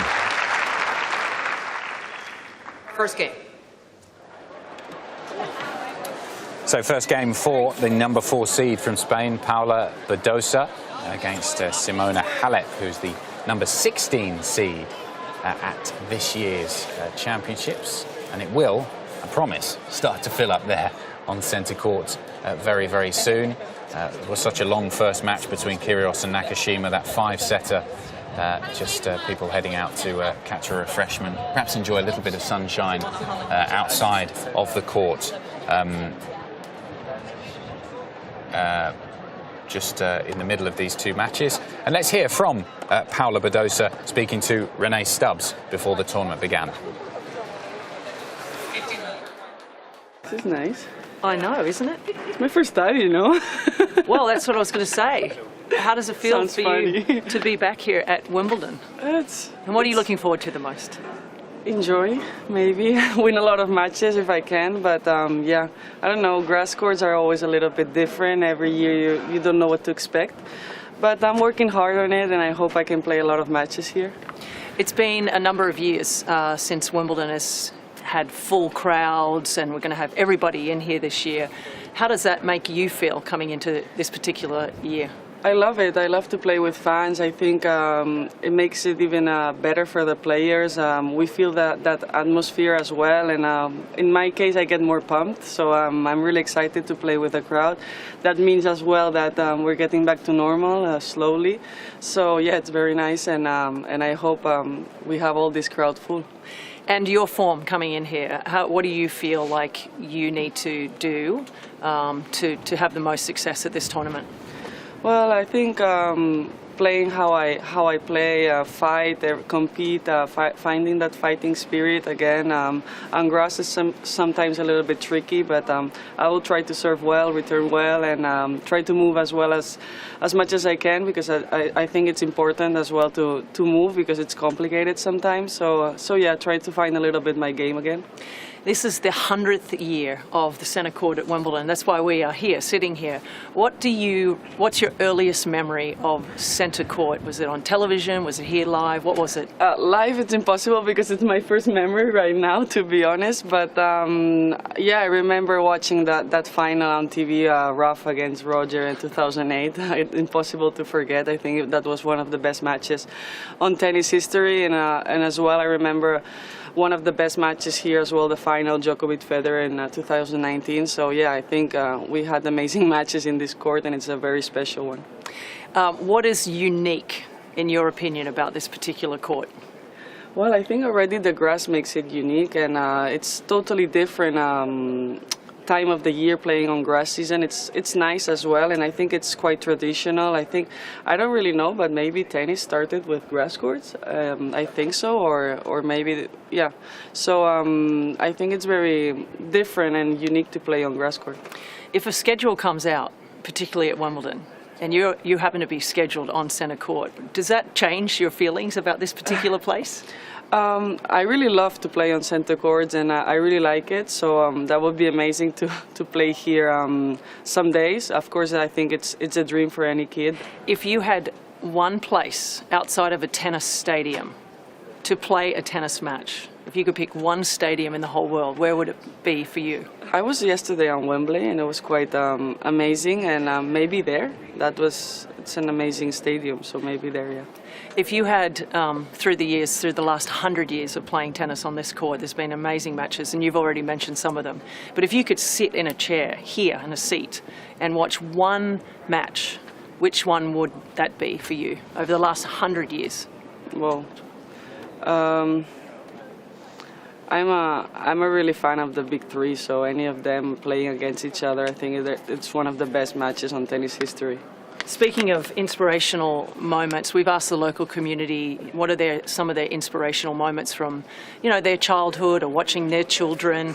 What's one inspiring moment in your life that you feel changed you? Well, I had very tough times in my career. Maybe it was 2 or 3 years ago. I wasn't even top 100, and I was struggling with anxiety and with depression, and getting through that, and then in 1 year becoming number 2 in the world. I think that was a very big change for me and an inspirational moment for me, because I went through very tough moments thinking that I would never be a top 100 player, and then being one of the best players in the world. So I have to ask you, follow up to that, is it amazing to you to think that you have opportunities to play on courts like this one now, knowing where you were a few years ago?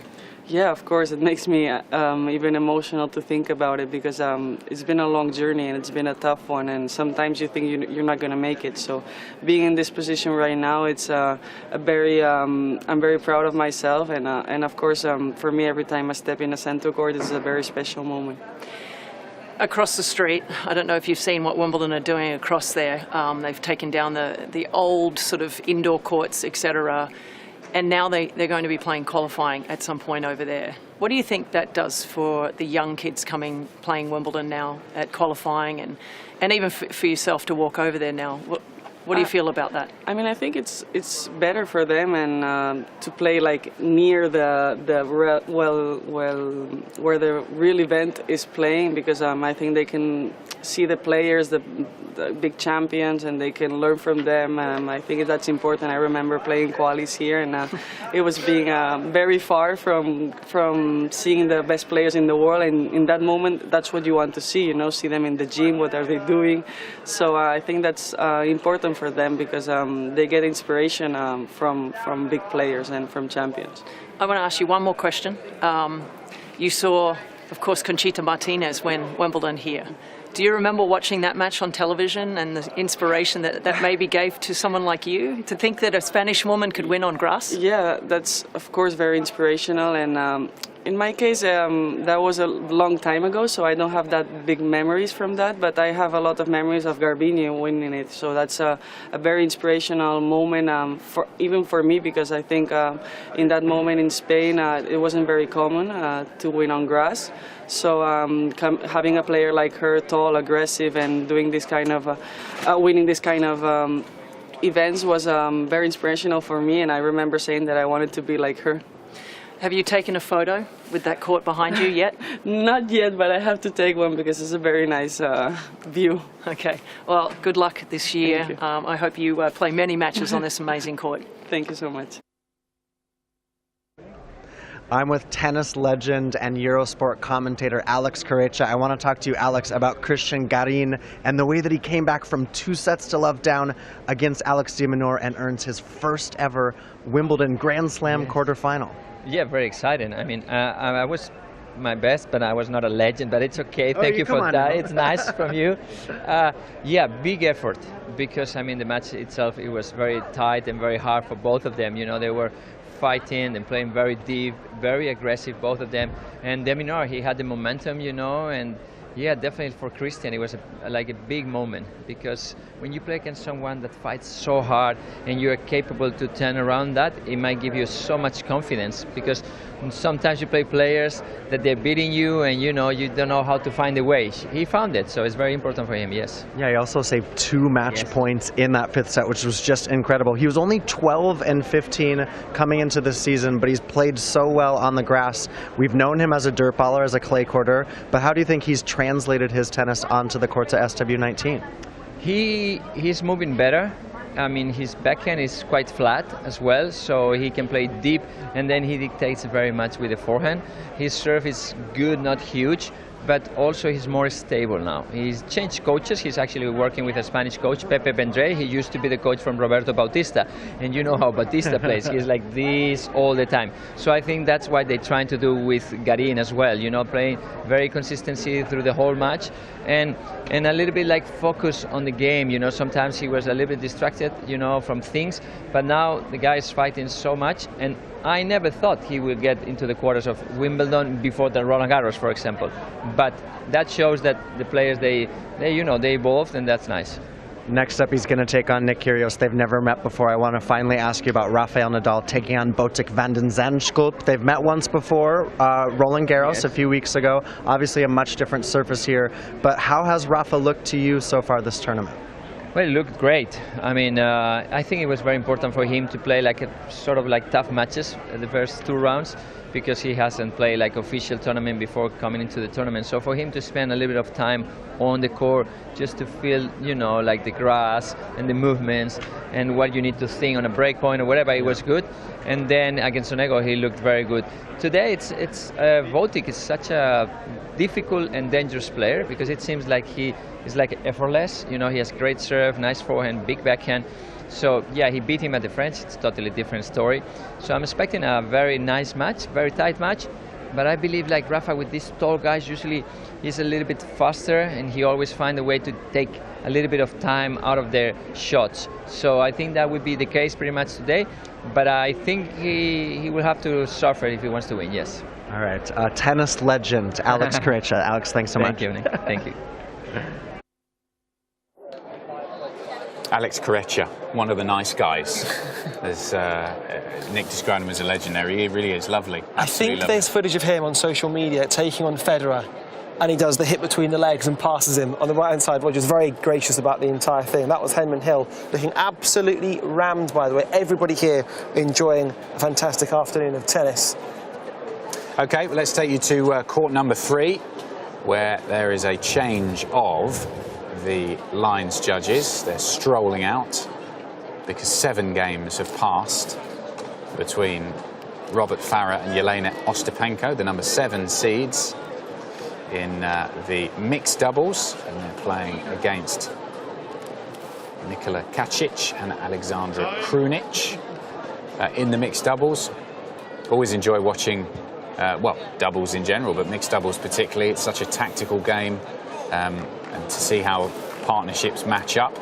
And Ostapenko on the right there has found herself a good partner. Robert Farah, a former world #1 on the men's doubles, a really, really strong player. And we can settle in and enjoy this 8th game of the first set on court 3 with Krunic to serve. Give.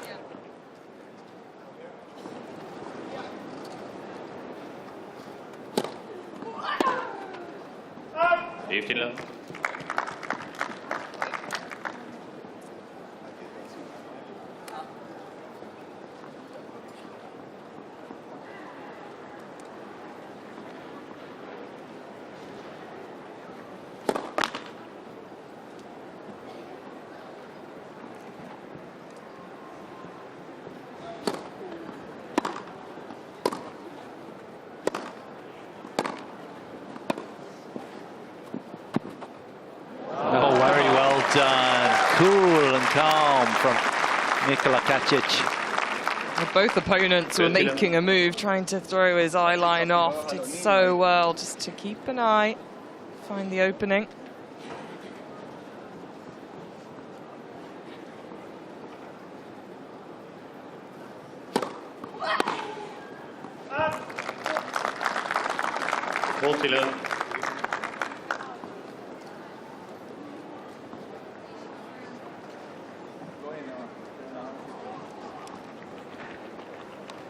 So everybody wants to get out of the blocks quickly. Look at his poise there.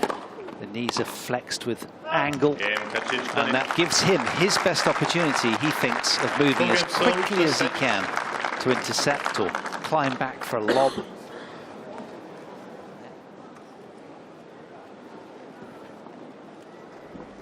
Cristian Garin is into his first career Grand Slam quarterfinal. He's done it here at Wimbledon. You were really emotional after the win. Tell us about your thoughts after coming through that match in 5 sets. Oh yes, it was a long fight, almost 5 hours. Fifth set tiebreak. I didn't expect it, to be honest, but I gave my best. I wanted to win no matter what, and I think I will always remember this match, this battle, and obviously I knew it from before that Alex is a great fighter, a great competitor, and the match it was going to be like that. Yeah, Alex de Minaur led that match 2-0. What were you telling yourself, Christian, down 2-0 to keep yourself in the match and keep yourself competitive? In the third set, I tried to focus on every point, to try to play point by point, because if you start thinking I need to win 3 more sets, it's tough. And I just tried to play point by point, try to think what I was doing bad, and after that, I think I changed my mind. I went more to the net, my serve. I was thinking more of the placement of my serve, and I think that was it was the key of the match.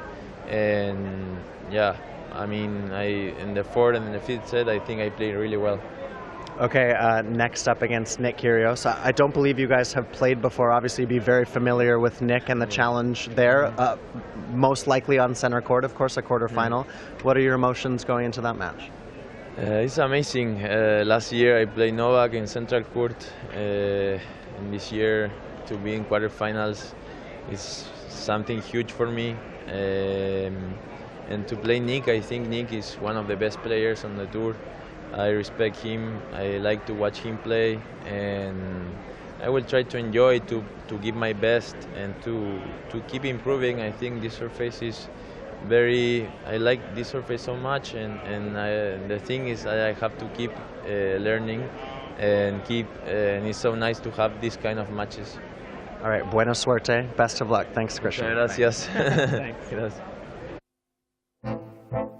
No matter how small, how tiny, or how minute, the technicalities, the particulars, the seemingly insignificant. At Wimbledon, these details matter. And this year with Oppo, we'll capture the detail like never before. In low light and high intensity. Because when you take care of the detail, the rest takes care of itself. Greatness. It's all in the detail.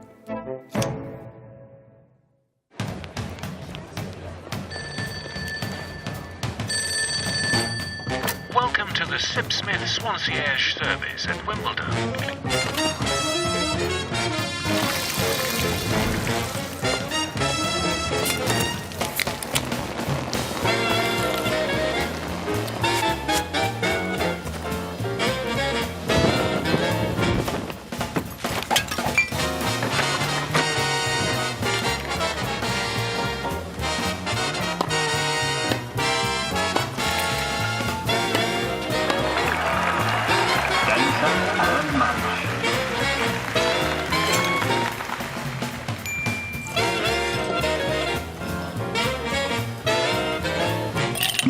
Your Swansea at Wimbledon, the official tennis of Sipsmith Gin. Swansea, like a concierge, but ginier.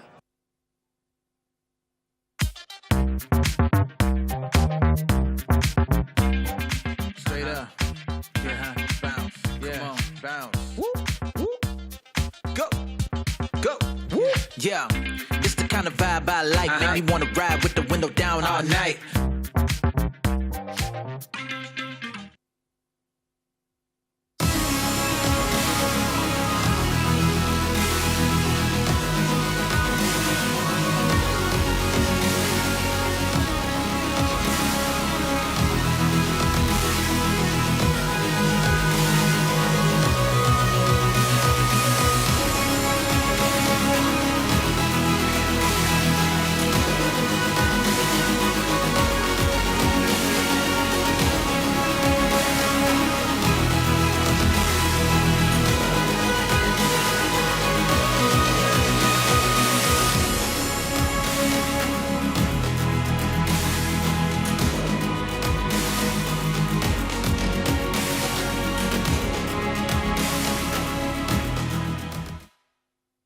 So I've made my way to the Hill, arguably one of the best places to take in all the match action here at Wimbledon. The atmosphere is amazing, loads of people have brought along their picnics, and the sunshine's made an appearance too.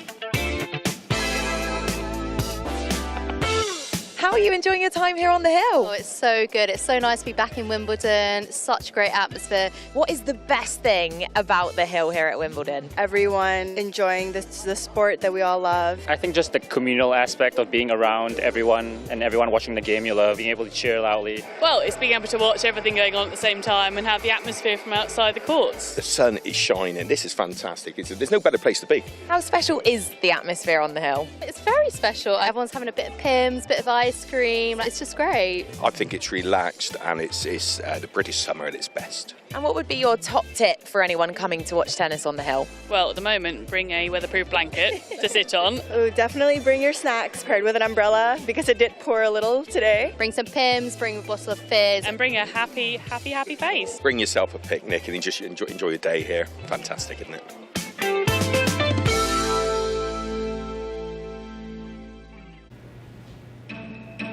Greatness. It takes time to evolve and to grow, to strive for relevance in a world that changes fast, to learn how to adapt when the conditions work against us. It's an endeavor to be sharper and smarter, a labor of excellence as old as time itself. A century of relentlessly pushing the boundaries further and further, again and again and again.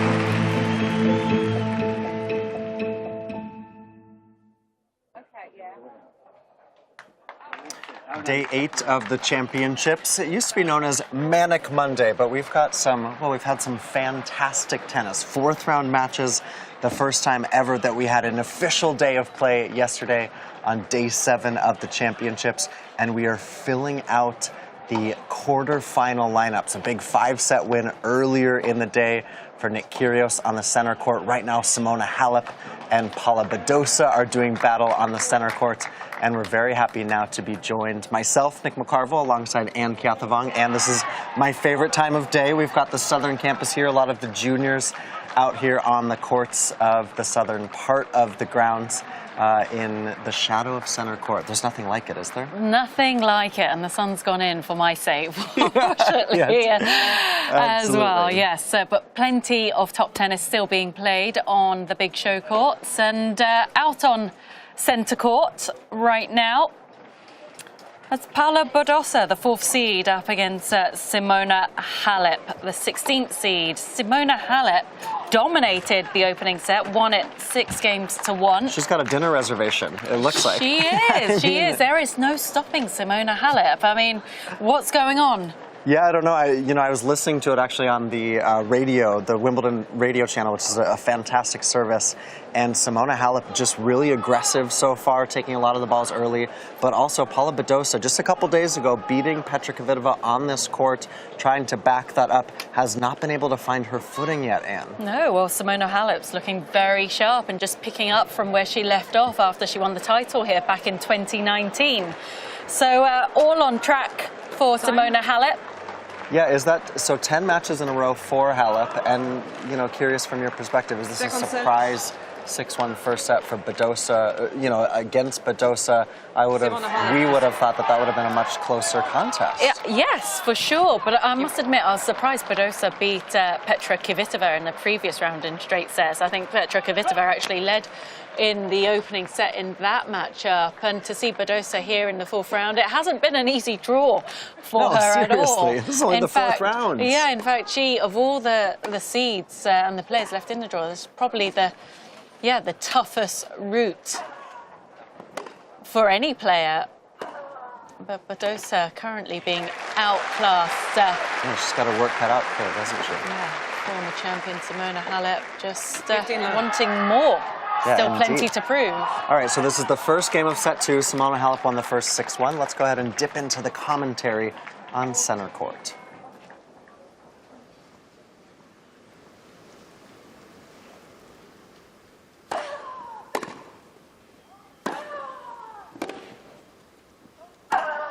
That's more like it.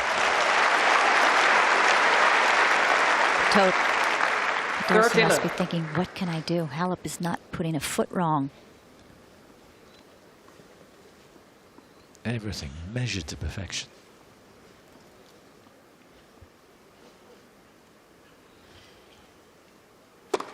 Let Fusser.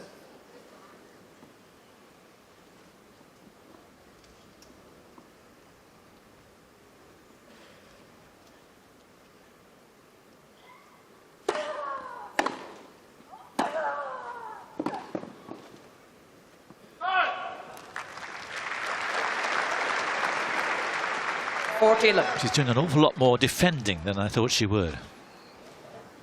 Because Badosa hits with so much power, I thought more of the points would be at least even. Yeah. Game, Halep.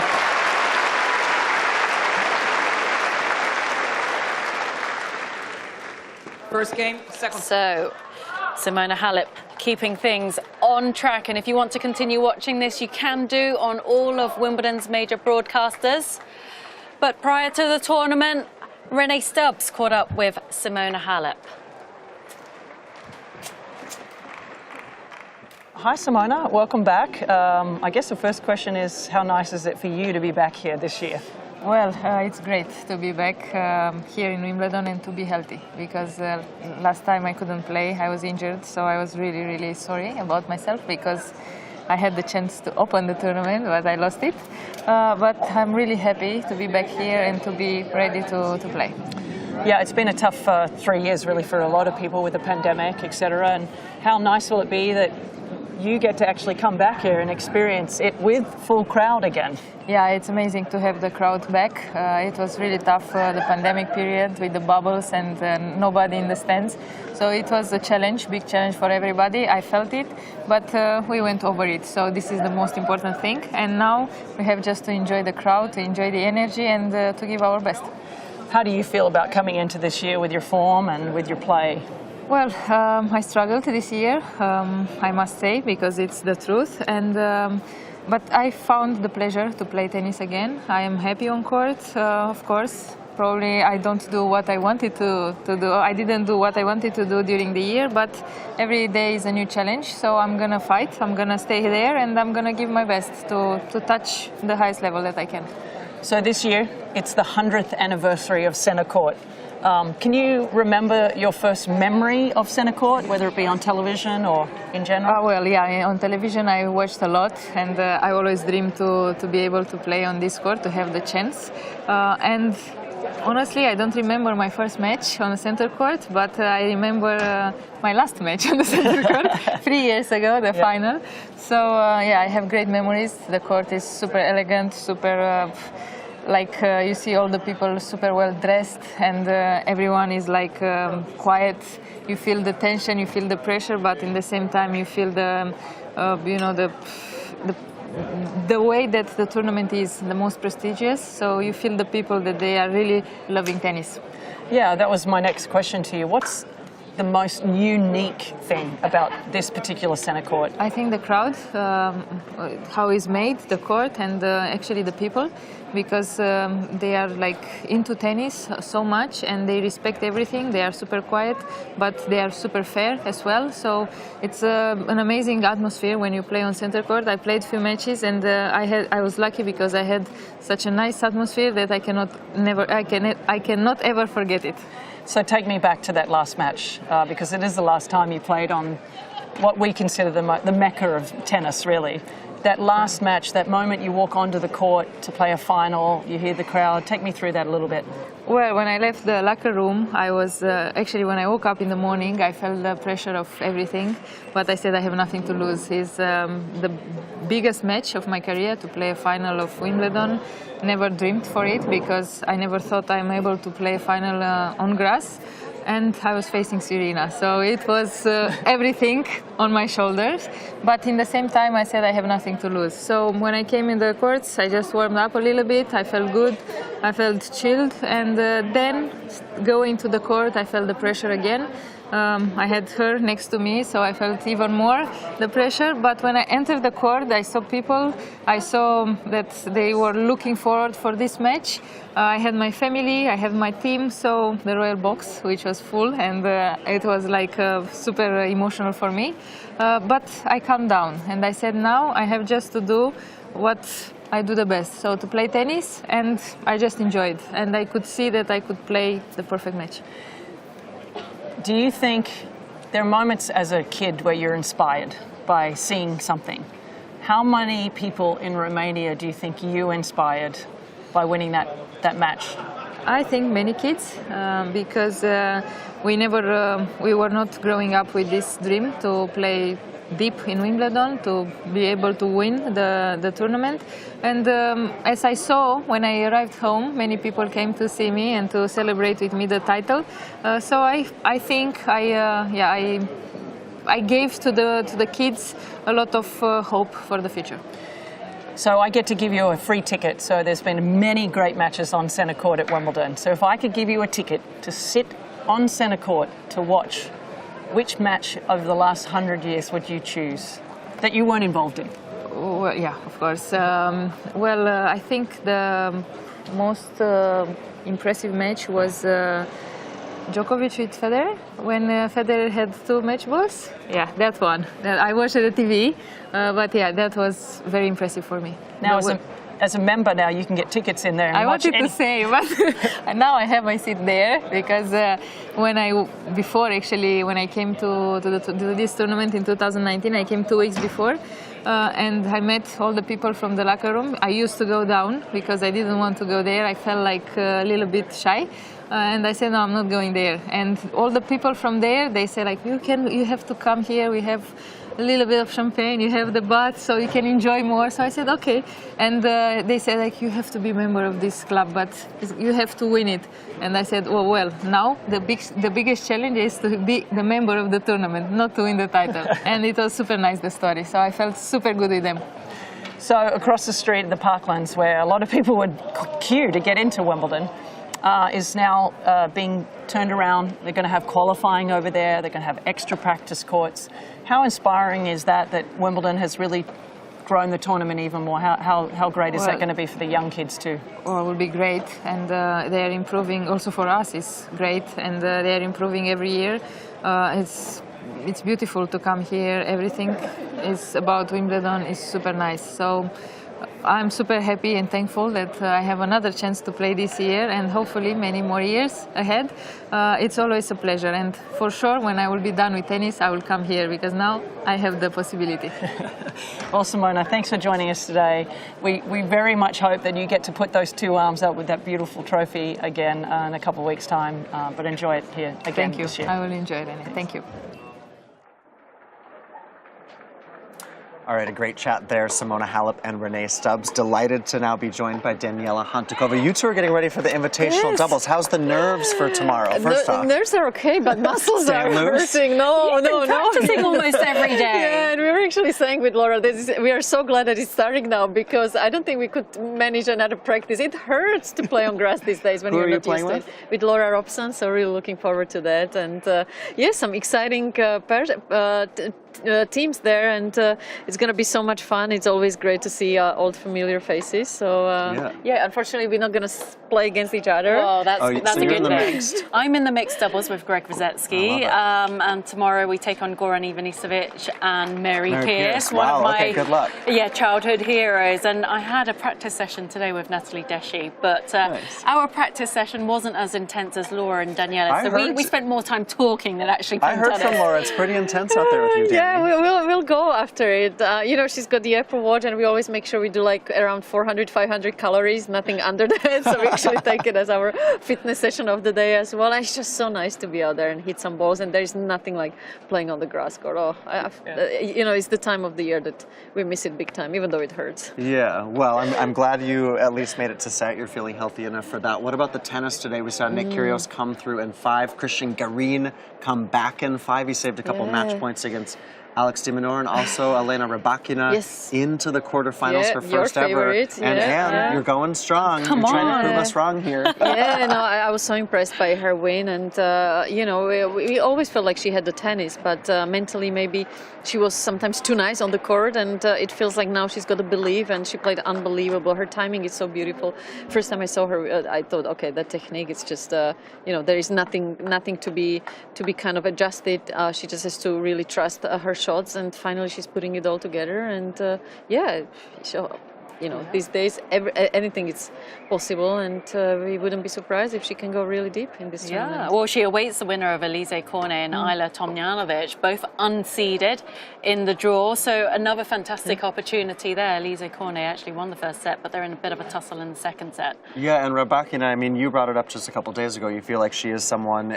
Does it feel like it's her time that she's proved to us on the WTA she can beat anyone? Danny's talking about her timing. She's also the serve ace leader for the season. Serve 6 aces today. Yeah, so and the fact that she's gone under the radar, there hasn't actually been too much talk. We've been talking about her, but I'm not sure really everyone else has really picked up on how dangerous she actually is on a grass court and how talented she is, because we know she has a big game. She's got a game that can hurt the top players. I guess for the British public, she may have they may recognise her name as the woman who took down Emma Raducanu in Sydney prior to the Australian Open, and that was a very one-sided match, and we saw on that occasion what she could do on a hard court. But here at Wimbledon, quietly getting on with it, and yeah, I want to be right on something. Come on, so Anne. come on. I know, I love it. Absolutely. She's into the quarterfinals. She gives you nothing on court, no emotions, which is a poker face, which is great. Let's go ahead and actually check in right now on the number 2 court. And who is she going to play next up? Well, it is one set all. Elise Cornet actually and Ayla Tomljanovic. Danny, they've split sets there. Cornet winning the first set, but Tomljanovic, who was a quarterfinalist here last year, has set 2. Yeah, to me, I always felt with Tomljanovic she has so much potential. First time I played her, I believe, was in the finals of Pattaya. We played on a very quick surface, actually very similar to grass. And honestly, before the match, I thought, okay, I have no chance. You know, the big serve, and yeah, a special guest there watching the match up closely. Margaret Court, one of the legends who attended the parade as well. Yeah, staying on to support Aussie tennis players. Ayla Tomljanovic, one of 4 Aussie players in action today. I believe that's a bit of history this century for Australian tennis. 4 players through to the 4th round of Wimbledon. But Ayla Tomljanovic, I mean, do you fancy her as a favourite in this final set? To me, she's a bit of a better grass court player to Alice, but Alice just with all that experience she's got, and obviously that belief after beating the world number 1 Iga Swiatek, that must have given her so much confidence. But going back to playing against Tomljanovic for the first time, I thought, you know, she has such a big serve, huge forehand, beautiful technique as well, great slice, not afraid of the net. So it's great to see her finally doing so well on a surface I would say should be her favorite. Yeah, I feel like she's styled her tennis on Anna Ivanovic. Yeah. Whenever I watch Ayla Tomljanovic play, her technique very much reminds me of the former world number 1. And the looks as well, a little bit. Yeah, shades of Ivanovic. And for Elise Cornet, Danny, coming in after that win over Swiatek, has done well here today to not have that big letdown in form. Yeah, it's going to be interesting though in the third set. This is where it's going to start to be very physical, and just the difference in age, I think it's going to play, I would say, in Tomljanovic's favor a little bit more.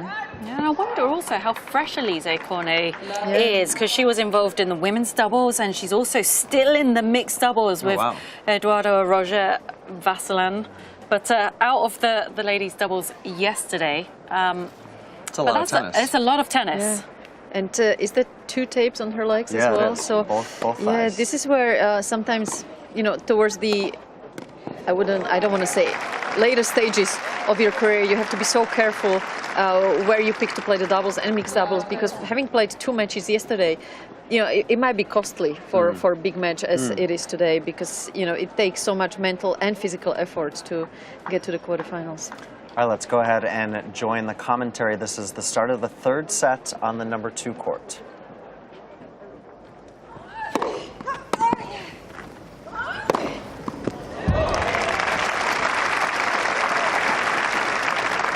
Field 15-13. Never, though, right off Alizé Cornet. One of the great problem solvers out there on the tour. So experienced.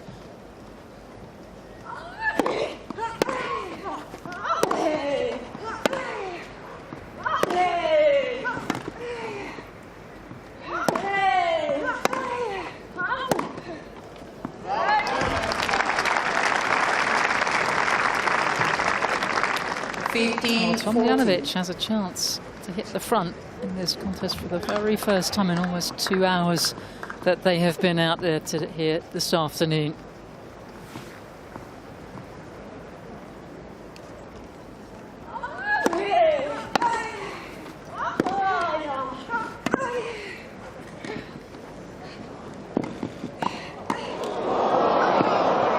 That's a great hustle. And the Aussie is ahead. First game, final set. All right, so just the start there of that third set on the number 2 court, Tomljanovic and Cornet for a spot in the quarterfinals against Rybakina. You're getting a live shot there of the hill. The hill has been absolutely packed today and earlier today. And I want to start with you, Nick Kyrios. You know, that big win over Tsitsipas, there was a lot involved in that match, but he handled himself well today against Nakashima, coming through in 5 sets, because that was a dangerous one against an American who's just 20 years old and is a really tough customer. Yes, Nakashima put up a fantastic performance out there on centre court for the very first time. But Nick Kyrios was on best behaviour today. What happened? Someone Center court. him or something? But yeah, out on centre court, Nick Kyrios doing what he does. I don't know how sore that shoulder of his is. We saw him shrugging it at times. Got some treatment. But okay to finish today's match, but it's only going to get tougher for him through to the quarterfinals for the second time in his career here at Wimbledon since his debut. Yeah. But adrenaline must be high. He must be absolutely buzzing and clearly has a lot of belief in his tennis right now. Yeah, and it's so nice to see that, you know, even on a good behavior, he can still play his best tennis. It was fantastic, and I'm always so happy when we can just focus on Nick's tennis because it's brilliant. I mean, what he's able to do on the court, there are hardly any players in our history that are capable of shot making as he is, and it was just so nice to see him calmer, and let's just hope the shoulder will be okay for his next match. This is where maybe, you know, not having to played enough tennis the last couple of years can play a role here, just because the shoulder is not used to having to serve so many times in a row, back-to-back matches. And yeah, today physically also great sign, 5 sets. Didn't really look that tired at the end, and honestly very impressed with his mentality as well. Yeah, so good effort there from Nick Kyrios, who's through to the quarterfinals to play Christian Garin. But here over on court 1, where we are live, Amanda Anisimova, the youngster from America, is taking on Harmony Tan, the French woman who took out Serena Williams in the first round. And it was Amanda Anisimova who took the opening set, 6-2 in just over half an hour.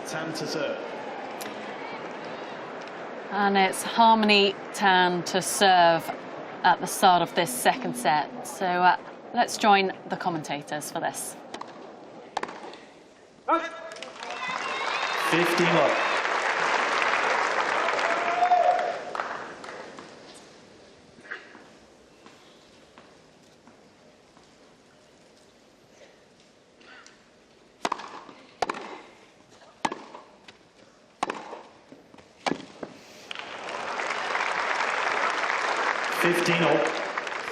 Yet again, another well-struck ball by Anisimova.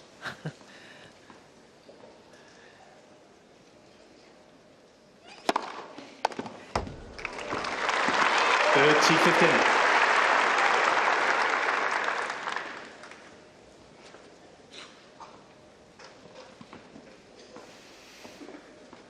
Every seat's good on here, you know. Yeah, there's no obstructed views, are there? Nope. Restricted views, rather. That's a thing of the past.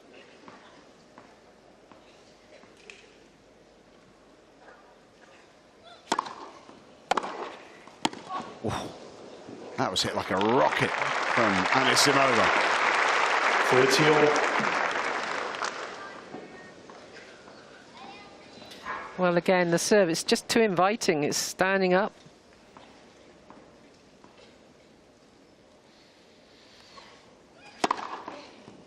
Ace from Tan. That's a second. 40-30. Not far shy of her fastest so far. 103 miles per hour. She's been 1 mph quicker than that.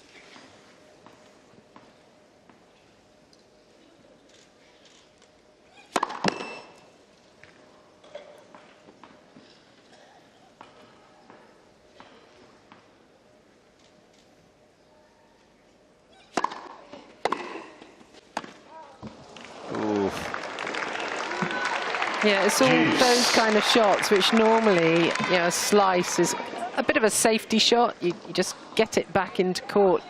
And she's missing those today. Yeah, a little sigh, look up to her coach.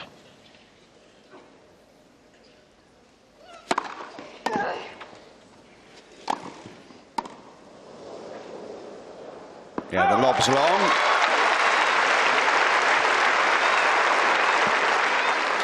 Natalie Tozier, who is coach of Tan. I've played Natalie many times. I was about to ask you, actually. Yeah. I thought you might have done. Yeah. I think we're about even. Are you? I'll take that. Yeah. Former Wimbledon finalist, of course. Now, where's that going?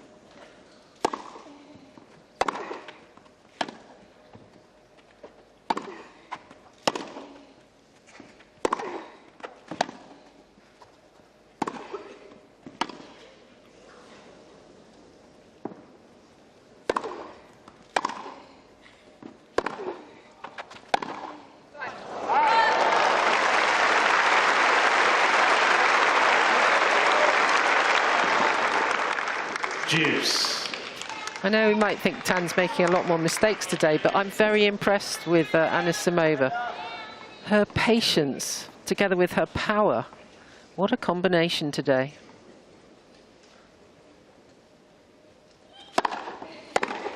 Oh! Just wide. Advantage, Tan. Well, this would be a psychological boost for Harmony Tan to score the opening game of the second set.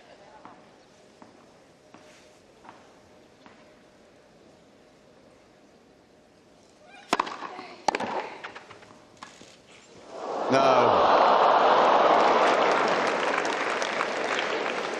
Huge collective groan around number one court. Of course, so many people saw her match with Serena Williams, and yeah, excited to see her play. It's a kind of different brand of tennis.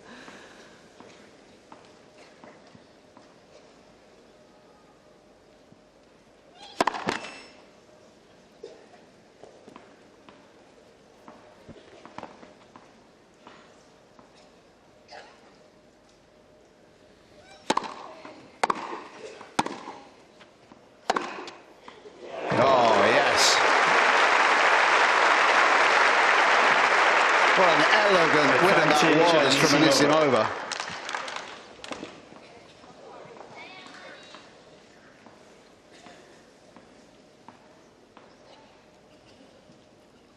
Break point.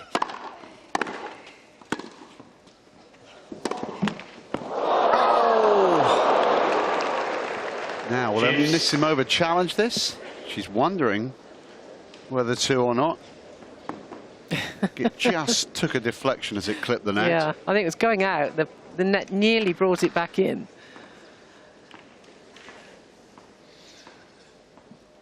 Long first game of this second set. This is the fourth deuce. Advantage, Tan.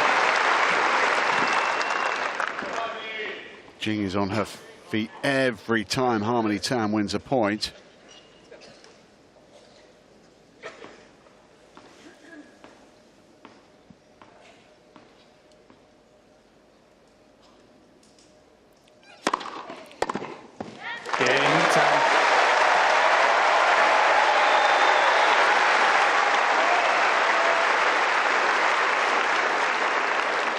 service game, second set. So a good hold there for France's Harmony Tan in the second set, but it was Nisimova who took the opening set 6-2. Winner of this match play the winner of the match going on centre court between Paula Badosa and Simona Halep.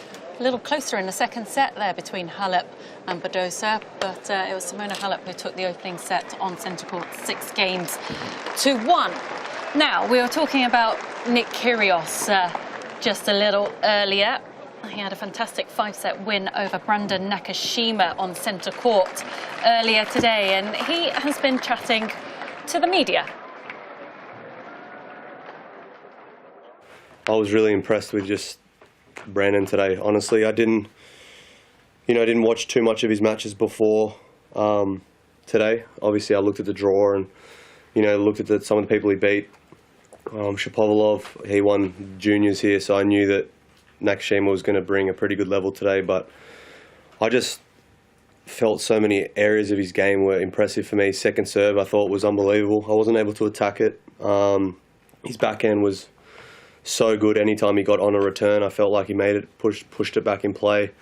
And for me, I knew from the get-go I wasn't playing as well as I would have liked. I wasn't feeling the ball like I was against Tsitsipas or Krajinovic, so I just knew I had to keep my head down and just battle today. It was just a good mental performance. At the end of the fourth, complete rope-a-dope tactic. I just threw away that service game. I wanted him, because I knew that he was in a rhythm. He was starting to get on top of me, and I just kind of wanted to throw him off a little bit, and it worked. That all being the case, Nick, how do you feel about what you've achieved today and where it puts you for the rest of this tournament? Yeah, as I said, I'll keep having the same mentality, taking one match at a time. I can clearly understand how he made fourth round here. He's a hell of an opponent, and everyone now is obviously feeling pretty good. They feel like they're seeing the ball, so everyone's capable at this point in time. There's 8 players left. So I just want to continue to do the right things physically, professionally. My team does such a good job. I do so much physio work. We all stay as a close-knit team, and we're just doing this together. So hopefully we can keep going. Hey Nick, Matt Futterman from the New York Times. Can you talk us through the shoulder? Just you seemed so uncomfortable in the first set, and by the end you were serving 137 miles per hour on the gun. What was going on? And what was... I woke up after Tsitsipas and had some shoulder pain, and I've played so much tennis in the last month and a half, so I almost knew that it was time for my body to start feeling some niggles. But I think that's normal at this time in the event. I don't think anyone is feeling 100%. Obviously Rafa, you see him dealing with something niggling all the time. I just don't think there's anyone feeling 100%. So that's something I'll just manage, and mentally I feel like I just deal with these things a lot better now. Obviously early in my career, I don't think I would be able to kind of, I knew today that I wasn't feeling 100%, but mentally I stayed quite calm, with that, knowing that I wasn't able to serve full out for the whole 5 sets. Obviously I had to take painkillers, but I just, as I said, I wasn't returning well for a period of time, and then I just stuck to my guns in the 5th set, and then started, I felt like the level in the 5th set for me was raised, where his level kind of went away a little bit. Simon? Simon Briggs, Daily Telegraph. What would it mean to you to get to a semi at this level? That's not my goal. I was telling people back home that I wanted to go for the title this year round. I'm not thinking about lifting a trophy or making semi-finals or making the final. I'm just thinking about my habits every day, just trying to, put in a good performance on the court, and then put in a good practice sessions, try and stay positive, try and really separate, once I'm off the court, enjoy time with my team, my girlfriend, and just really just enjoy that, and then get into the game mode. I'm not thinking about anything ahead or any goals like that. I'm just really trying to stay in the moment. Willie Weinbaum from ESPN. Nick, there have been times in your career where you've discussed not enjoying the sport, not having the foremost motivation. How would you describe what you're experiencing right now on the court in terms of enjoyment and motivation? Well, I'm I just feel like I've been through so much, and I feel like I'm able to stay more composed. And today I was almost just smiling and laughing to myself on the far side, just knowing I was locked in an absolute battle, where in the past I wasn't able to kind of enjoy that. Like I kind of was enjoying the fact that I was like, 2-1.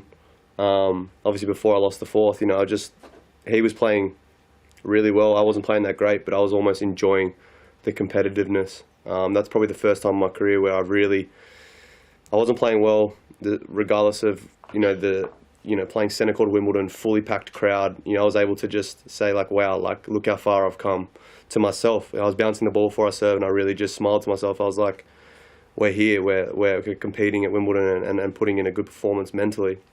It was rewarding. I thought if I didn't play and stay calm, and it was a really good mental performance today, but I think I'm enjoying the battle a bit more. I'm expecting everyone to play well against me now, because for him, I was that kid once who stepped on that court and being the underdog, where today it was me walking on centre court being the favourite. It was completely different for me, different feeling, but I was able to navigate that. Hi Nick, many congratulations. We'll ride Ever Kent live.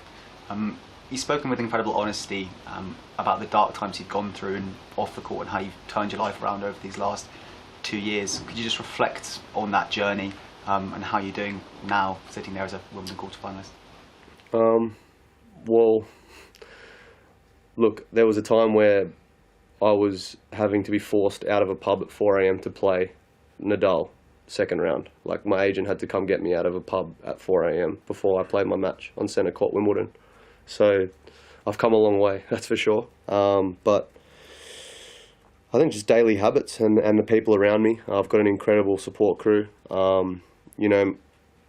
My physio is one of my best friends. My best friend's my agent. I've got the best girlfriend in the world. I've just got so many people around me who they just support me, and I feel like I just can reflect on all those dark times when I pushed them all away, and now I'm caught to sit here, quarterfinals of Wimbledon, and feeling good, feeling composed, feeling mature, and having that around me. I'm extremely blessed, and I feel like I'm just comfortable in my own skin. Hi Nick, Tamani Carroll, Guardian. You on the court, you sounded like a bit of an old veteran when talking about Brandon. Do you feel like it? Playing against a 20-year-old on centre court. Yeah, well, people often forget. This is almost my 10th year on tour. I kind of feel like I was the first guy who broke through young, like at 19, beating Rafa at Wimbledon. I feel like I was the first young guy to kind of show all the other guys like Zverev and Thiem and stuff that they were able to do it as well. I feel like I was kind of that first one to break the mold. And then obviously you look at guys like Alcaraz, Sinner, who are just absolutely fearless. I feel like, I don't know, I think a lot of players think like Federer, Djokovic, Nadal are almost gods, and you can't like hurt them. But I feel like I showed that one of them was human that day.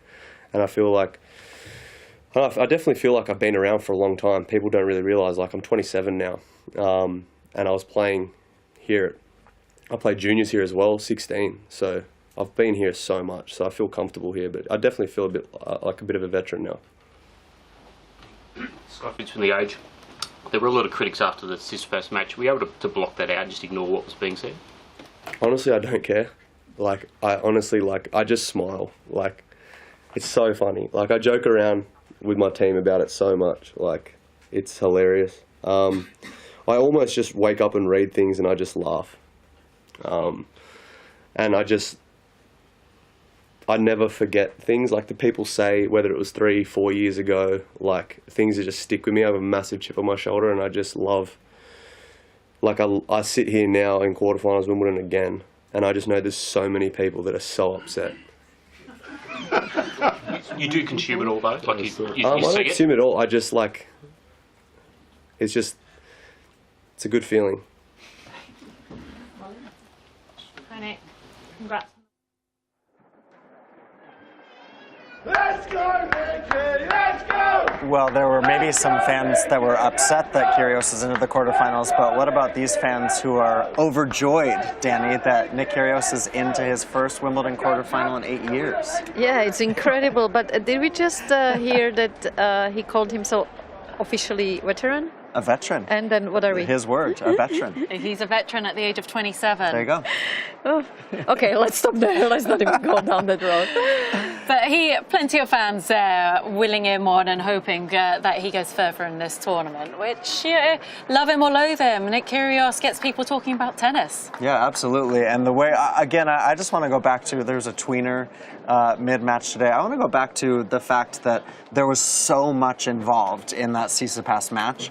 But I do have to, you got to give him credit today, Danny, the way that he handled this match. He was the favorite going out against Nakashima. It was scratchy. He didn't play his best, as he was just talking about there, but comes through, and that could have definitely been a match in the past that he would have gotten through Tsitsipas and then not necessarily brought his best and gone out in the next round. Yeah, 100%. This was huge. And Nick just proving us what he's capable of, both tennis-wise and mentally. He really managed this occasion really well, where he was the favorite.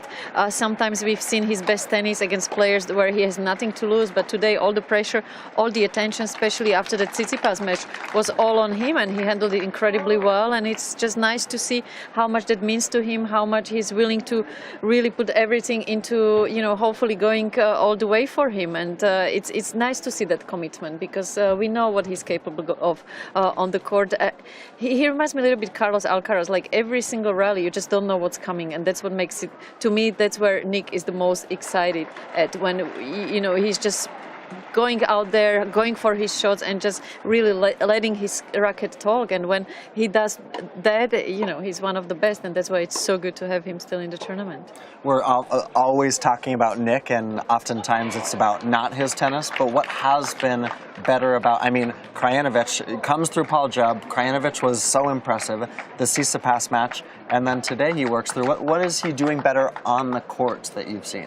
Well, it's high-level tennis, but he's able to produce it consistently this week. Not just this week, sorry, but last week as well. Yeah. This tournament, he's shown us how well he can serve. We know that's one of his biggest weapons, but under pressure, I think he's been able to come up with those big serves incredibly well. He's got an all-court game. He can mess anyone around. He's got an explosive forehand. He moves around the court very well. All of these things we're aware of, but it's the consistency he's been able to do at this year's championships. And if he can continue playing like this, then everyone watch out. Okay, watch out. We're going to watch for him in the quarterfinals. That was the first match on center court. Let's go to the second one. It's just wrapped up, and it's a former champion, Simona Halep, who has come through. Look at this scoreline, 6-1 and 6-2 against Paula Badosa, the number 4 seed. Halep in fiery form. She's now won 11 consecutive matches. That's going back to 2019 when she was the champion. She missed 2021. And Daniela, that is a big smile from the former champ, who seems to be on a mission this year here at Wimbledon. That is a very happy Simona, and I just wonder how much of that parade yesterday, when she got the opportunity to be on the court with the other legends of our game, inspired her, because she's one of the very few on the women's side that she was able to stand there as a Wimbledon champion, be part of that incredibly emotional scene, and have the opportunity to come out on the court today and try to go all the way, so that next time they can say a two-time Wimbledon champion. And today she was just too good against Paula, and honestly I was surprised with that scoreline, because I thought it was going to be much closer, seeing Paula how well she played against Kvitova, and only 1 hour needed for Simona. She's showing us all the signs from the one that got the title here a couple of years ago. Yeah, just an hour on the clock there for Simona Halep. I think she'll be very pleased with that performance. And here she is, about to chat with Lee McKenzie.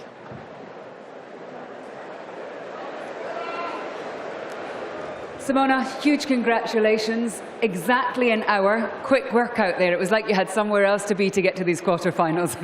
Well, thank you very much. Definitely it was the place that I wanted to be today. And I think I played a great match.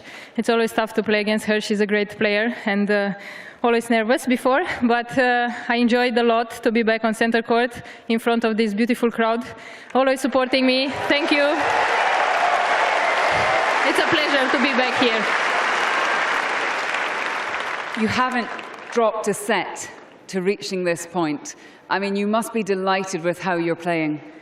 I didn't think about that until now that you told me. Yes, I'm really pleased with the way I played this tournament so far. Day by day, it's getting better. So yeah, I'm just keeping forward to play, looking forward to play the next one and to give my best again as today. And Simona, you talked about how special it is to be back out here on centre court. It's been an interesting few years because obviously you won out here in 2019 and then COVID hit in 2020. Last year you had to pull out just before the championships with an injury. How special is it to be back out here? I missed a lot to play in Wimbledon. 3 years was a lot.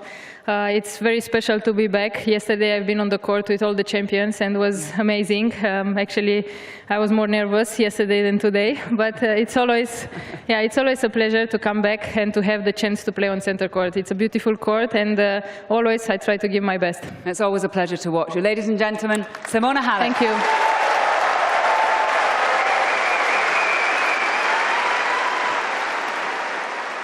Well, Simona Halep, that shining smile I mentioned, 11 match wins in a row. She's going to go for number 12 against Anisimova or Tan in the quarterfinals. Daniela, she's referencing there just what you were talking about. Yesterday was a big moment for her, walking out with the former champions, the legends of the game. How about this today, hitting 17 winners and not facing a break point? On fire.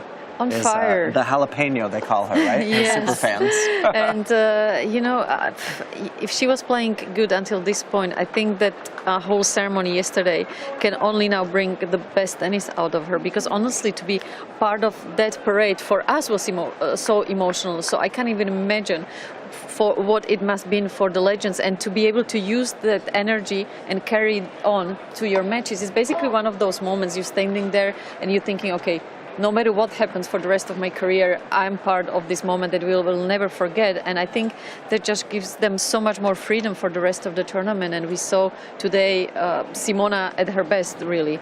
And yeah, I wouldn't be surprised if we are looking maybe at the potential Wimbledon champion here. I know I still have she's to she's in the same half as Elena Rybakina. Yeah, but I know I'm still sticking with Ons, but from what we've seen just now, I mean, that 1 hour of brilliance, you can't help yourself. She's got the experience, what it takes to go all the way, so you can't help yourself thinking, okay, this potentially could be a Wimbledon champion once again. Yeah, Simona Halep and her team there. Coach Patrick Mouratoglou, front of that player box. The man she started working with a few months ago. Paula Badosa, though, as she walked off the court, looked so disappointed, didn't she? She was just shaking her head. Didn't seem very pleased about how things went out there. No, frustrating day, right? But we were just talking about she beats Kvitova on that court. That was a really good performance. Surprised a lot of people, I think, including you. But then to go out and replicate it, because Badosa didn't have a great lead up. I think she lost her only grass court match. She did to Britain's Jodie Burrage. Yeah, so it was actually good form for her to get to the fourth round. But today just was flat. She was flat and flatlined by Halep. Yeah, well, Simona Halep, clearly enjoying being out there on centre court for the first time at this year's championships, has yet to drop a set. So yeah, and I think with Simo we are kind of seeing a new, refreshed one. I think, you know, she, after winning Wimbledon here a couple of years ago, she kind of went through a rough patch where, you know, maybe she lost a little bit of the motivation, obviously with the COVID, everything being more difficult. And now just having a new team, I spoke to her in Rome and she was telling me, Dani, I'm like a sponge. I'm taking everything as it was for the first time. So even the things that Patrick is telling her, I'm sure she would have heard it from Darren and everyone else in her team. But sometimes it's just nice to maybe hear it in a different way, and suddenly you feel like you know, things start to click for her, and it's great to see that she still has this new motivation, and it feels like she still has a lot to achieve. So Simona Halep into the quarterfinals. Let's go from center court to the number 3 court, where Robert Farah and Jelena Ostapenko are just a game away from closing out this mixed doubles match, taking on Kacic and Krunic.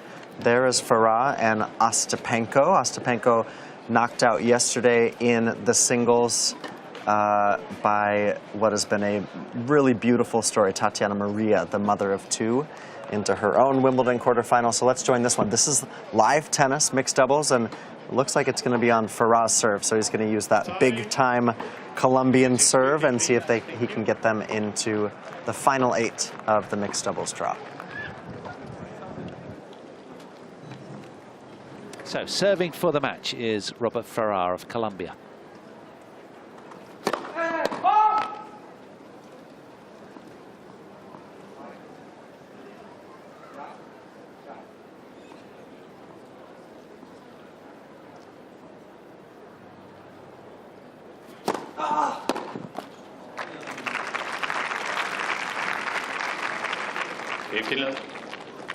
Just the way that Ferrar closes in, you have to expect that a few chances are going to be taken here from the returners to try and return at Ostapenko.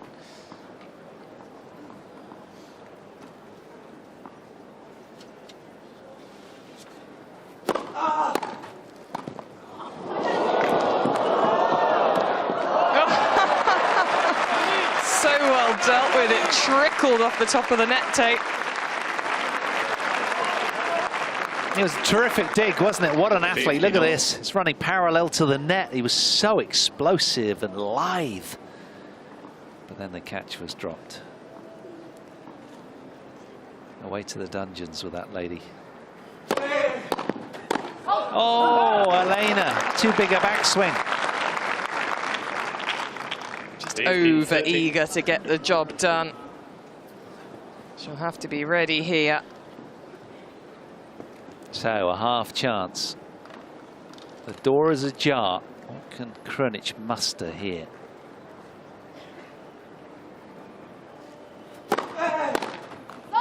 Heavy serve, hammered down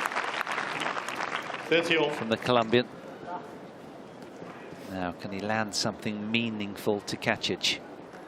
His fastest of the match has been 125.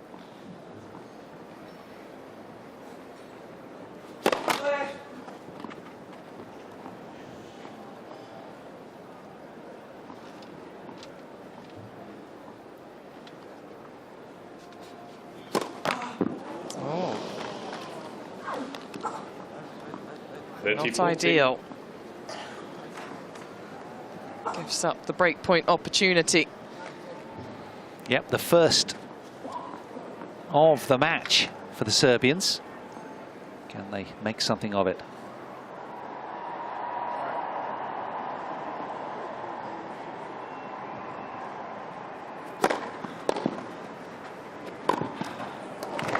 Great choice of volley. Didn't go too crazy at it. He just held the racket up and high, didn't he? Waited for Kacic just to make the move. Saw the opening through the middle. He can be clinical. Such a simple technique, snapping forwards at the ball.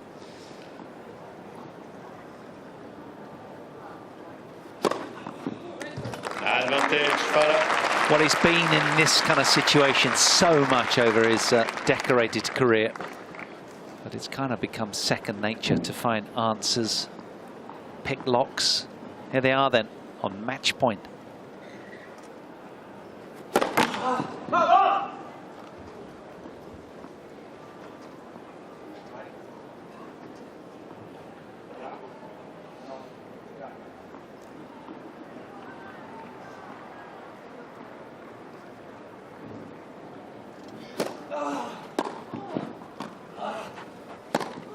Oh, she's got it. Could expect anything less. She's been threading those kind of needles all afternoon. Yeah, it really is the perfect shot. If I was Ostapenko, I would have squeezed the tram line, not given it up, offered the middle for Ferrar to have to cover. It's still a great winner. She's so nifty on her feet. Always problematic.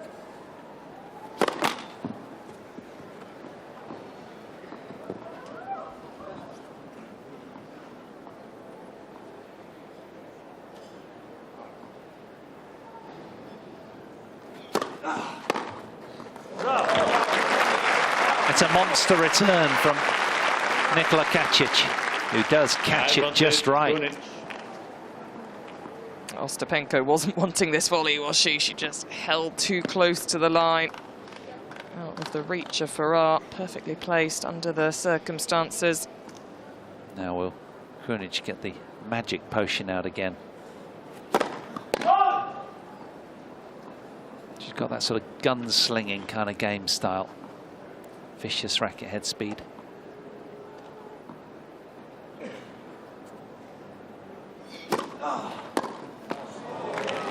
Good serve. It leapt up at her off the court, loaded with spin.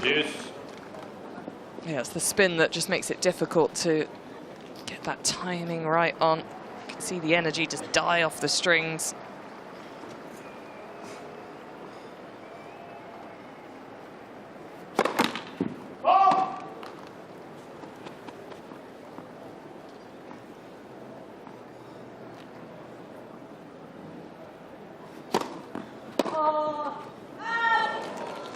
Quality second serve, 96 miles an hour. Advantage for her.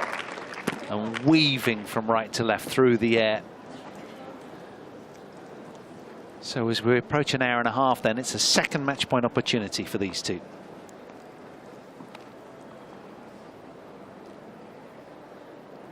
He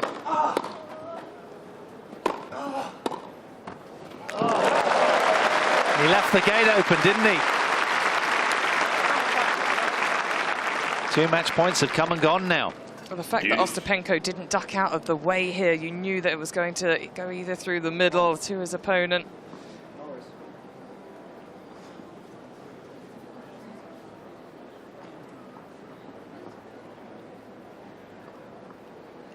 Just taking a few extra moments, resettle himself.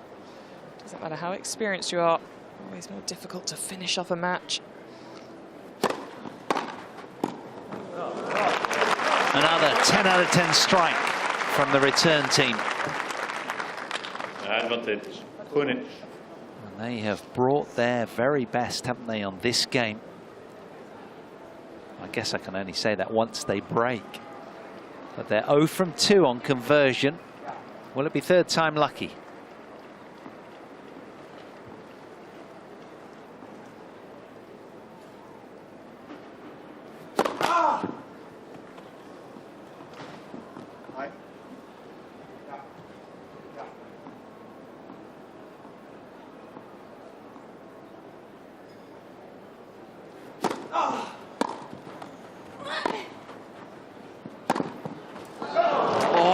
Going to go down the line.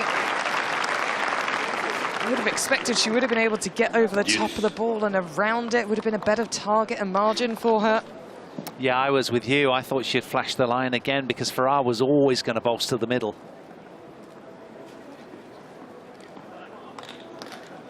Stone face throughout.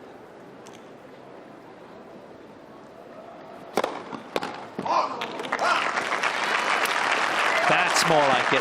126 miles an hour down the tee. An angry serve. Aggressive intentions, the fastest of the match right at the end.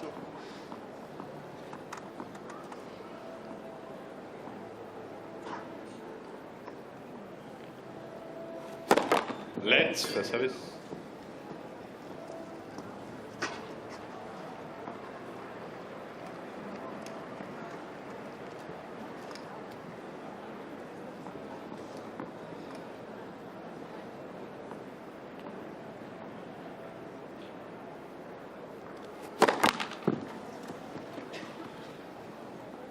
He's wrestling with himself right now, isn't he? Only the odd serve, first serve, has gone in.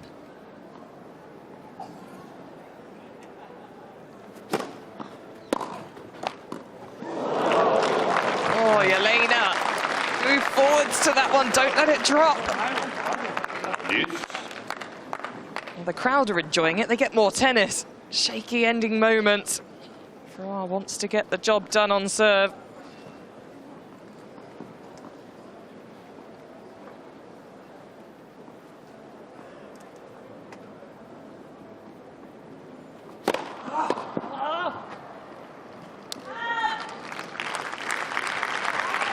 Another hefty delivery. Advantage Farrar. From the 6'4" Robert Farrar. The former world #1. Been there, done it, got the t-shirt. Surely this time.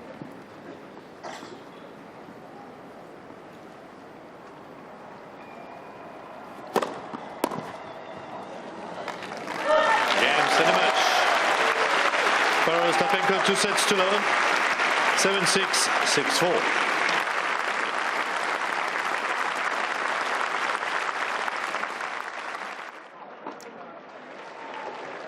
All right, so a good win there for Farah and Ostapenko in the mixed doubles. Now looking live inside center court. That's Rafael Nadal on the top of your screen and Botic van den Zandschulp. We're going to hand it to commentary in just a second, but Daniela, what have you made so far of Rafael Nadal's Wimbledon? There's been some bumps on the road.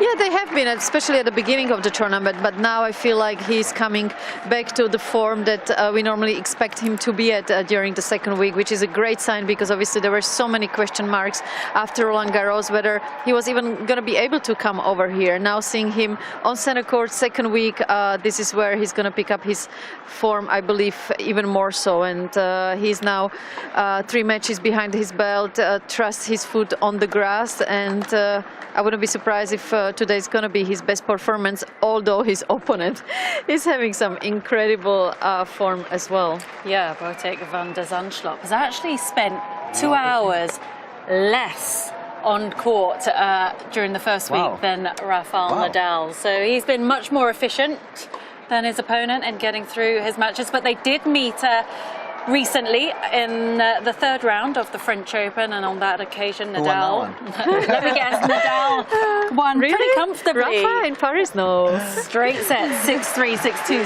6-4. And ideally for Team Rafa, 15. a similar kind of result would be preferable today. No bumps needed. But anyway, you can continue watching this match in the company of the commentators.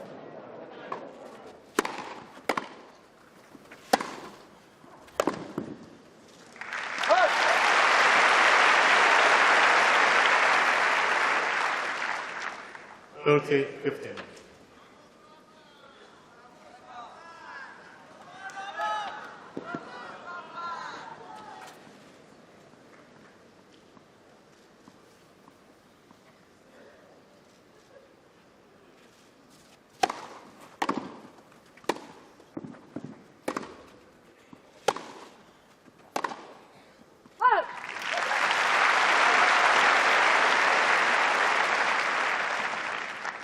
Okay, 15.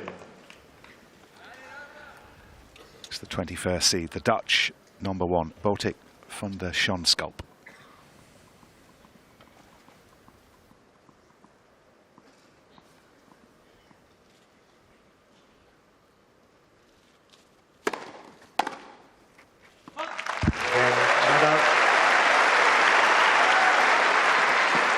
Okay.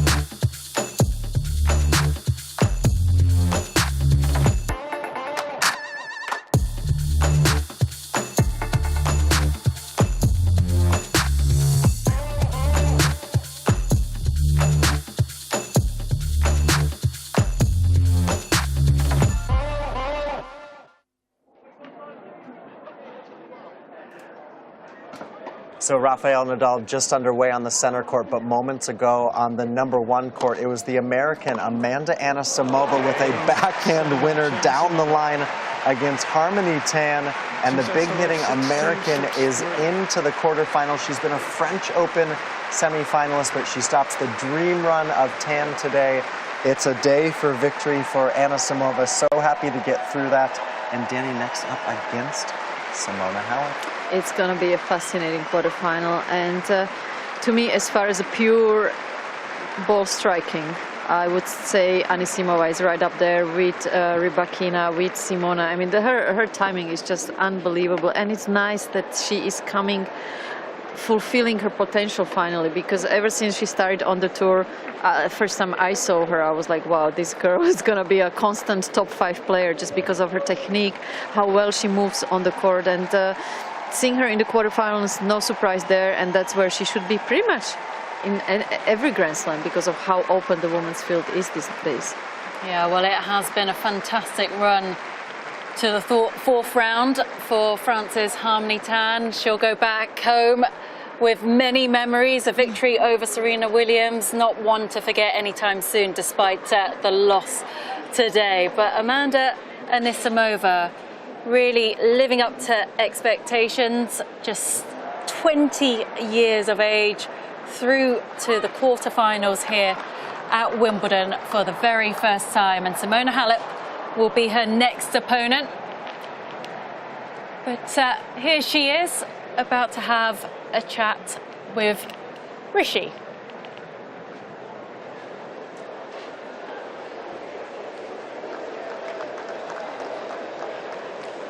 Amanda, congratulations. A magnificent performance.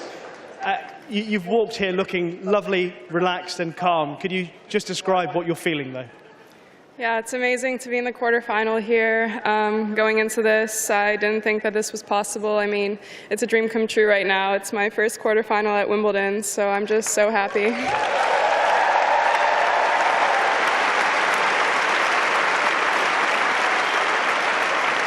When you beat Coco Gauff in the third round, you described that as perhaps the most special moment of your career so far, or one of the most special moments. So how would you describe this one, and how would you compare it? Yeah, I mean, stepping onto center court and then court one, it's a super special feeling, and I was just trying to soak it in the moment that I stepped onto these courts, and then just try to play my best tennis so I can entertain you guys. You were amazing today and before yesterday.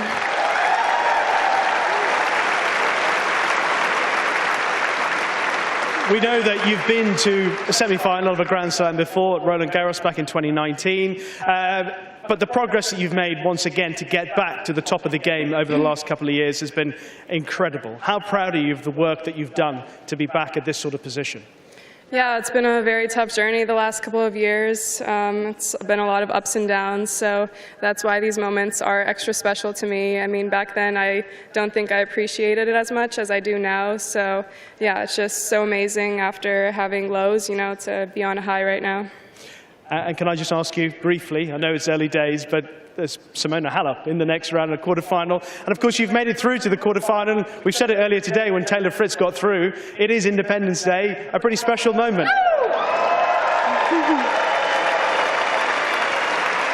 Yeah, I'm super happy that there are still some Americans standing, especially for 4th of July. And I did hear some of them in the crowd today, so thank you. We wish you the best of luck for the rest of the tournament, but congratulations to Amanda Anisimova. Thank you.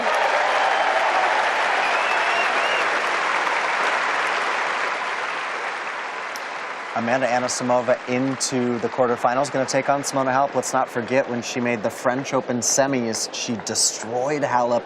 Of course, that was 3 years ago. That was clay, but she knows that she can beat her on some of the sport's biggest stages. We're going to see them clash in 2 days' time. Halep and Anisimova, what a great quarterfinal that is. And the American, truly, she really was one of the highly touted juniors, a Grand Slam champion in the junior level, and now realizing her potential coming through, beating Coco Gauff, getting that win today against Harmony Tan, and she's into the last 8.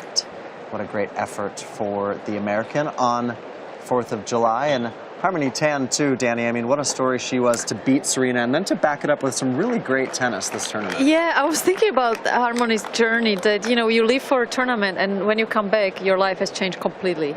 And that's such a wonderful thing that happened for Harmony. But now, from wherever she goes, obviously there's going to be so much more expectation from her, but also kind of a relief that she made a big statement for herself, and she can really enjoy her tennis. She's got the belief, because there's nothing like performing well in a Grand Slam. Then for the rest of any other tournaments you go to, you feel just so much more confident, because you know you performed your best at the biggest stage in tennis, and you feel for a second like you're unbeatable. Now it's important that she uses that in her favor, that she doesn't get too confident, but she uses that belief that, right, I beat Serena on set record at Wimbledon, you better watch out for me, and it's just such a wonderful feeling to have on your flight back home. Yeah, and she also brings a different brand of tennis to the court, Harmony Tan. It wasn't effective today against Anisimova, but it's a style of play that will trouble many others on the WTA Tour.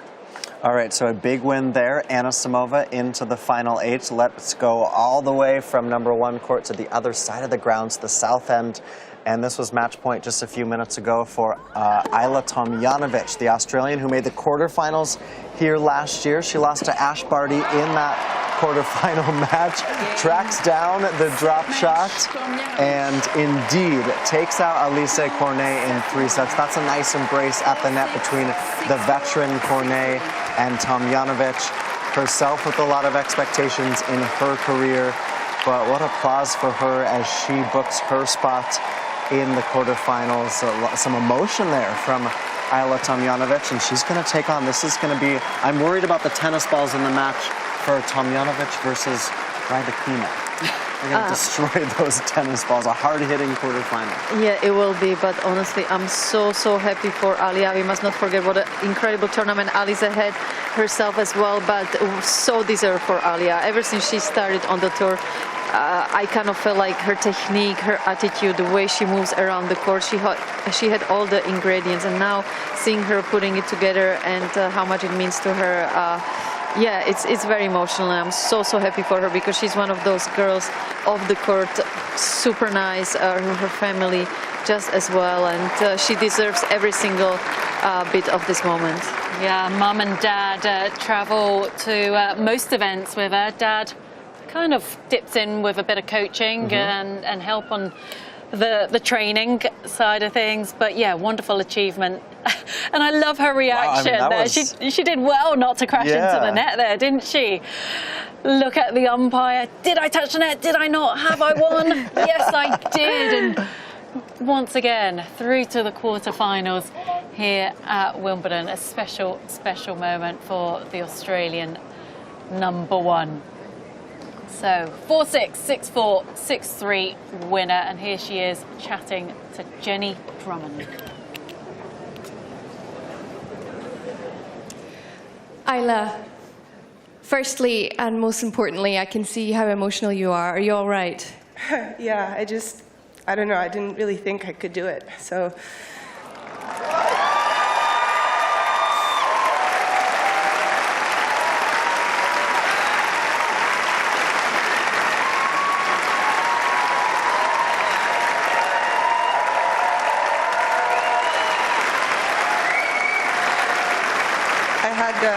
Such great memories from last year, and in a way, I look back at that week a year ago, and I think I didn't enjoy it as much as I should have. And after some tough moments this year, I thought, am I ever going to get a chance again? And I can't believe, a year later, I'm in the same position. It is absolutely incredible what you've just achieved today. Whenever you play Elise, it is a battle and a half. Obviously, you've just said to me there that you weren't sure that you could do it again. Why not? Just because from the get-go, I could tell her level was really high. I didn't know if I could keep up with my physicality, and I know she never goes away. She doesn't give up till the last point, and it's very tough to play against players like that. Well, you did come away victorious. You're in your 2nd consecutive Wimbledon quarterfinal, and that has not happened.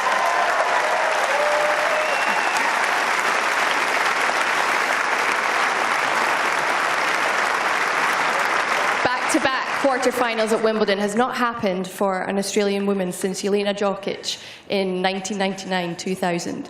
So that is an incredible achievement. So can you just tell me what kind of opportunity this is for you now? I don't even know who I play next, but... Do you want to know? Sure. Elena Rybakina. Okay. It's not the world #1 this year. Yeah. You know, after last year playing Ash, I think I can face anyone. Hopefully, you know, it's going to be a bit of more of a contest tomorrow. But yeah, I think what I've learned from last year is that I have to bounce back really quickly because there's not a day off. And I think the experience that, you know, you have to move on quickly and forget about the positive emotions and just think about the next match is going to help me for tomorrow. And finally, you said you didn't enjoy it enough last year. Are you enjoying it this year? Yeah.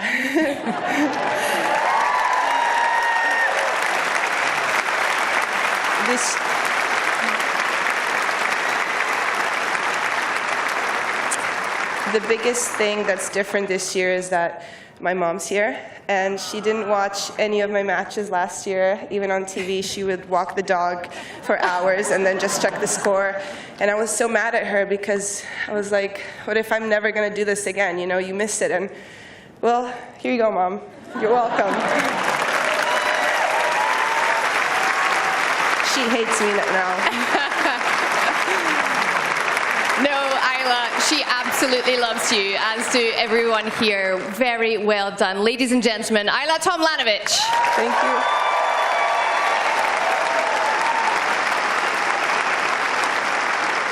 I mean, beautiful stuff there, crediting her parents, Danielle, and just a wonderful moment, a human moment on the tennis court. Yeah, that's a great way to describe it. Just wonderful human beings. Alia herself and her parents, they've been just always so normal, so down to earth. Just, I think also, you know, the way they brought up both Alia and her sister, making sure, you know, there are other important things in life, not just tennis, and not putting too much pressure on Alia and what happens to her career. Just mainly making sure she enjoys it. She had to go through a lot with her shoulder surgery, and you know, at times I'm sure she wondered whether she was going to ever be able to come back and play at this level. So yeah, super happy for her because she's honestly one of the nicest players we've got on the tour. Okay, I'm going to put you in the hot seat. Go on. You have picked Rybakina to Yes. come through. What about the Tomljanovic challenge? Well, look, there are no easy matches at this stage in the tournament. Ajla Tomljanovic looking fantastic. I think it's a wonderful achievement to reach the quarterfinals again after last year's run. But Elena Rybakina will prove a different kind of challenge to Elise Cornet. I mean, she only just got past Cornet, but Rybakina's got a much bigger serve than the French woman. She's got much bigger strikes from the back of the court, more of a similar kind of game style to Ajla's. And you know, it's going to be a battle from the back of the court. But I said Elena Rybakina, so I'm going to have to stick with her. Sticking to it. Good on you. But also at this stage of the tournament, it's more about what happens in between the ears and the mental side, because at this stage everyone is hitting the ball as good as they can be, and this is where Alia in the past against the top players, we saw that in Australia she was so close to beat Simona Halep. She has the tennis to take out the big players, but then sometimes she gets really tight, so it's going to be so important that in the quarterfinals she doesn't get too emotional, she doesn't get too ahead of herself, and that's where I agree with. And I think Rybakina just having that kind of a zero emotion on her face. Obviously she's a lot of times boiling inside, but she does such a good job not showing it. I think she's going to have a slight mental age, even though she's not as experienced as Alia is. All right, so Tomljanovic is through and into the quarterfinals. Let's go ahead and catch up with our colleague Adam Hunt. Delighted to say I'm joined by Ben Rothenberg from Racket Magazine to talk about Taylor Fritz and Brandon Nakashima, the American men. We'll start with Taylor Fritz, a winner today in straight sets. How impressed were you with his performance? Very impressed. I mean, Taylor's had a workable draw, I think it should be said, but he's really managed the expectations very well, coming through against the players he should beat and really taking care of it pretty efficiently so far in this tournament. It's been a year where a lot of breakthrough things are happening for him. He reached the second week of the Grand Slam for the first time in his career, long awaited, in Australia, won his first Masters title in emphatic fashion over Nadal in the final at Indian Wells, and now into his first Grand Slam quarterfinal. I think he's really methodically putting the pieces together and getting some really good results for it here. You mentioned the breakthrough year. Yeah. Out of all of those young American players coming up, has he surprised you at all? Because some people were saying maybe a year or two ago that he was a little bit one-dimensional, just the size, the big serve, but he didn't have too much to back it up. Are you surprised that he's the one who seems to be breaking through? He's definitely the one breaking through this year, and I'm not sure I had those same doubts about him, really. I've always liked his game a lot. I think he's a very clean ball striker technique-wise. I think he's just gotten physically physically stronger and also just a lot sort of sharper tactically and more consistent physically and mentally. It's maybe a big breakthrough for him. But there was a talk last year, I think, that sort of the even younger generation of Americans was maybe surpassing his generation. So Fritz is in this generation where the three guys won boys Grand Slam titles in the same year. Him and Tommy Paul and Riley Opelka, who won here, all won major titles in the same year, and also Francis Tiafoe's in that group too. And some of the younger guys like Sebastian Korda, Jensen Brooksby, Brandon Nakashima are seeming like they're gaining momentum and passing these older guys pretty quickly. But this sort of slightly older young generation has really had their say this year and broken through in a lot of good ways and really solidified their place. And Taylor Fritz is making moves, and he has high ambitions of making it to, you know, let's say the ATP finals this year in Turin. He won at Eastbourne, and when you watch him play, he does seem to have a game that's tailor-made for grass. Tailor-made exactly for Taylor Fritz. Absolutely. No, he's a big hitter. He likes taking the ball early. He's done well on the surface before, and I think he's a lot of belief. And just he has a good team around him and just feels very solid and mature at his young age so far. Just finally on him, from what you've been hearing from him in his interviews, do you get the feeling that he could potentially go all the way if he keeps this run going? Well, he has potentially a very tough round next against Rafael Nadal, which would obviously be a tough one for him, but he did have the experience of beating Nadal in that Indian Wells final, which has to give him as much belief as anybody in his sort of range of their career can have against a player like Nadal on this Grand Slam stage. So that's a big boost for Taylor Fritz, and we'll see. He's definitely going to back himself and give himself a chance against anybody. It's not the worst draw once you take Nadal out of it, actually, so he has to like his chances there, I think, for sure. Let's discuss Brandon Nakashima. I know he was on the losing end against Nick Kyrios, but I think from his perspective and his camp's perspective, this was a step forward for him. Absolutely, making the fourth round of a Grand Slam, going 5 against a veteran, suddenly Nick Kyrios player. I think to say he's a pretty experienced guy for sure, and Nakashima showing that kind of mettle and that kind of composure and calm on center court. I think Kyrios is calmer today than he certainly was in his third round against Tsitsipas, but still it's a you never know what you're going to get against Kyrios, and it's a tough mental challenge. And Nakashima just kind of puts his head down and does the work quietly, and hasn't been as buzzed about probably as the other American guys we've discussed here. But he's definitely someone making steady progress and someone to watch for sure as the tour shifts back to the American hard courts. It's always interesting to see how a young player copes with playing on centre court for the first time, and he seemed really at home there. Yeah, he seemed very comfortable there. He has not had a lot of big stage experience. I think that was his first time, I believe, on the main stage of a Grand Slam at any level, at any round of the tournament, and he really didn't seem fazed by it. It was a good sort of mark that he's somebody there who's going to steadily do the work, and maybe a couple years behind Fritz, and let's talk about them. Fritz didn't have quite the same junior success, but he can steadily march up the rankings and continue his way and get this increasingly deep American field here. I mean, it's been a feel-good tournament for American men for sure, getting 8 of them in the final 32 in the third round of the tournament. 25% of the draw was American there, which is pretty great. Even if only Fritz made it to the quarterfinals, it's still a great run for American tennis, even without Sebastian Korda, who's one of their brightest hopes. Just finally, something you kind of pick up on there has been a lot of discussion about the future of American tennis, particularly on the men's side. Is there a group coming through to fill in after so much success down the years? Andy Roddick as well, after the likes of Agassi and Sampras. Where do you think American men's tennis is at the moment? Is the future bright? It's certainly the quantity is bright. I mean, the depth of filling out spaces in the draw in these third round kind of tournaments is definitely filling up. There's more American men in the sort of seeded range of Grand Slams. I think the question is, can any of them be a champion? Right, that's what Andy Roddick and certainly the other people who, when he won his last Grand Slam in 2003 at the U.S. Open, or only Grand Slam, within just a little over a year, Agassi and Sampras had both won also. And so we're very used to having American men at that point and sort of spoiled by it, winning Grand Slams. And it's been a long time since any even made a final. So I think it's just a question of can they get past just sort of, edge of top 10, maybe a quarterfinal here or there sort of range. And that's the range Fritz is getting into now. But can they make that next leap? And maybe there will be some spaces in men's tennis opening up as Nadal and Djokovic continue to age, and Federer obviously as well. Maybe there will be some opportunities for the American men to raise their hand and say, hey, why not me? I can be the next guy. Thanks, Ben, and happy 4th of July. Thank you.